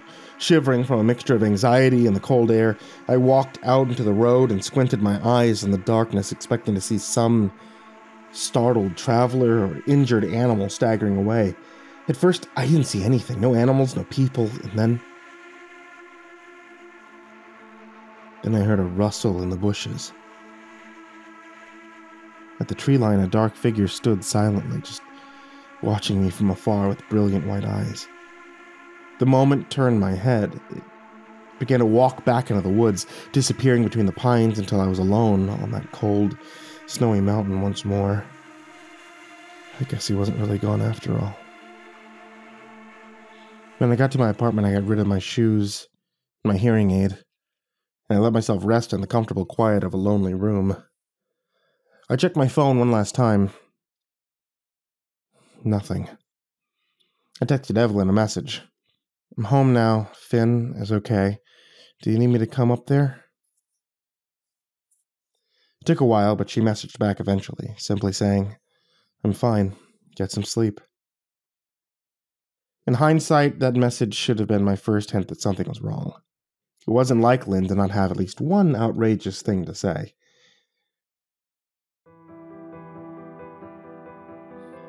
I had that dream again. The one with the procession of shadows and the light coming from the ground. But now I'm sure you could tell how it ended. I was still drifting towards the light from a distance when suddenly my body stopped. Something was holding me back. I thought I could hear the distant hint of a voice, but it was far away, muffled.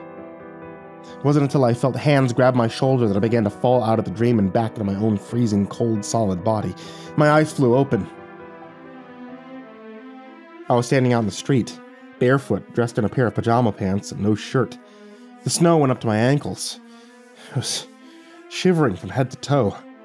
An older man was shaking me by the shoulder, snapping his fingers in my face to get my attention. Son, ain't you freezing? His voice sounded far away, but I could read his lips. You hearing me, son? I nodded my head, brain still catching up as I looked around at the cold, white world that surrounded me. The old man just shook his head and kept walking, too impatient, too tired to deal with the problems from some strange, half-naked man wandering around in the snow. The walk home was humiliating, but not nearly as upsetting as the thought sitting in the back of my head. What would happen if I reached my destination? What would happen if there wasn't someone to stop me from falling in? The sky was cloudy, the streets quiet. People were leaving, more and more of them moving away every day since the fog invaded the village. I got home, cleaned myself up, and checked my phone, finding just one message waiting for me. It was Finn. Is Lynn okay? She isn't responding. She didn't respond to me either. I called her once while brushing my teeth, then again as I shoved a pair of winter boots on. In both instances, she didn't pick up. I made one final attempt to call the radio station main line, hoping to catch her on the air, but it continued to ring, completely ignored. I didn't waste any time getting to the radio station, squealing into the long gravel drive and parking right outside the fire escape. When I raced up the stairs and threw open the door, I found the station utterly and completely empty. The radio was playing, the lineup was set, but Evelyn was not there. Her coat and hat were both gone, her bag missing, her headset sitting on the desk abandoned. I rushed to the lockout window, hoping to see a glimpse of red hair or a plaid jacket somewhere out in the clearing. Maybe she was in the shed, fiddling with the security cameras, harassing that damn bird again. I didn't see anything except for that pulsating magenta light, still shooting up into the sky. It was stronger now than it had ever been, like a beacon. The shotgun was back in the cabinet. I grabbed it, slung it over my shoulder, not even bothering to grab more supplies before I raced down the stairs and through the snow. Nothing was waiting for me out there except for the flutter of wings. Bartholomew, the bird, sitting at the tree line and watching me with those hazel human eyes. He gave a shrill chirp, like an alarm that made my heart hurt. Like a warning. I had no reason to believe that Lynn was at the pit, but I felt it somewhere deep in the core of my body. She had to be there. I followed the light, running as fast as my feet would take me, heart like a jackhammer trying to carve its way through my chest. Shadows flanked me on both sides, rumbling sounds in the distance moving the earth beneath my feet. I was terrified. Of course I was terrified. But I remembered the last time I had failed Lynn. That night that I'll never forget for the rest of my life. I let her suffer once. The forest took a piece of her as its own, and I wasn't going to let it happen a second time. I heard her voice before I saw it. She was screaming, not in terror or in panic. She was screaming in anger. I heard the shatter of glass, the yells of a struggle, the colorful language of a woman utterly unhinged and furious. The purple glow was brighter than ever. I entered the clearing and stopped, frozen in place, watching Evelyn stand at the edge while chucking glass bottles into the pulsating void beneath her feet. She was crying, or more acutely wailing. Her body language was weak and clumsy, as if she struggled to stand while grabbing bottles of alcohol from a bag and tossing them in one by one. "Lynn?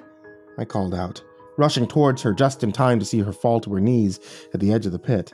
Lynn, what are you doing? What the hell is this? She grabbed the bottle of vodka and chucked it as far as she could, stumbling and almost falling in the process. I watched the bottle drop into the hole and disappear, going so far into the earth that it didn't make a sound. This place, it's a fucking nightmare! Oh! She shrieked, grabbing another. She tried to throw it, but her arms were weak. It shattered in her hand, leaving her with bloody fingers. I couldn't take it anymore. I tried and tried, but it keeps coming back. All this bullshit. Dad's face. Jenny's body. I can't stand it. They won't leave. She took a deep, sharp breath and sobbed loudly. Why won't they go away? She collapsed into miserable wails, her hands going to her face and leaving smears of blood against her cheeks. I suppose I'd never really realized she still saw them, but I understood why. See, I was lucky in a way. I wasn't from Pine Haven. The forest had never taken anyone I knew, anyone I cared about. Evelyn's life was bound to the roots of this place, tangled in the bones of people she loved. She spent every day staring into the graveyard of every person she'd ever known, aware that their souls were suffering and forced to watch. It's like living next door to your family's murderer and playing by their rules. I recognized the flush of her face, the slur in her voice. She wasn't just hysterical. She was drunk. All those bottles. Linny, where did these... Don't call me that! She screamed at me, weak fists punching at my chest. I'm not your Linny. I was hers. Jen was here first, but now she's gone, and I'll never get her back. And you know why? Because of this stupid fucking place. She kicked her bag, glass breaking under her foot. It took Jenny. It took my dad. It almost took Finn. And now it's trying to take you. She punched my chest again and again, letting out all that anger until she had no more energy to spare. Each smack from her fist was weaker than the one before it. Oh, you can't go too. Please, you can't. You can't go too, please. I grabbed her wrists, holding them still as she finally leaned her head against me and sobbed into my chest. Hey. Shh. I shushed her softly, rubbing the center of her back. I wasn't gonna. I'm staying right here. Just breathe, Evelyn. Breathe. No one's going anywhere. She bonked her head against my shoulder, squeezing me tight just to have something to hold on to. I could imagine her world was spinning. Those memories of abandonment, rejection, all flooding back while her mind was soaked in booze. She just needed that one stationary, reliable thing to keep hold of before she fell, like a carousel out of control. Nothing that goes in there ever comes out. That's why it's calling you, Danny. So you fall in and just never come out. She said with a sniffle. Her gaze was locked on the pit in front of us. The bottles just appeared, and they kept coming back. Throwing them in was the only way to get rid of them for good. I looked down at her face, wiping her tears and blood away from her cheeks. Then, without a second thought, I let go of her and stood up, grabbing her bag and lifting it with a grunt. Then we'll get rid of all of it, I told her, turning the bag over and emptying every single bottle into the pit all at once. They fell, clattering against the dirt in their own way, down before disappearing into the void of purple light, never to be seen again. I threw the bag to the side, letting it lay limp and empty at long last. Immediately, I could see a weight lifted on Evelyn's shoulders.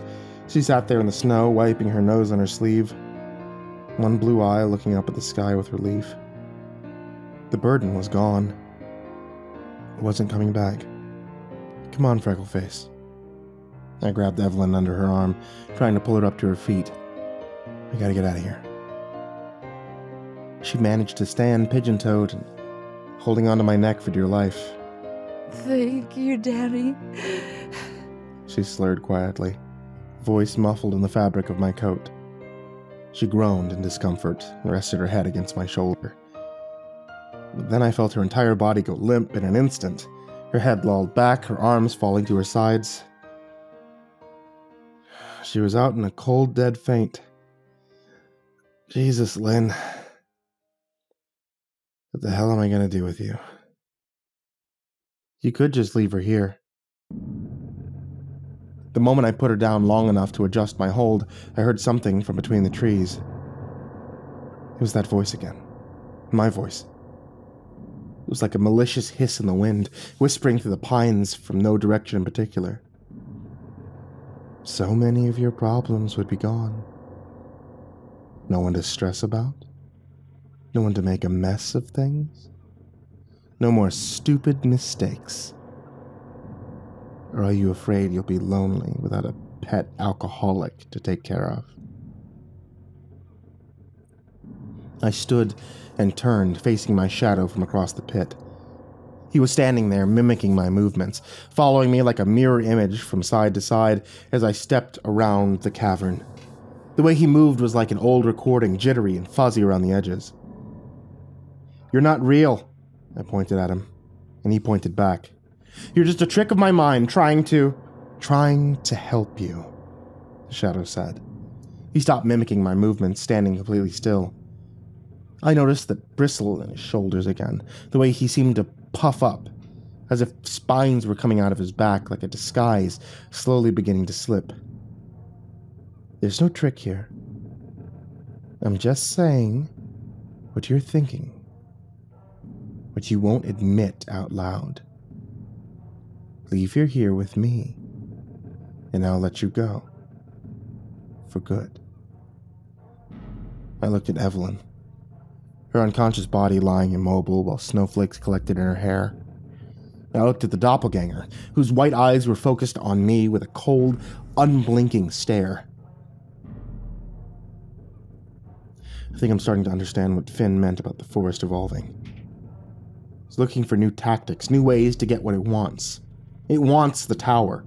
It wants to weed us out, one by one, until 104.6 FM is left abandoned like the ghost of an idea that almost worked. Making us betray one another. It was a smart idea. It wasn't going to work, though. What if I say no? I asked, a hand going to the shotgun around my shoulders. I brought it down into position and was already putting my finger on the trigger. What if I tell you, you and every other rotten piece of shit in this forest can go fuck yourselves? Huh? What then?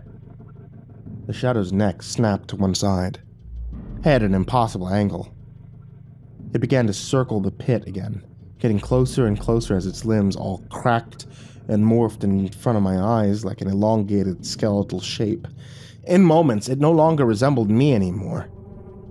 It was an emaciated, hunched beast that barely looked human, inky black skin pulled tight to its bones like a vacuum-sealed corpse. It let out an ear-piercing shriek, breaking into a sprint towards me. This time I didn't run. I didn't let it chase me back to the tower in fear. I pointed the shotgun directly at its chest, put my finger on the trigger, and I let a round fly into its body with a cloud of smoke and a foul-smelling dust. The creature staggered. Its wound leaked a viscous black fluid that sizzled like acid when it hit the snow. It shivered and shook its bones, standing up tall with a bristled back and rushing for me a second time. I tried to reload the shotgun, my fingers clumsy and shaky, but it got to me first. I felt ice-cold hands against my shoulders, claws digging through the jacket as the beast knocked me to the ground in a single motion. It was on top of me, grabbing me by the front of my coat and pulling me through the snow. It was dragging me as if I weighed absolutely nothing. The acid leaked from its body, dripping onto my clothes and starting to burn right through to my skin with a terrible, stinging pain. I felt my head reach the edge of the pit. That deafening hum was loud, ringing in my one capable ear. It was going to throw me into the cavern, watch me fall deeper and deeper until I vanished into nothingness.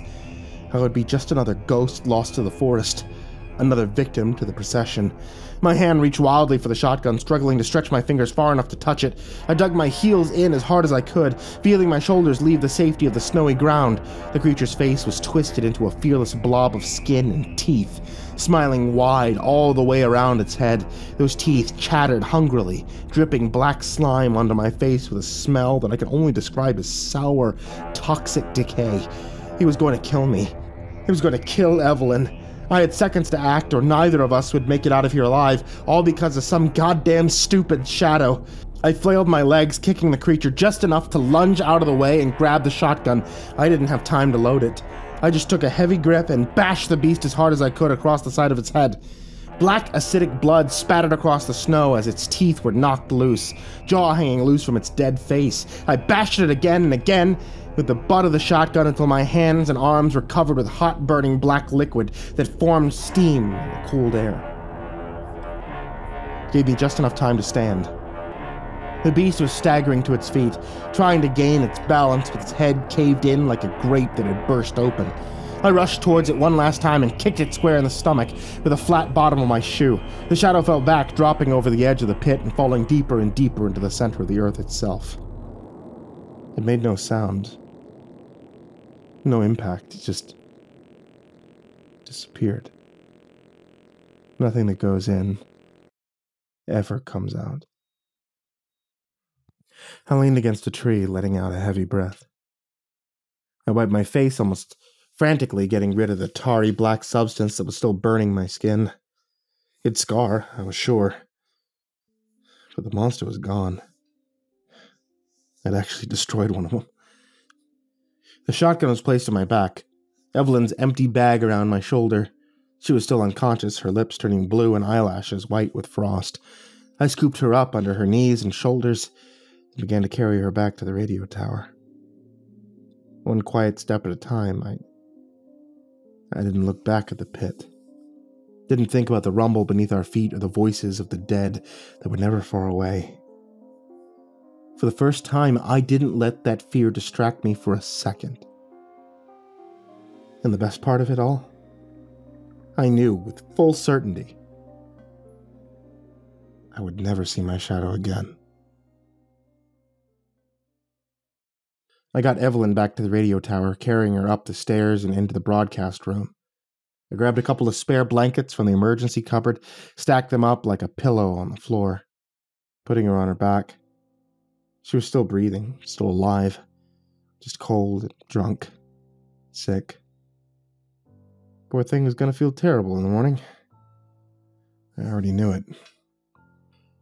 The rest of the afternoon was spent tending to the radio, keeping a warm cloth on Lynn's forehead and waiting for her to wake up. I called Finn, letting him know about what happened. He said I did a good thing. Still, running the broadcast felt lonelier than ever now, as the lights from the tower grew dimmer every day and people began to leave one home at a time. Now and again, I wondered what would happen when we were the only ones left up here. Maybe it would be better that way. Maybe this place would be best left as a ghost town. It took a few hours, but as the sun was going down over Pine Haven and the sky was turning red and purple, Evelyn began to stir. I sat down by her side, putting a hand to her forehead to feel her temperature. She was still freezing, even after hours inside and out of the winter's chill. Her freckled cheeks were flushed, her lips a sickly blue, her pulse dangerously slow.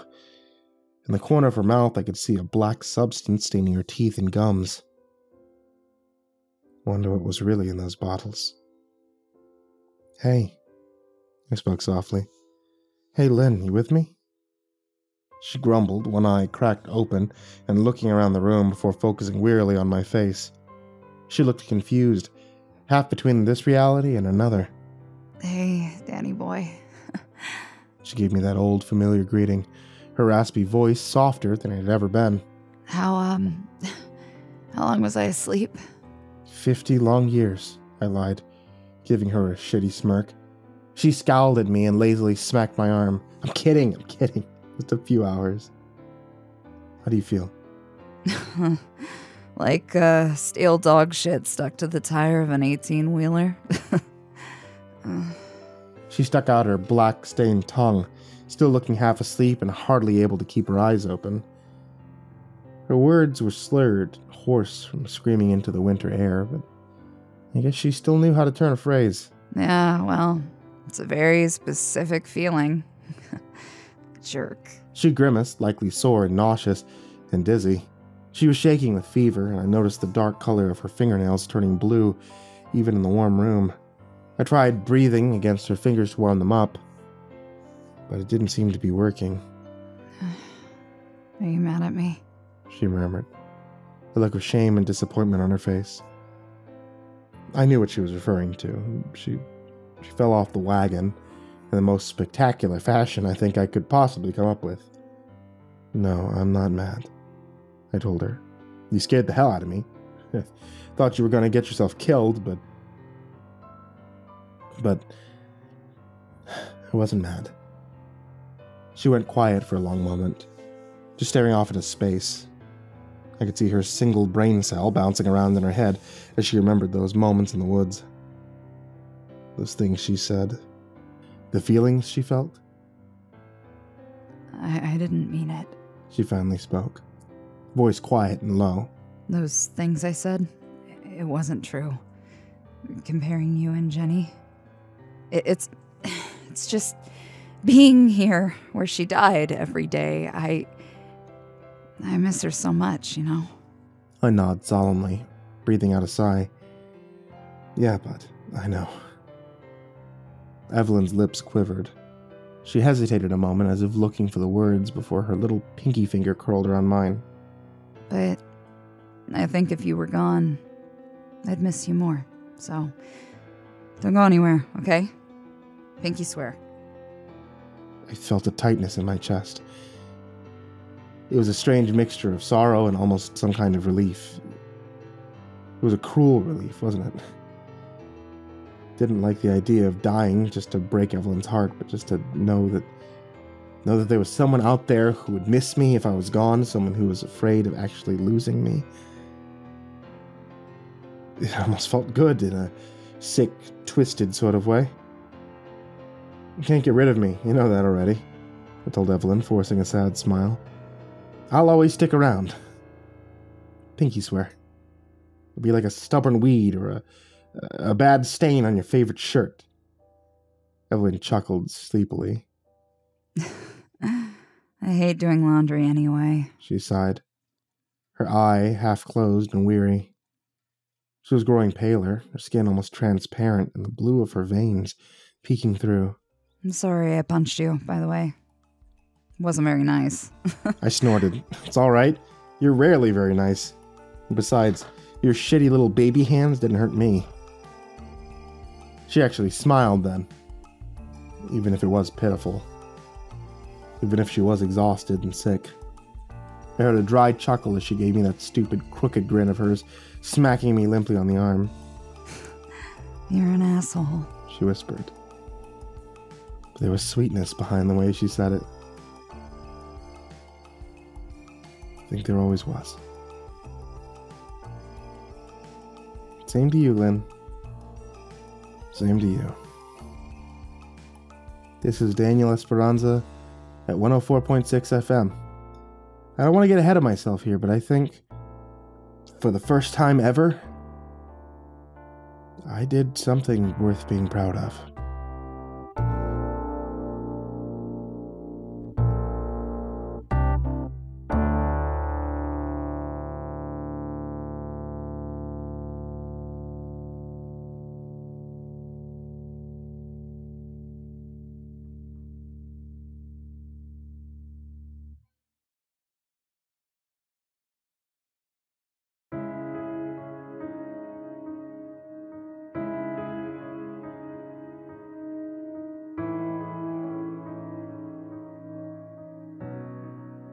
Every day, the crack in the lookout window gets a little bit bigger. The rumble in the ground gets a little more violent. That light off in the forest, rising up into the sky from an endless pit into the earth, gets just a little bit brighter. Things are changing, and all of this is just the start of it. I spent 2 days in a hospital, then 2 days in bed. No one knew what was wrong with me or how to make it better. But the stomach pump didn't hurt. They didn't show me what came out of my body, but one of the nurses shrieked when she saw it. So I'm gonna go out on a limb and just assume it probably wasn't great. But I was lucky I had the boys watching out for me. Fen and Daniel took turns running a tight ship at the broadcast tower without me, checking in every day and forcing me to eat even when I didn't want to. More than once, they found me doubled over in the bathroom, vomiting up some sort of a dark, foul-smelling fluid with the consistency of wet tar. It was disgusting. Tasted like I had swallowed a dead bird. And I think I would remember doing something like that, yeah. Eventually, the vomiting ceased. The fever broke. The shakes were still shaken, but more manageable than before. I spent my time bouncing between my own place and Dan's, breaking into his intimidatingly clean apartment occasionally so that I could watch shitty daytime television. He's still sleepwalking, by the way. I've started taking his apartment key at night and locking him in, but 2 nights ago, a neighbor saw him trying to jump out the window. So now we're locking that too. I spent most of my days on the couch, bundling up in a heated blanket and 2 pairs of sweatpants at the same time. Finally, after purging my system of unexplained substances and sleeping more than I had in the last 4 years combined, I returned to work in the mid-afternoon when the sky was gray and snowy. It was a difficult decision. I still felt wrong, like the sickness had torn me apart from the inside out, and my body was still trying to repair the damages, but I knew where I belonged. When I got up the stairs and into the broadcast room, my lungs were aching from the long walk. I didn't count, but I think those extra 17 steps are back. All at once, I was greeted to the usual smell of burnt coffee and the sight of my 2 coworkers lazily going about their day. Fen was standing at the back of the room having a cigarette next to the sink. I told him not to smoke in here, but he didn't listen. His bandages were off, the twisted skin beneath still raw and pink, and his face and hair shaved on one side to clean up the uneven mess. Believe it or not, burn scars kinda suited him. Daniel was at the desk, actually doing his job. Sort of. I could see he was already getting his collection of Christmas hats out because on his head was a stupid little band with reindeer antlers on it. God. And great news, he announced into his microphone. Our very own Scrooge, Miss Evelyn McKinnon, has returned to Pinehaven Radio just in time for the holidays. And viewers, let me tell you, she looks like hot, stinky garbage. Daniel gave a stupid, gap-toothed grin and started giggling when I kicked the base of his chair. Fucking goblin of a man. You're not live, are you? I groaned, tossing my coat to the side. Finn was there in less than 10 seconds to put it on the coat rack where it belonged, giving me a disgruntled side-eye. Yep. Dan answered, turning off his microphone with the push of a button. He cracked his knuckles proudly. But don't worry, no one's listening. Probably. Dan stuck one lanky leg out and kicked my chair back, away from the desk. Welcome back, my little intestinal cramp. We missed you. I plopped down in my chair, headset around my neck, and a tired scowl on my face. I guess it's kind of good to be back, you rat bastard sumbitch. Won't be for very long, Finn said from the back of the room, putting out his cigarette in a makeshift ashtray he'd fashioned from an old peanut butter lid. He was stirring a cup of coffee, which he put down in front of me. Winter storms tonight, fog day tomorrow. First one in a while. I groaned loudly, leaning back on my seat and slumping down as if all my bones had been sucked out of my body. You know, I was enjoying the nice weather, I said, gesturing out to the overcast, snowy sky and the frost that was collecting on the lookout window. The fog days were becoming more common than ever, happening once or twice a week on average. Most of the time, the radio did its job.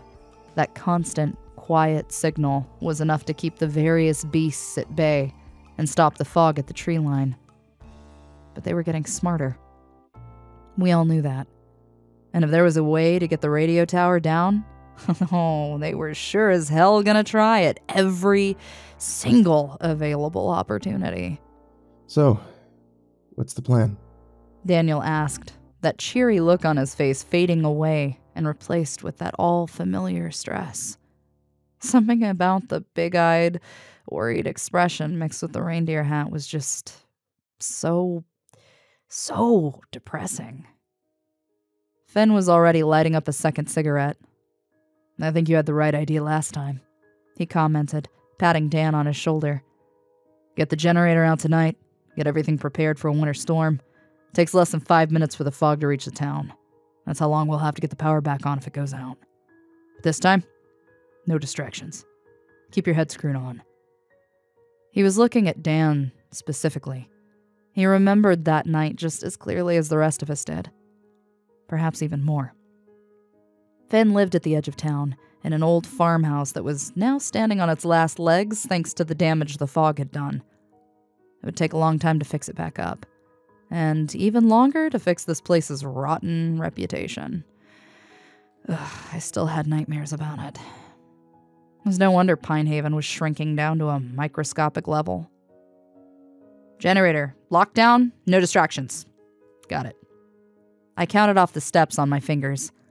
The snow was already starting to fall a little bit heavier, the wind whistling through the crack in the lookout window. How long's that been there? Finn pointed at the corner of the glass where the spiderweb-shaped crack had been steadily growing. A while, I shrugged, sipping my coffee and watching the nearest pines turn white. Keeps getting bigger, too. Every time this place starts to shake and shimmy, which, by the way, if you haven't noticed, kind of all the time. Yes, I've noticed. Finn snapped impatiently. I could see his gaze fixed on the window, on that fragile corner, just waiting to shatter. Cracks in the walls. There was a silent, unsteady moment between the three of us, as the wind whistled through the trees and pushed against the stilts holding us up. The chill in the air was more than just a draft. I should put a tarp over my truck tonight, just in case we, need to mosey out. You think? Yeah. I was already standing up, putting my headset down and pushing in my chair. Tarp's still out in the shed? Finn nodded, but he never looked my way. And there's one thing you gotta know about this place when it comes to wintertime, and that's this. When it snows, it really fucking snows. This garbage was coming down like it meant it. Like it had a date with the ground that it just needed to keep. When I reached the bottom step, my ratty old boots didn't stand a chance. And all at once, I felt the immense discomfort of moisture against the toes of my socks. Oh, God. Ugh, great. I was going to be thinking about that for the rest of the day. I trudged through the freezing white bullshit, leaving a trail of grumpy footprints behind me. Once I got to the shed, I squinted up at one of the security cameras. It was propped there on the side, right one in the corner. Where the guys in the station could certainly see me having a fantastic time. The door was harder to open than usual, sticking in the snow. That issue came secondary, however, as I could see the broken fibers of something organic pulling apart as the door scraped open. At first I thought it was just like a thick spider web stuck in the crack, but then I heard the buzzing. As the dim light of an overcast sky pooled in through the dusty windows, I could see the clustered shapes of giant wasps' nests that were stuck to almost every surface of the shed. The walls, the shelves, even the generator itself was covered in the stuff. Sticky, disgusting goo dripped from the ceiling, and larvae wriggled and inched across the floor like a living carpet. My skin did not just crawl. It turned itself inside out. I fucking hate wasps. Ow, shit! I felt a sharp sting to my hand as one of the little pricks, big and angry, stung at my knuckles while I forced the door open. Another one got the side of my neck, a third got my thumb. Christ, there were tons of them, all clustered around the doorknob and furiously circling. I backed up, holding my stinging hand as the spot started to swell. But I didn't come all the way out here, getting my socks wet in the snow for nothing. Tarps weren't very far. I stepped into the shed and reached for one, pulling it out and dragging it across the nasty, infested ground as my boots sank into the soft piles of larvae. The hornets were crowding me, buzzing in my face the whole time. But before I left, I saw something in the corner of the shed, hidden in the shadows beneath an old woodworking table. Something large was moving around, skittering across the floor. Nope, no thanks. Absolutely not, to be precise. I trudged my way back, but Finn apparently had other ideas. He was already on his way down the stairs, a green canister in his hands, before I managed to actually reach the parking lot. Saw you on the security cameras, he called down from the middle of the stairs, while I stood at the bottom, my pant legs wet from the snow and my skin itchy. Enjoy the show? I asked dryly, scratching at my hand. Oh, these little assholes got me good. Finn was shaking the can in his hand with a sharp metallic rattle. Well, this'll be the end of them. We had a few foggers in the cabinet. Give it a couple hours, they'll all be dead. I gave a grumpy whine as he passed by, off to take care of business while I protected my old truck from the impending storm. That would have been great to know about way earlier, I shouted after him. He laughed, simply yelling back, You would have known if you would have checked, dumbass. The snow was already building up on the truck. I brushed it away with my hands, the icy cold sting feeling oddly soothing against my burning skin. I got the tarp draped over it well enough on my own, but all the while, I couldn't shake the eerie chill I felt. It was like being naked and exposed in a crowd, watched by so many eyes. They were out there, in the woods. They were hidden between the branches, watching from the tops of the trees and the hazy blur of falling snow. I could hear the motion of dead leaves and the flutter of wings. A shrill screech rang out above me, and I saw that ugly little mountain bird land at the borderline between safety and the wild horrors of the forest. He didn't always screech and chirp, but when he did, his voice sounded so strange, like the high-pitched yell of a man trapped in a tiny throat. What do you want? I glared at Bartholomew, and he glared back. He shrieked again, like a piercing alarm cutting through the wind. God, it was so loud, so sharp that I put a hand up to my ear. It was then that I noticed the way my skin was changing colors. Those large, violent welts where the wasps had stung were now starting to double in size, colored a horrible, putrid black under the skin. I made the mistake of poking one. Oh, dear God. It was the worst thing I could have possibly done. The swollen wound burst, a spray of hot, black ooze bubbling out of my skin and burning like hot grease. It dripped down between my fingers and into the snow, forming more welts as it went. Disgust is not a strong enough word.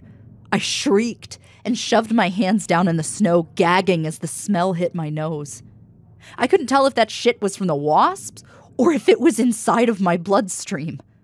And one of those options was much more disturbing than the other. I won't describe in any vivid detail how Daniel and I managed to get all of that black ooze out of my skin, but let's just say that we both decided to skip lunch. I was covered in bandages, sealing up all of the open wounds as we tried to have a somewhat normal day. The station was acting up, as it were. At noon, the snow started to go back up into the sky. For about 15 minutes, all of the flakes paused in the air, hovered for a moment, and then began to rise. We watched from the windows, staring at the spectacle as if it were just like watching a magic trick. At 1 o'clock, another quake hit. The radio tower next to us started to shake and lean a little more than before, the blinking light at the top of its peak flickering slightly. We decided to report a wind advisory for the town, letting the remaining villagers know how to prepare their homes for a storm. At 2 o'clock, we got a call from someone in town. It was a man talking about a strange dog that had been walking back and forth at the tree line just outside of his farmhouse. Got backwards feet and a tongue that reaches the ground. Something about his face just don't sit right with me. No, ma'am, I think it's sick. So if someone out there's missing an ugly-ass dog, it's on Berkeley Street. At 2:30, the man called back with a shaken voice, saying, never mind, you don't want this dog. He hung up immediately after. We never figured out what he actually meant. At 3 o'clock, we all made the mistake of leaving the room at the same time to shoo away a normal-sized buck with abnormal-sized antlers who was trying to attack one of our security cameras. When we got back up to the broadcast tower, the desk and chairs were stuck to the ceiling, upside down. It took way too long to delicately move everything back to the floor and put it all back together again without damaging the equipment. And at 4 o'clock, the sun was already starting to set. It was time to get the generator out and prepare for the winter storm we'd been thinking about all day. The snow was coming down so hard now that it was difficult to see in front of our own faces. We marched out to the shed in a single file line, preparing for a room full of dead insects and empty nests. At first glance, that was exactly what we got. We pulled open the door, kicking aside the remains of a wasp nest that had been partially shredded, no doubt by the hundreds of dead insects now clustered beneath it. Daniel stood at the back of the group. He didn't do bugs. Fair enough, honestly, because, these little freaks were not exactly ordinary. I picked one up, holding it by the wings and squinting at its curled-up body. It was huge, first of all. It was about the size of my thumb. And the worst part of all of it, though, this stupid little sucker had teeth. Dead ass, it had 2 big black eyes and a crooked set of antennae, but below that was a mouth with tiny razor-sharp teeth on display in a permanent grimace of death. Wow, I hate it, I said, tossing the wasp over my shoulder into the snow. Apparently got a little too close to Daniel, who shrieked and jumped out of the way. Let's get the generator out of here and then burn this place to the ground. I will buy us a new shed. It was easier said than done. The nests had encased the generator over time, curling around it like a big cocoon. I kicked at it a few times, shaking it loose, getting my heel stuck inside of it more than once. And the fact that all the wasps were dead didn't actually decrease the primal panic that I felt every time my foot would sink into the mess of plant fiber and various gooey secretions, but, Yeah, actually, were they supposed to be filled with goo? Is that... Danny, get in here. I called out the door. We need help pushing this thing. I heard a shuffle behind us, back in the corner of the room. Something was moving around in the darkness, digging through the junk and toppling over a couple of the old cardboard boxes. I'm good, actually. Dan finally responded, peeking from around the door. I'll just pull it once you... Shh! Finn hushed him. Now, we were both staring at the corner, waiting for something to show itself. It was quiet. The sounds of movement silenced, and nothing visible to the naked eye. I crept forward, just a step or two, squinting in the darkness to try to get a better look. Something hissed, angry and agitated. I gave a snort of laughter. It's probably like a raccoon. It sounds like he's pissed off. Poor little baby. We all heard it. A loud and sinister buzzing came from the corner, followed by the scuttle of many legs against the floor. It was so fast that I barely saw a glimpse of the thing before it flew out of the shadows and straight towards me. A wasp the size of a fat house cat came flying out from the shadows, wrapping all of its terrible, sticky legs around my head and trying to sting my face. I put my arms up, smacking it away as best I could. The sound it made was impossibly bad to the ears, like a buzzing mixed with the shriek of an angry possum. I screamed and flailed my arms, spinning around in a circle, trying desperately to escape it. It was biting me, digging little needle teeth into my arms and hands, scratching at the top of my head and getting its legs stuck in my hair. Finn was quick to spring into action. He grabbed it by its delicate wings and tossed it to the ground, lifting his boot up and stomping down with one sudden step that burst the thing's insides into a flood of disgusting, gooey liquid. It got everywhere. All over my pants, his boots, the floor, the generator. God, I was still clutching at the top of my head, hoping none of its little children were floating around in my hair somewhere. What did I tell you? Daniel called out, still standing outside in the snow like a chicken shit. God, I hope he freezes.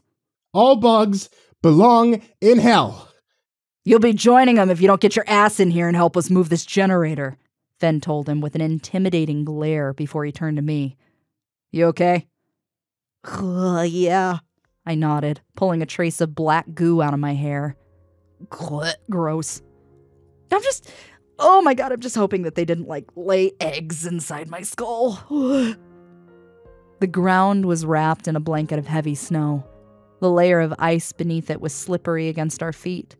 We pushed the generator along, trying to get it as close to the broadcast tower as possible, all while racing the night sky. The wind was violent now, burning against our faces as a spinning vortex of snow blinded us from the view ahead. We got the machine underneath the stairs, enough to protect it from the worst of winter's fury. From down below, we could hear the creak of the wooden stilts and the metal steps. The radio tower, reaching high up into the dark and cloudy sky, was shivering like an old and brittle tree. When we got to the top, the draft was worse. It was colder. That crack in the window had grown just a little bit more. I'll stay the night. Keep an eye on things, yeah, I said, slipping off my coat. Daniel was shaking the snow out of his curls like a wet dog.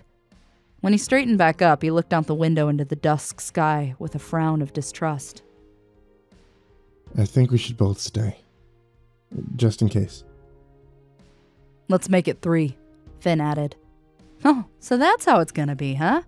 3 knuckleheads snowed in at a cursed radio station, waiting for the end. If this storm took us all out, seemed like the way we'd all go, right? At 9 o'clock, the snow was so heavy, we couldn't see the forest anymore. At 10, the wind picked up and the power began to flicker. By 11, the generator was running and I was sending out the final broadcast of the night. This is Evelyn from 104.6 FM, Pine Haven Radio. A winter storm warning is in effect. A severe winter storm warning is in effect. Please do not try to travel the mountain path and do not leave your homes. Everything is under control. By midnight, Daniel had fallen asleep. I don't know how he did it. The way that this place rocked and swayed in the wind felt like it was like being on a ship at sea. I sat at the window, a blanket on my lap to chase away the chill of the drafty glass, just watching the snow fall. Mind if I sit? I heard Finn's voice from behind me. Before I could answer, he was already plopping down next to me, crossing his legs and joining me on my tireless watch. View sucks, don't it? He pulled out a cigarette and lit it up, taking a puff or two. Yeah, it's shitty. I agree. I was tired and sore, my head pounding and my stomach queasy from the wind and the rocking of the tower. Wish I could see what's going on out there. Finn shrugged. Probably nothing good, he said. I think you're better off not thinking about it, Gingerbread. I snickered, rolling my eye. You're getting as bad as Daniel with the stupid pet names. Don't think I could ever be that bad, he said, turning his head to glance at the man behind us, sleeping soundly on the hard floor. Dan was lying there like a starfish on his stomach, face shoved into his makeshift pillow he'd fashioned from a bundled-up empty backpack. You know, while you were sick, he wouldn't stop fussing about you. It's kind of obnoxious. He really loves you, in case you didn't know. And he was real worried. Not so much about the whole black goo coming out all your orifices, but the alcohol part. It wasn't all of my orifices, I corrected him, earning a shitty grin in response. Not the point, Finn said. Point is, he said, you got pretty emotional out there in the woods, talking about what you saw a long time ago. What you still see. Now that we have a moment, I wondered if you wanted to talk about it. I fidgeted uncomfortably on the spot, sticking my cold hands into my sleeves. Finn was kind of like a cool uncle, unusually easy to talk to, but I always felt like I was just about to get in trouble. I don't know, man, I said with a whine. I don't think I want to bring it up. It's just... Finn interrupted me with a heavy sigh. Lynn, listen, I'm not going to make you talk, but can I say something? You're going to say it anyway. Well, sure I am, he continued. It's been years, right? All this time, you've refused to have a real conversation about what you saw. The thing that started all of this. And now you know as well as I do that it hasn't helped one goddamn bit. So maybe it's time to try a new approach. And get it off your chest so you can stop carrying it everywhere. I sat there and stared at him for the longest time. I absolutely could not stand that look on his face, the one he wore so often that just said, I'm right and you know it. God. I felt the question hanging in the air, waiting for him to finally ask. Who'd you see at the graduation party? Who? He asked. Not what, but who. And that was my first indication of the possibility that he already knew the answer. I got the distinct feeling that this question was not from a place of curiosity, but an attempt to do the impossible. To get me to admit to something that I'd been avoiding for a long, long time. I felt my chest ache, my stomach twisting into knots as I thought about it again. That face. I'll never forget about it for the rest of my life. I still see him in dreams. I still see him when I close my eyes and think about the autumn tree line. It comes back whenever I smell burning wood or the scent of gasoline.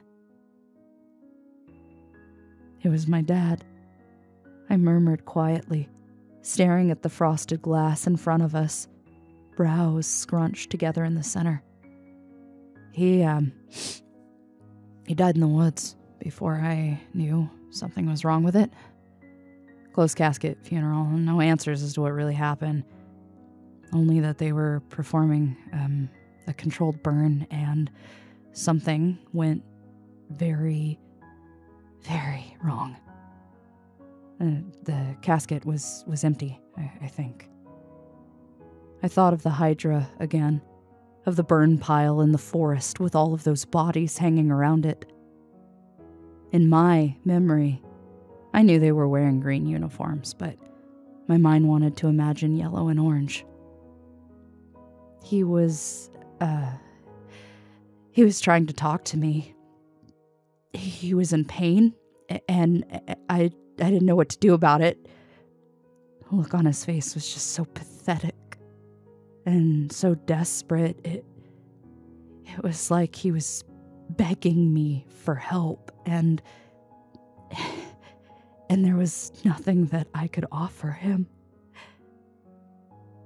I felt my eye stinging, threatening to shed a tear, but it just wouldn't come. I think the worst part is that he seemed to recognize me. I don't think it would have hurt so much if he wasn't still himself, you know? It was like he was trying to say goodbye, and all I did was run away. Finn didn't say anything for a long time. He didn't try to comfort me. He didn't move. He just let me say what I needed to say. And I guess I can appreciate that. With a stressed sigh, I reached over, grabbing the cigarette out of his hand and taking a puff from it. It was gross, slightly wet at the end, and it tickled the back of my throat in a way that I didn't like, so I gave it back. And finally, after a long moment of solemn quiet between the two of us, Finn spoke up again. "I never told you about my folks," he said. I chuckled, sniffling a bit. Well, you never really tell us shit, to be fair. Even he had to laugh. "You're not wrong," he said, "but your story reminds me of my mom a little bit. She passed away 10 years ago. Not from the forest, mind you. She just got sick. Never got to say goodbye to her either." He paused, staring out into the swirling snow, his eyes off in some distant thought. "I was at work, too busy to answer the phone. She left me a voicemail telling me that it was almost time for her to go, but I didn't answer. I promised I'd never ignore a call for help, but I left her hanging on that line until she just wasn't here anymore." Finn wasn't a crier, and even now he didn't shed a single tear, but that far-off look in his eyes and the tired frown on his face said it all. As strong as he was, I think his heart was exhausted. And I was starting to understand now why he was still here. Why he didn't give up on us. Why he was always fixing other people's mistakes. I don't think he's capable of not helping. Oh, shit, man. I'm sorry. I tried to offer some sympathy. I wasn't really very good at encouraging or comforting, but he knew that. "Nah, don't say you're sorry," Finn said with a shake of his head. One big hand came down and clapped onto my knee, giving it a pat. "Just do me a favor. Call your mom once in a while, okay?" You know, I got the feeling my mom didn't want to hear from me. She wasn't really a big fan after what I did, how I acted, where I ended up. She didn't offer her home when I lost mine. She didn't visit me in rehab. But looking out the window at the snow, imagining what might happen if this place wasn't even standing here tomorrow, maybe that was a loose end worth tying up. "If we survive the night, I'll think about it," I said. It seemed to be good enough for Finn. He just smiled at me, lapsing back into silence, then turned and looked out the window once again. The wind was moving like a cyclone now, pushing us in all directions slowly, one way and then another. I got up onto my feet, stretching my aching back. But before I walked away, I looked down at Fenn one more time. "Hey, thanks, bud. Thanks for, telling me all that." He nodded his head, taking another deep inhale from the end of his cigarette. "Give me 3 more years, I might tell you one more fact about myself." I grinned at him and walked over to one of the storage cabinets, pulling out one of our emergency blankets, the kind paramedics keep on hand. I knelt down next to Daniel and spread it over him, tucking in his arms while he continued to sleep like a fucking rock. Even sprawled out on the floor, he looked peaceful. It was kind of sweet. The peace was interrupted by a scream of feedback from one of the abandoned headsets on the desk. I winced as I got up, rushing over to make sure the broadcast was still playing. It was, only the audio on the screen wasn't a song from the lineup anymore. It was something different. A file simply labeled FM1. I knew it was stupid to put the headphones over my ears, but I still did it. At first, all I heard was white noise and a whistle of wind. Then, a voice began to come through. Gruff, with that familiar Virginian accent. "Don't you worry now, my little ginger snap," he said, his voice taking on a malicious rasp. "Papa's on his way home." The floor beneath us rumbled. Daniel was shocked awake from his sleep, disoriented as if jolted from a bad dream. Through the swirling confusion of snow that covered our view, all we could see was the faint glow of that purple light coming from deep in the forest, pulsating bright enough to break through the frost. I heard a scratch. It was the crack in the window glass spreading out farther like a web that covered the entirety of the outlook. We all watched with horror and anticipation as the first shards began to fall out onto the floor. Cold air rushing in. This is Evelyn McKinnon at 104.6 FM, and I just realized something. In this blinding blizzard, I'm not sure we'll know when the fog gets here. I'm not sure it isn't here already.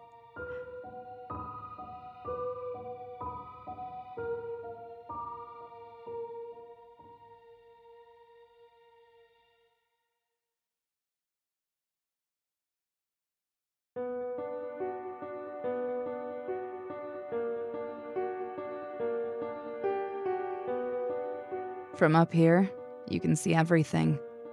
But the miles and miles of green pines were hidden now, obscured behind a raging winter storm that blustered through the night and into the morning. There was no sunrise. The light of dawn was subtle and dim. We didn't even know what time it was. All of the clocks, on the wall, on the computers, on Fenn's watch, well, they were all going backwards. 5 o'clock, 4 o'clock, 3 o'clock, all the way until midnight, where they all stopped at the exact same time. Finn and Daniel sat at the desk, headsets on and monitoring the computers religiously. I stood by the security cameras, squinting my eye up at the screens to watch the slightest glimpse of activity behind the flurry of violent snowfall. Sometimes, when the wind subsided for only a moment, I could spot movement near the tree line and a shift in the ground. Judging by the distant rumble beneath us, the Hydra was nearby and patrolling the tunnels again. I crossed my arms, my breath forming a cold fog in front of my face. The missing shards from the window brought in gusts of wind that turned the radio station into a big walk-in freezer. All of us bundled up in our coats and hats to get through the night without collecting frost. Finn had been on the phone since the crack of dawn. "Anyone answer yet?" I asked, pacing back and forth. "Nope." Finn took off his headset with a disgruntled frown, putting a hand to his forehead. "Called the village hall and the police station. The phones just kept ringing." The floor beneath us shook, violent enough for something to crack. I winced, bracing myself against the wall as everything on the desk shifted a couple of inches to the left. Felt like we were beginning to tip. Why would they ignore us? I threw my hands up and let them slap down at my sides. I mean, you'd think we'd be a priority. And if something goes wrong up here, then it'll go wrong everywhere else, too. Not sure. Finn shrugged, sitting back in his chair with his foot tapping. Unless no one's there. I turned to the window, staring into the vortex of snow where I knew the town to be. In the distance, somewhere behind this blinding white mess, there was a little village that could very well be empty. Think we're the only ones left? I asked out loud to the room, not expecting an answer. If no one's there, why can't we leave too? Daniel asked, tightening the scarf around his neck. He passed an earnest glance between Finn and me, eyebrows raised and slightly hopeful. Because someone might still be out there, holed up and waiting out the storm.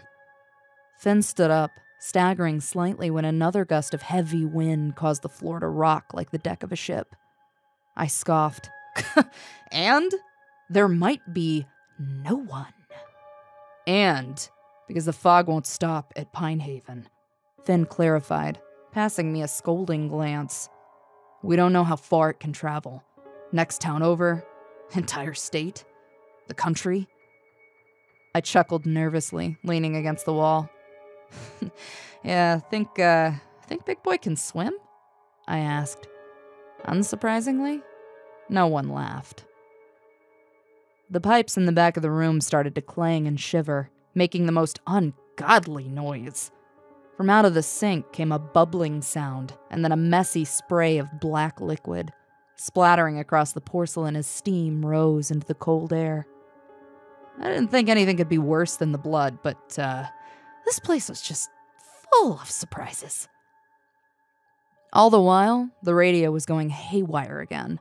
Songs playing backward, or sometimes just skipping on the same spot over and over and over again. By now, the chorus to Lonely Teardrops by good old Jackie Wilson would be stuck in my head until I died. Cabinets were slamming on their own, the light above us was swinging violently in a circle, and ghostly voices were whispering from the plumbing again. God, it was like a house of horrors, bombarding us just with all kinds of oddities from all sides. The stilts began to lean, the legs of the desk screeching as it moved a few inches across the floor. From outside, I could hear the sickening creak of bending metal from the radio mast next to us. Its red flashing light was still blinking through the snow flurries. Behind it, somewhere past the tree line and through the mist, I could see the vague outline of enormous twisted antlers peeking above the pines. Its footsteps sent a vibration through the ground, one mighty hoof at a time. The beast was pacing, like a hunter waiting for its prey to come out of hiding. The lights were flickering again. We all heard something from up above, a clatter against the metal roof. It shook dust from the ceiling, the particles picked up by the wind. It was followed by another, then another, as the storm outside began to spit balls of hail the size of grapes. God, it was never enough, was it? Fen was still fussing with his console, trying to connect to an emergency line. Finally, after over an hour of trying, he let out a little gasp and held onto the ears of his headset. Daniel and I both rushed to put ours on, listening in as the call connected to some distant number. Hello? Finn spoke loud and clear into his microphone.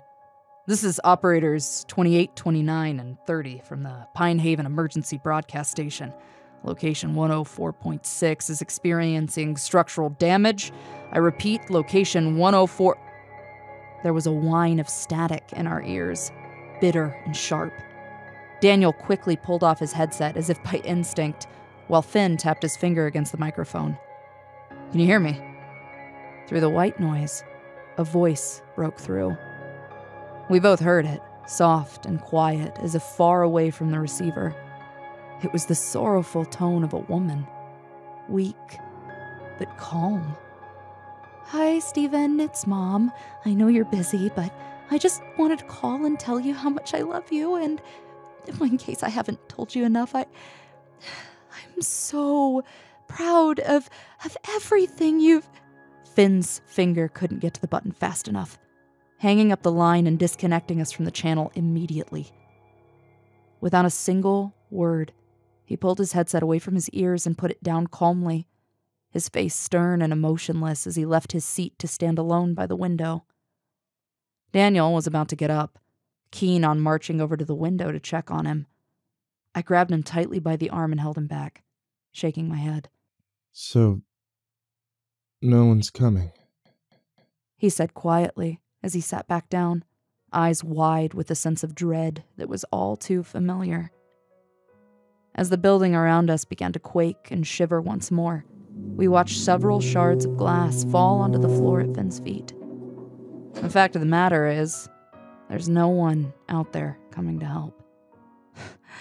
At the end of everything, it'll be just us three in this long stretch of forest, locked in a deadly staring match to see who flinches first. Our odds were looking pretty shitty. Dan was the first to interrupt the miserable silence. I have something to show you. While we still have time. Is it important? Daniel nodded his head with a sad smile. It is. I want you to have your Christmas present a little early, just in case. As I leaned back in my chair impatiently, my shoulders slumped, and I gave a grunt of dissatisfaction. But this really isn't the time for... He was already reaching into his bag. No, I mean it. I really want to make sure that you see it before... you know. He was pulling out something square and flat, bound in leather. I didn't get a chance to wrap it. It's not done yet, actually, but it might be the best we can do. He pushed a leather book into my lap. And at first I just stared at it, before my friend gave me an encouraging nod. I cracked open the first page to find a thick photo album, stuffed with all of the Polaroids Daniel had been taking since his last birthday. A photo of us at the desk, exhausted at 5 o'clock in the morning. Finn reluctantly posing in his brand new Rangers uniform. A candid shot of me on the fire escape throwing stale cookies at Bartholomew. One of the pages in the middle was blank, but the caption was already written. November. Evelyn moves into her new apartment. I remembered the photo still stuck to my fridge at home. I understood why he gave it to me now. Why he said it was the best we could do. From the dreadful look in Dan's eyes to the unease in the air around us, it was possible, perhaps even likely, that there wouldn't be any more pictures. God, I was trying so hard not to get emotional. You know, all those mundane little moments became a new story. Mostly untold, but brighter than the tale around it. A thought drifted briefly into my mind. When the three of us were gone, and Operator 31 was taking over, I hoped somebody would find this. I hoped we would be remembered like this. Not as panicked voices over the radio or bodies strung up in the trees, but as three people who found hope. I flipped to the end, where the empty pages flew by and a message was left on the back cover in Dan's messy cursive. Freckleface, I can't wait to spend another year being the biggest pain in your ass. Merry Christmas. Love, Danny boy. As I grinned at the last page, Daniel lifted his shoulders in a shrug and fidgeted nervously with his hands. Sorry, it's not super fancy or anything. I'm not really an artist or... Oh, shut up. I laughed, wiping my eye. It's perfect. Thank you. I put the book down and pulled him in for a tight hug around the shoulders.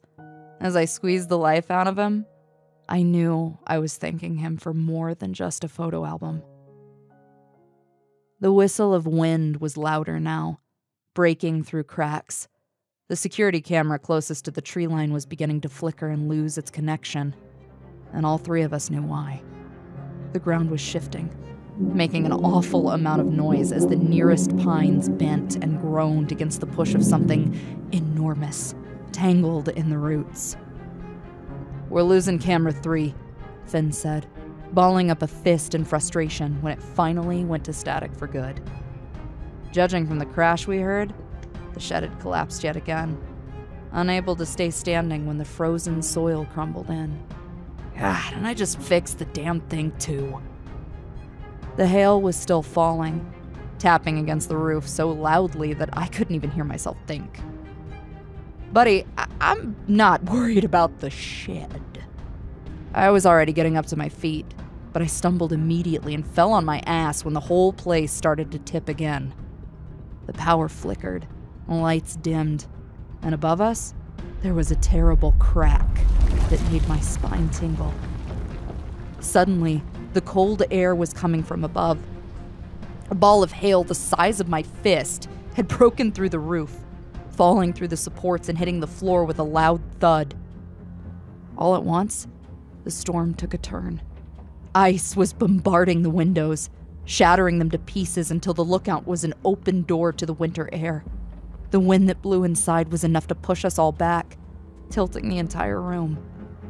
Daniel and I rushed to the desk, using every available body part we had to keep the equipment from falling onto the hard floor and busting to pieces. It was a losing battle. Computer screens flickered, keyboards went flying, and plugs were popping loose. Coffee cups shattered, their contents cold and untouched. The whole place was crumbling to pieces. The sky was falling. Ice shards big enough to bust through the roof were raining down, tearing into the desk and the floors and nearly killing us in the process. All it took was one single chunk of solid ice to bust the console and take everything down. And unfortunately for us, that's exactly what happened. Sparks were flying. Shards of ice tore into the computer monitors, turning the screens dark. The floor beneath us was starting to crack straight down the middle, the desk and all of its broken contents sinking into the center. Below, we could see the long and perilous drop. Broken support beams splintered all the way down. Okay, fuck this. It's time to go. I was shaking like a leaf as Daniel grabbed my arms, helping me jump from one side of the floor to the other. Finn was already raiding the cabinets, pulling out everything the three of us could carry. His pistol, a fireman's axe, first aid kit. He shoved the axe into his belt and then threw the shotgun and ammunition my way. I caught it in trembling hands, strapping it around my back and filling my coat pockets as we raced for the door. The tower was already leaning in two directions, split in half and letting gravity take it. The forest was on our doorstep in mere moments. Thorny vines were crawling up the sides of the wrecked building like tentacles, slithering at furious speeds and bending the metal stairs. It was a hazardous and slippery path to the bottom, but nowhere near as terrible as the destination. Through the blinding fog and the flurry of snow, we could see the glow of his eyes. Dozens of them, as bright and white as a beacon. The amalgamite roared, that blended voice of elk and bear and human, creating a deafening sound that I could feel in my bones.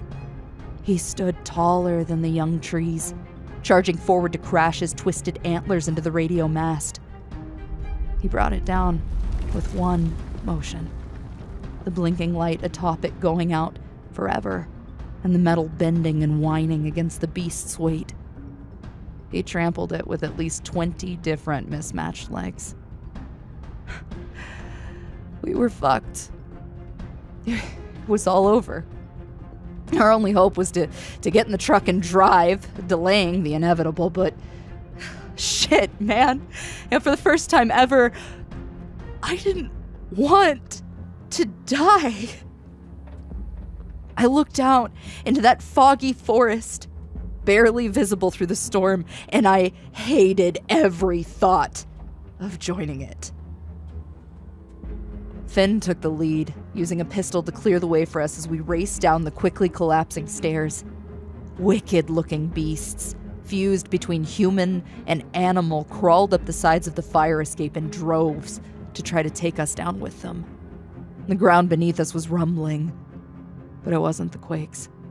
Mounds of frozen dirt shifted and bubbled under the surface. Something huge, pushing its way through the mines that stretched beneath us. The Hydra had been waiting. I was gripping Dan's arm, but he suddenly stopped. The vines had wrapped around one of his legs, gripping it in such a tight hold that I could hear his joints pop. "Fuck! Hold still!" I shouted, fumbling with the shotgun. Was it loaded? I didn't even know if it was loaded! Daniel was tugging at his leg, wincing in pain. I could see blood staining his pants as thorns began to dig in deeper. "Danny, just give me a second! Hold still!" He gave me a look of pure, direct determination. But there was terror in his eyes, too. And before I could do anything to help, he grabbed me and pushed me over the railing, throwing me off the side of the fire escape with one decisive motion. As I fell, making that sudden trip to the frozen ground, I could hear him shout the words, "I'm sorry," over the noise. A scream caught in my throat just before I hit the ground. The snow softened my blow, creating an Evelyn-shaped hole where I landed. And just in time. The amalgamite had finished taking down the metal tower and moved to the next, charging into our once secure refuge. Its limbs tangled in the wooden beams, crunching them beneath its weight like a pile of twigs. Electric cords snapped, sending sparks flying through the air as the tower finally collapsed with a loud and eerie groan, the impact shaking the mountainside. The amalgamite went with it, caved in beneath the wood and metal. Its antlers were tangled in the twisted remains. As the beast roared in frustration, I forced myself to my feet on aching legs that were still shivering from the fear of falling. The ground trembled. The voices of the dead surrounded us, staggering through the fog with their blinding white eyes, glowing like so many fireflies in an open field.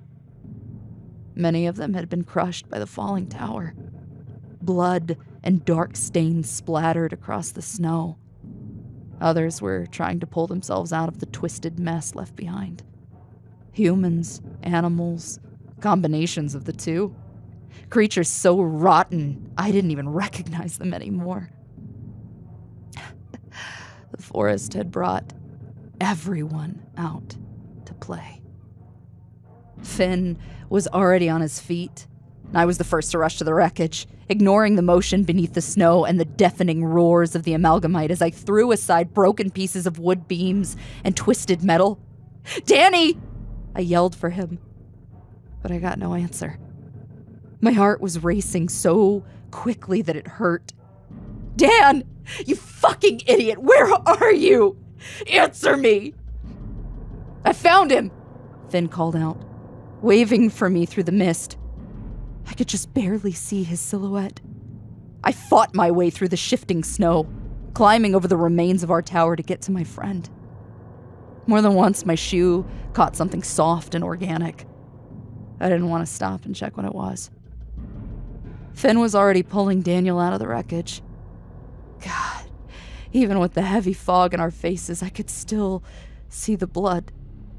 So much of it.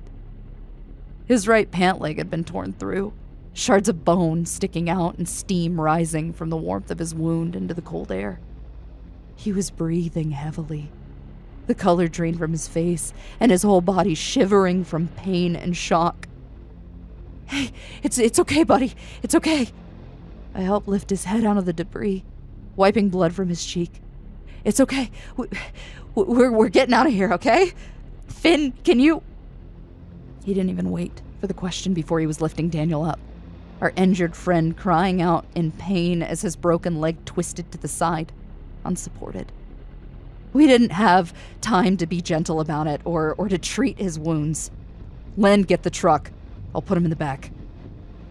I stumbled back up to my feet, hearing the whine of metal behind us as the amalgamite tossed away pieces of the tower, fighting its way out. I felt pain in my ankles. Something was reaching up through the snow, breaking through the frozen dirt and grabbing at my legs with sharp claws. I stomped and kicked with all my might. At this point, I didn't want to know what the fuck was out there. I just started running toward the gravel road with both hands outstretched, hoping hoping that I felt that cold tarp before anything else. When it was in my grasp, I pulled it away with all of my strength. A flood of snow, hail, and broken twigs covering the ground. As Finn shoved Daniel into the bed of the pickup truck, I rounded to the other side, opening the old rusted door and fumbling with my keys frantically before the engine finally roared to life. It wasn't the only thing that rumbled. The ground began to split in front of the vehicle, the snow and dirt sinking into a fresh hole in the earth where so many decaying gray hands started to claw their way out. We heard the terrible, mutated voices of the Hydra, screaming and howling into the air as it started to climb to the surface with its many human heads in the lead. It was bigger now. The bodies at the top of the centipede fresher than the ones before it. More sleeping victims had floated towards their terrible end. "Finn, get in the car!" I said, refusing to take my eyes off the beast. "Get in the car!" I practically threw myself fully into the driver's seat, glancing back just long enough to slam my foot on the accelerator. The wheels spun in the snow, moving mere inches. I heard the shrill squawk of crows as several of them began to throw themselves against the windshield, flapping their wings and scratching talons against the glass. Some of them with many limbs or two heads shrieking in tandem. The front end of the truck started to tip as the Hydra pushed its weight against the ground, towering above us like a tree made of melted flesh. Arms, legs, hooves, tails, and all manner of other mismatched parts were grabbing at the front of the truck, trying to pull us down into the earth with it. I stomped on the accelerator harder, the wheels spinning and putting up smoke. "Finn, do me a favor. Grab the wheel." In a show of utter stupidity that was very on brand for me, I took the shotgun off my back and leaned out the driver's side window, aiming at the Hydra's many human torsos. I shot one right under the ribs, the dead skin ripping apart and half of its body hanging loose from the rest. I shot another, hitting its shoulder and blasting the arm right off.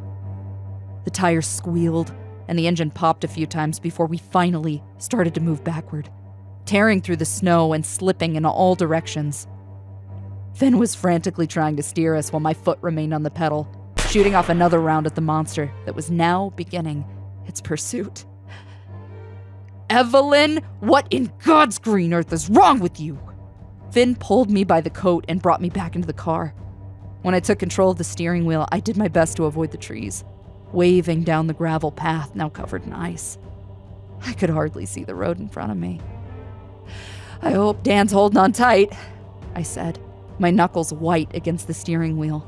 I screamed as we spun out of control at the edge of the road, hitting a group of bushes. Finn looked more scared of my driving than anything else. Meanwhile, the many thundering steps of the Hydra closed in behind us as the awkward creature moved through the snow with any limb that could support its massive weight. If Dan was still alive, I did not envy his view. We sped down the mountain road at the mercy of the ice and the blinding fog. I didn't know where we were going or if we'd even make it there alive. We just couldn't stay here. Eventually, I recognized the path we were taking. We were going towards the town. For the first time, I rubbed my 2 remaining brain cells together. I had an idea. It was just batshit stupid enough to possibly work. "Hey, Finn?" I asked, wincing as I watched something dart across the road, clipping the front end of the truck. "I don't want to know. You know how the bell used to be like a real thing?" "Yeah." Does it still exist?" He went quiet for a moment, eyes wide and staring at the road in front of us.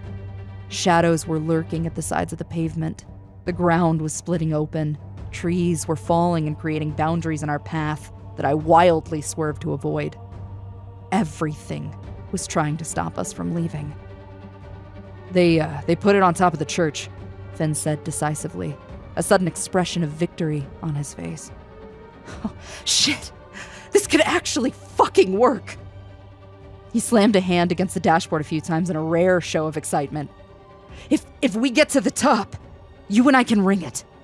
It'll at least save us some time. And Dan? I looked at him for a split second, then faced the road again just as I had to swerve to avoid what looked like a headless deer running out in front of us. Fen didn't answer me. He just shook his head, his mouth closed tight. This job takes all three of us, I said sternly. You told me that, remember? You said it takes all. Evelyn, we can't. He gave me that look again. Direct, demanding, and tragically correct. We don't have time. Fuck, I hated when he was right. Instead of admitting it, I pushed my foot down harder on the gas, driving us forward as fast as I could. I didn't want to look behind us and see what followed, but I knew the Amalgamite wouldn't be far behind. And the Hydra could already be waiting for us for all we knew, the way the mines stretched in every direction beneath Pine Haven and beyond. The village limits were in our sights. I could see the downed power lines, the cracked brick, the busted vehicles left abandoned and broken. At first, it looked like a ghost town. Not a soul for miles except the frightened few who were hiding in their cold, dark cellars. But as I drove down those empty streets, I saw them. People floating in the air, upside down. All of them hovering through the fog and towards the forest. Towards the light. Oh, God. It was calling them, too. I fucking hate this place, I said through gritted teeth as I turned the corner, the wheels sliding through the snow and slush. We were close now. I saw the distant shadow of our apartment building, now infested with dark figures that climbed up its sides like spiders. I saw the grocery store, its windows all shattered and beastly screams coming from within. Some of them were chasing us. People who had been infected with black sludge and beast-like limbs. I watched in the rearview mirror as Finn leaned out of his window and started to shoot his pistol indiscriminately, hitting a few of them and sending their body parts flying. Slamming on the brakes, I jolted to a halt outside of the church, the truck sliding in a half circle before the front bumper smacked into a telephone pole. I didn't give a shit. I left the vehicle running, throwing open my door and jumping out with both feet sliding on the ice. As Finn threw himself out of the passenger seat, I rounded to the back of the truck, climbing up onto the truck bed and taking the shotgun off my back. Daniel was still back there, thankfully, looking slightly nauseous and paler than ever, but still breathing. I gave him a little tap to the face, trying to keep him awake as his eyes fluttered. Danny, look at me. I got face to face with him, emptying the ammunition from my pockets. I was shaking from head to toe, dropping everything I touched. Here, take the gun. You need it more than me, okay? Hold it tight and shoot at anything that comes for you. Okay? Okay, Danny, you can do that for me, right? He looked at me with that sickly, bloodied face, nodding his head sleepily. I could tell the blood loss was going to do a number on him. He was holding one of his sides, and for the first time, I noticed a piece of rusted metal pipe that was sticking out from under his ribcage, blood pouring from between his fingers. Shakily, he grabbed the shotgun and held it in one hand. Yippee-ki-yay, he murmured with a delirious giggle. If those are your last words, I'm gonna bring you back and kill you myself, I told him, my jaw quivering. The tears on my face felt like they were turning to frost in the cold wind. Daniel grinned and stuck out his hand, extending his little pinky finger. Won't be. He croaked. Pinky swear. I wrapped our fingers together, squeezing them tight. As the ground shook from the Amalgamite's approaching steps, A sob left my throat, and I wiped my face with my sleeve. The road was cracking. The tunnels beneath the town were collapsing from the weight of the Hydra as it tried to punch its way through the concrete. It was right below us. "I love you, Danny boy," I said. He gave me a stupid, toothy grin, blood collecting in the corners of his mouth. Love you too, Freckleface. He ruffled the top of my head with a filthy hand. Now, go do your job. I'll see you soon. Promise. I could hear the roar of the amalgamite growing closer. I couldn't tell if it was following us, or if it was simply leaving destruction in its path without design. But its hooves made the earth tremble beneath our feet. I quickly jumped off the truck and rushed after Finn, following him up to the church steps, where the doors were already busted open. Creatures from the forest were waiting for us. A twisted collection of human limbs was crawling across the walls like an insect, leaving burning black sludge in its wake as its tongue lolled out of its mouth. It looked our way and let out a shriek, which was quickly silenced by Finn's pistol before he moved on to the next. The thing still moved, writhing on the floor and attempting to drag itself with all of its spiny limbs. I made a split-second decision and pulled the fireman's axe out of Finn's belt, lifting it over my head and bringing it down on the sack of flesh with righteous fury. It felt fucking good, too. I heard a blast from the shotgun outside and my stomach flipped. The Hydra was screaming, pulling itself out of the ground. While Finn was busying himself crushing some giant, screeching insect under his boot, I rushed to the back of the church and threw open every door I could find until I saw the old rickety ladder that rose up the ancient brass bell. "Finn, it's here!" I shouted over my shoulder, already beginning my climb. My hands were slippery, covered in Daniel's blood and dark gooey substances I didn't even want an explanation for. My shoes were soaked from the snow, making it hard not to slip and fall back down to the bottom. I heard Finn's pistol again, popping one after another, followed by the wet sound of something bursting. He wasn't following me. Windows shattered, beastly voices screeched, the walls of the building rattled. The church began to shake as something huge pounded on the walls, smashing into the old paint-chipped wood. From the corner of my eye, I saw the glimpse of rotten hands reaching through the cracks. All I could do was climb and hope to God those other two idiots could handle themselves. Something cold grabbed my leg. It was tugging me down, digging claws into my skin. I looked down for the briefest moment, spotting the gnarled face of a beast made of twigs and human flesh. It had followed me up and was wrapping thorny fingers around my ankle. I shrieked and kicked at it, again and again, until I heard its neck crack and its head twist to the side. That root-covered face reminded me of an old friend I wished I could have kicked to death. I had my chance.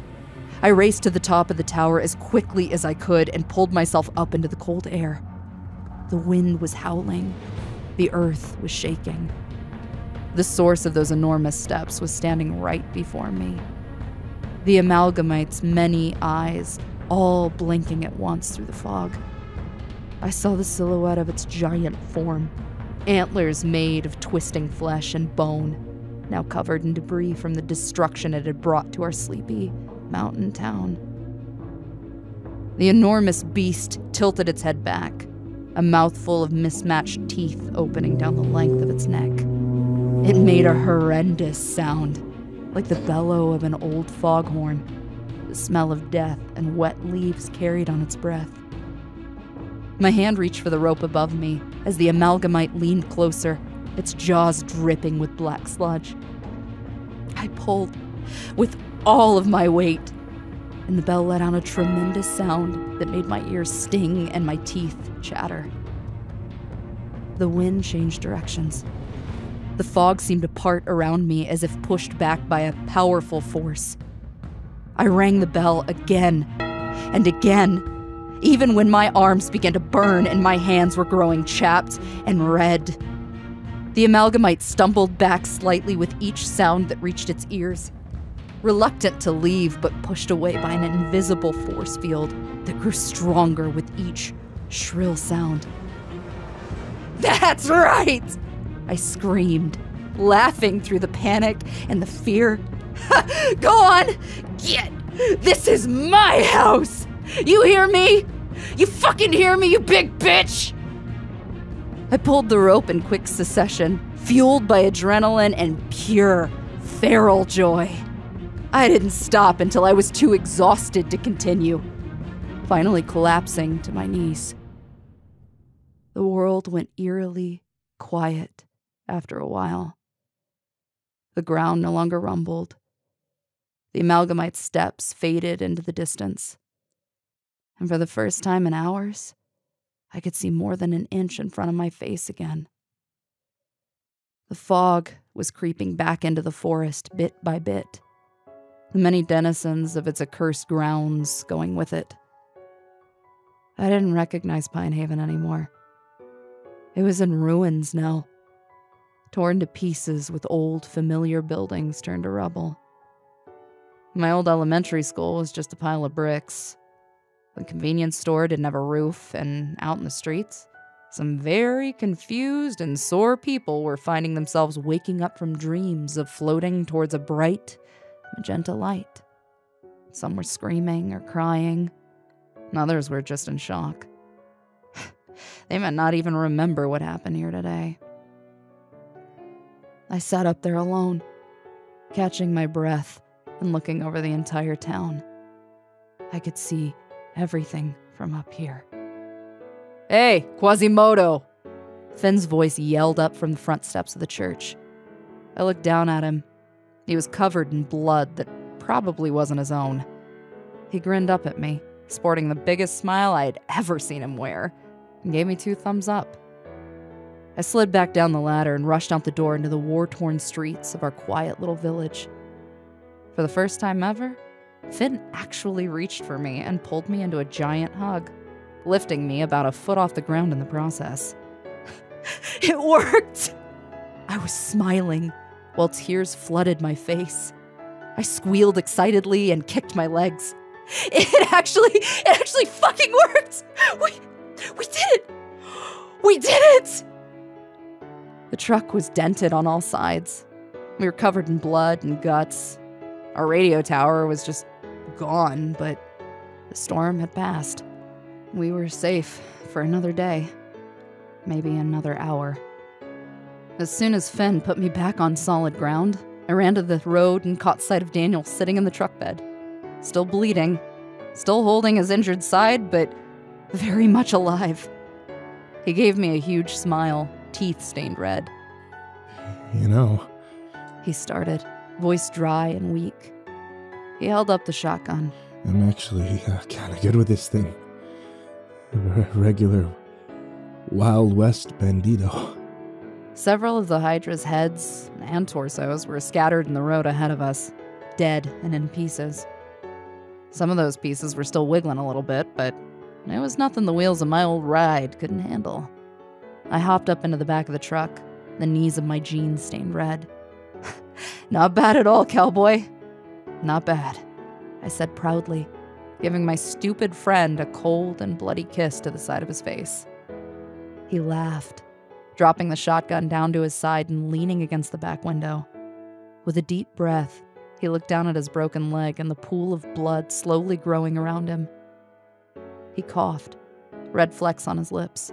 I think the hospital sounds pretty good right about now. Everything's getting a little dark. I grimaced a bit. Yeah, buddy, you look like shit. Just stay awake, okay? Fen was already getting back in the vehicle. I jumped over the side and stopped him before he could close the passenger's door, gesturing with a nod toward the seat beside him. Go ahead and take him into town for me, I said. I'll stay here. Just Just get him there quick. You sure? Fen was getting out of his seat. Then, from up above, we both heard the distant sound of a helicopter's blades. Someone was coming our way. Yeah, I nodded with a content smile, still looking up at the sky. After all, somebody's got to ring the bell. Fen let out a heavy breath and patted me proudly on the shoulder. Then I'll leave this place in your capable hands, number 28. It was afternoon. The sky finally cleared for the first time in days, a red sunset on its way. As Fen and Daniel sped off down the mountain path toward the nearest town, reinforcements were flying in fashionably late. Figures that it would take a full-scale monster invasion over the mountainside for them to even remember we were here. You know, maybe one day they'll tell me more about this place. About whether or not Station 104.6 is the only one of its kind. About how we got here, where we are today, you know. But for now, our job's pretty simple. Rebuild and resume.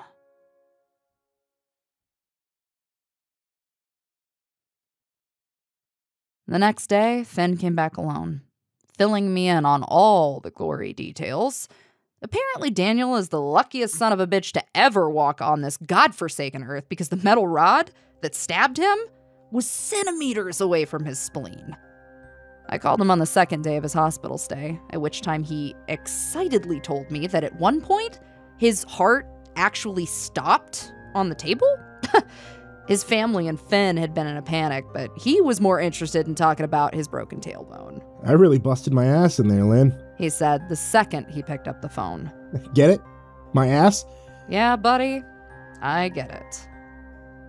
On the third day, we were all together again, trudging through the snow toward the remains of our old watchtower. The debris was being moved away, and all the parts were laid out for a brand new metal tower to go up. For now, a team of rangers from the other side of the mountain were putting together a little tin shack for us to use as a temporary broadcast station, at least until they could get us back in the air. And on the air. Fen said there were rumors of an election coming soon. Most of the village council, including the police chief, had vanished or actively abandoned their homes. I told him that he should run, to which he made some uncomfortably realistic vomiting sounds as a response. We stood in the snow, Daniel on crutches, and all of us freezing our asses off. In the distance, we could hear the bell ringing. It was always ringing nowadays. It looks like we won't be decorating the tower for Christmas this year, Fen said. Sorry, Dan. Daniel gave a disappointed pout, huffing through his nose like a kid who didn't get his way. Poor fella. He had the tinsel picked out and everything. As I glanced over the wreckage, the corner of something square and smooth caught my eye. Kicking a few pieces of broken wood out of the way, I dug through the snow and splinters until my hands wrapped around the edges of the photo album Daniel had given me. It was a little roughed up on the outside, but all of the pages were kept safe and clean. Looks like those empty pages might be filled after all. Hey, we can decorate our little shanty when we get back, I said, tucking the book under my arm. Let's get out of here. I'm sick of looking at this place. As the three of us walked back down the gravel path, I caught sight of familiar wings fluttering on a nearby branch. Bartholomew survived the storm. You know, Daniel said, trying not to get his crutches stuck in the snow. Again. You guys are welcome to my family Christmas, if you want to come. If you don't have other plans, obviously. I gave him a grateful smile, thinking it over for a brief moment before another thought came to mind. Actually, I was thinking of visiting my mom. I promise you'll get me for Christmas Eve. And New Year's, though. Is that a deal? Daniel seemed more than happy with that plan. I gave one more brief glance to the tree line, spotting a bit of movement behind the winterberry bushes. In the shadows of the pines, I could have sworn I saw the shape of a mountain lion calmly easing back into the forest one slow step at a time. The wind blew cold against the back of my head, tangling into my hair. I haven't been thinking about him as often as I used to. As we got back in the truck, ready to drive through our sparsely populated town, my eye caught the pulsating glow of that magenta light in the center of the forest. A reminder that our problems weren't over yet. They were only getting stronger. But I guess we were too. I'll think about that another day.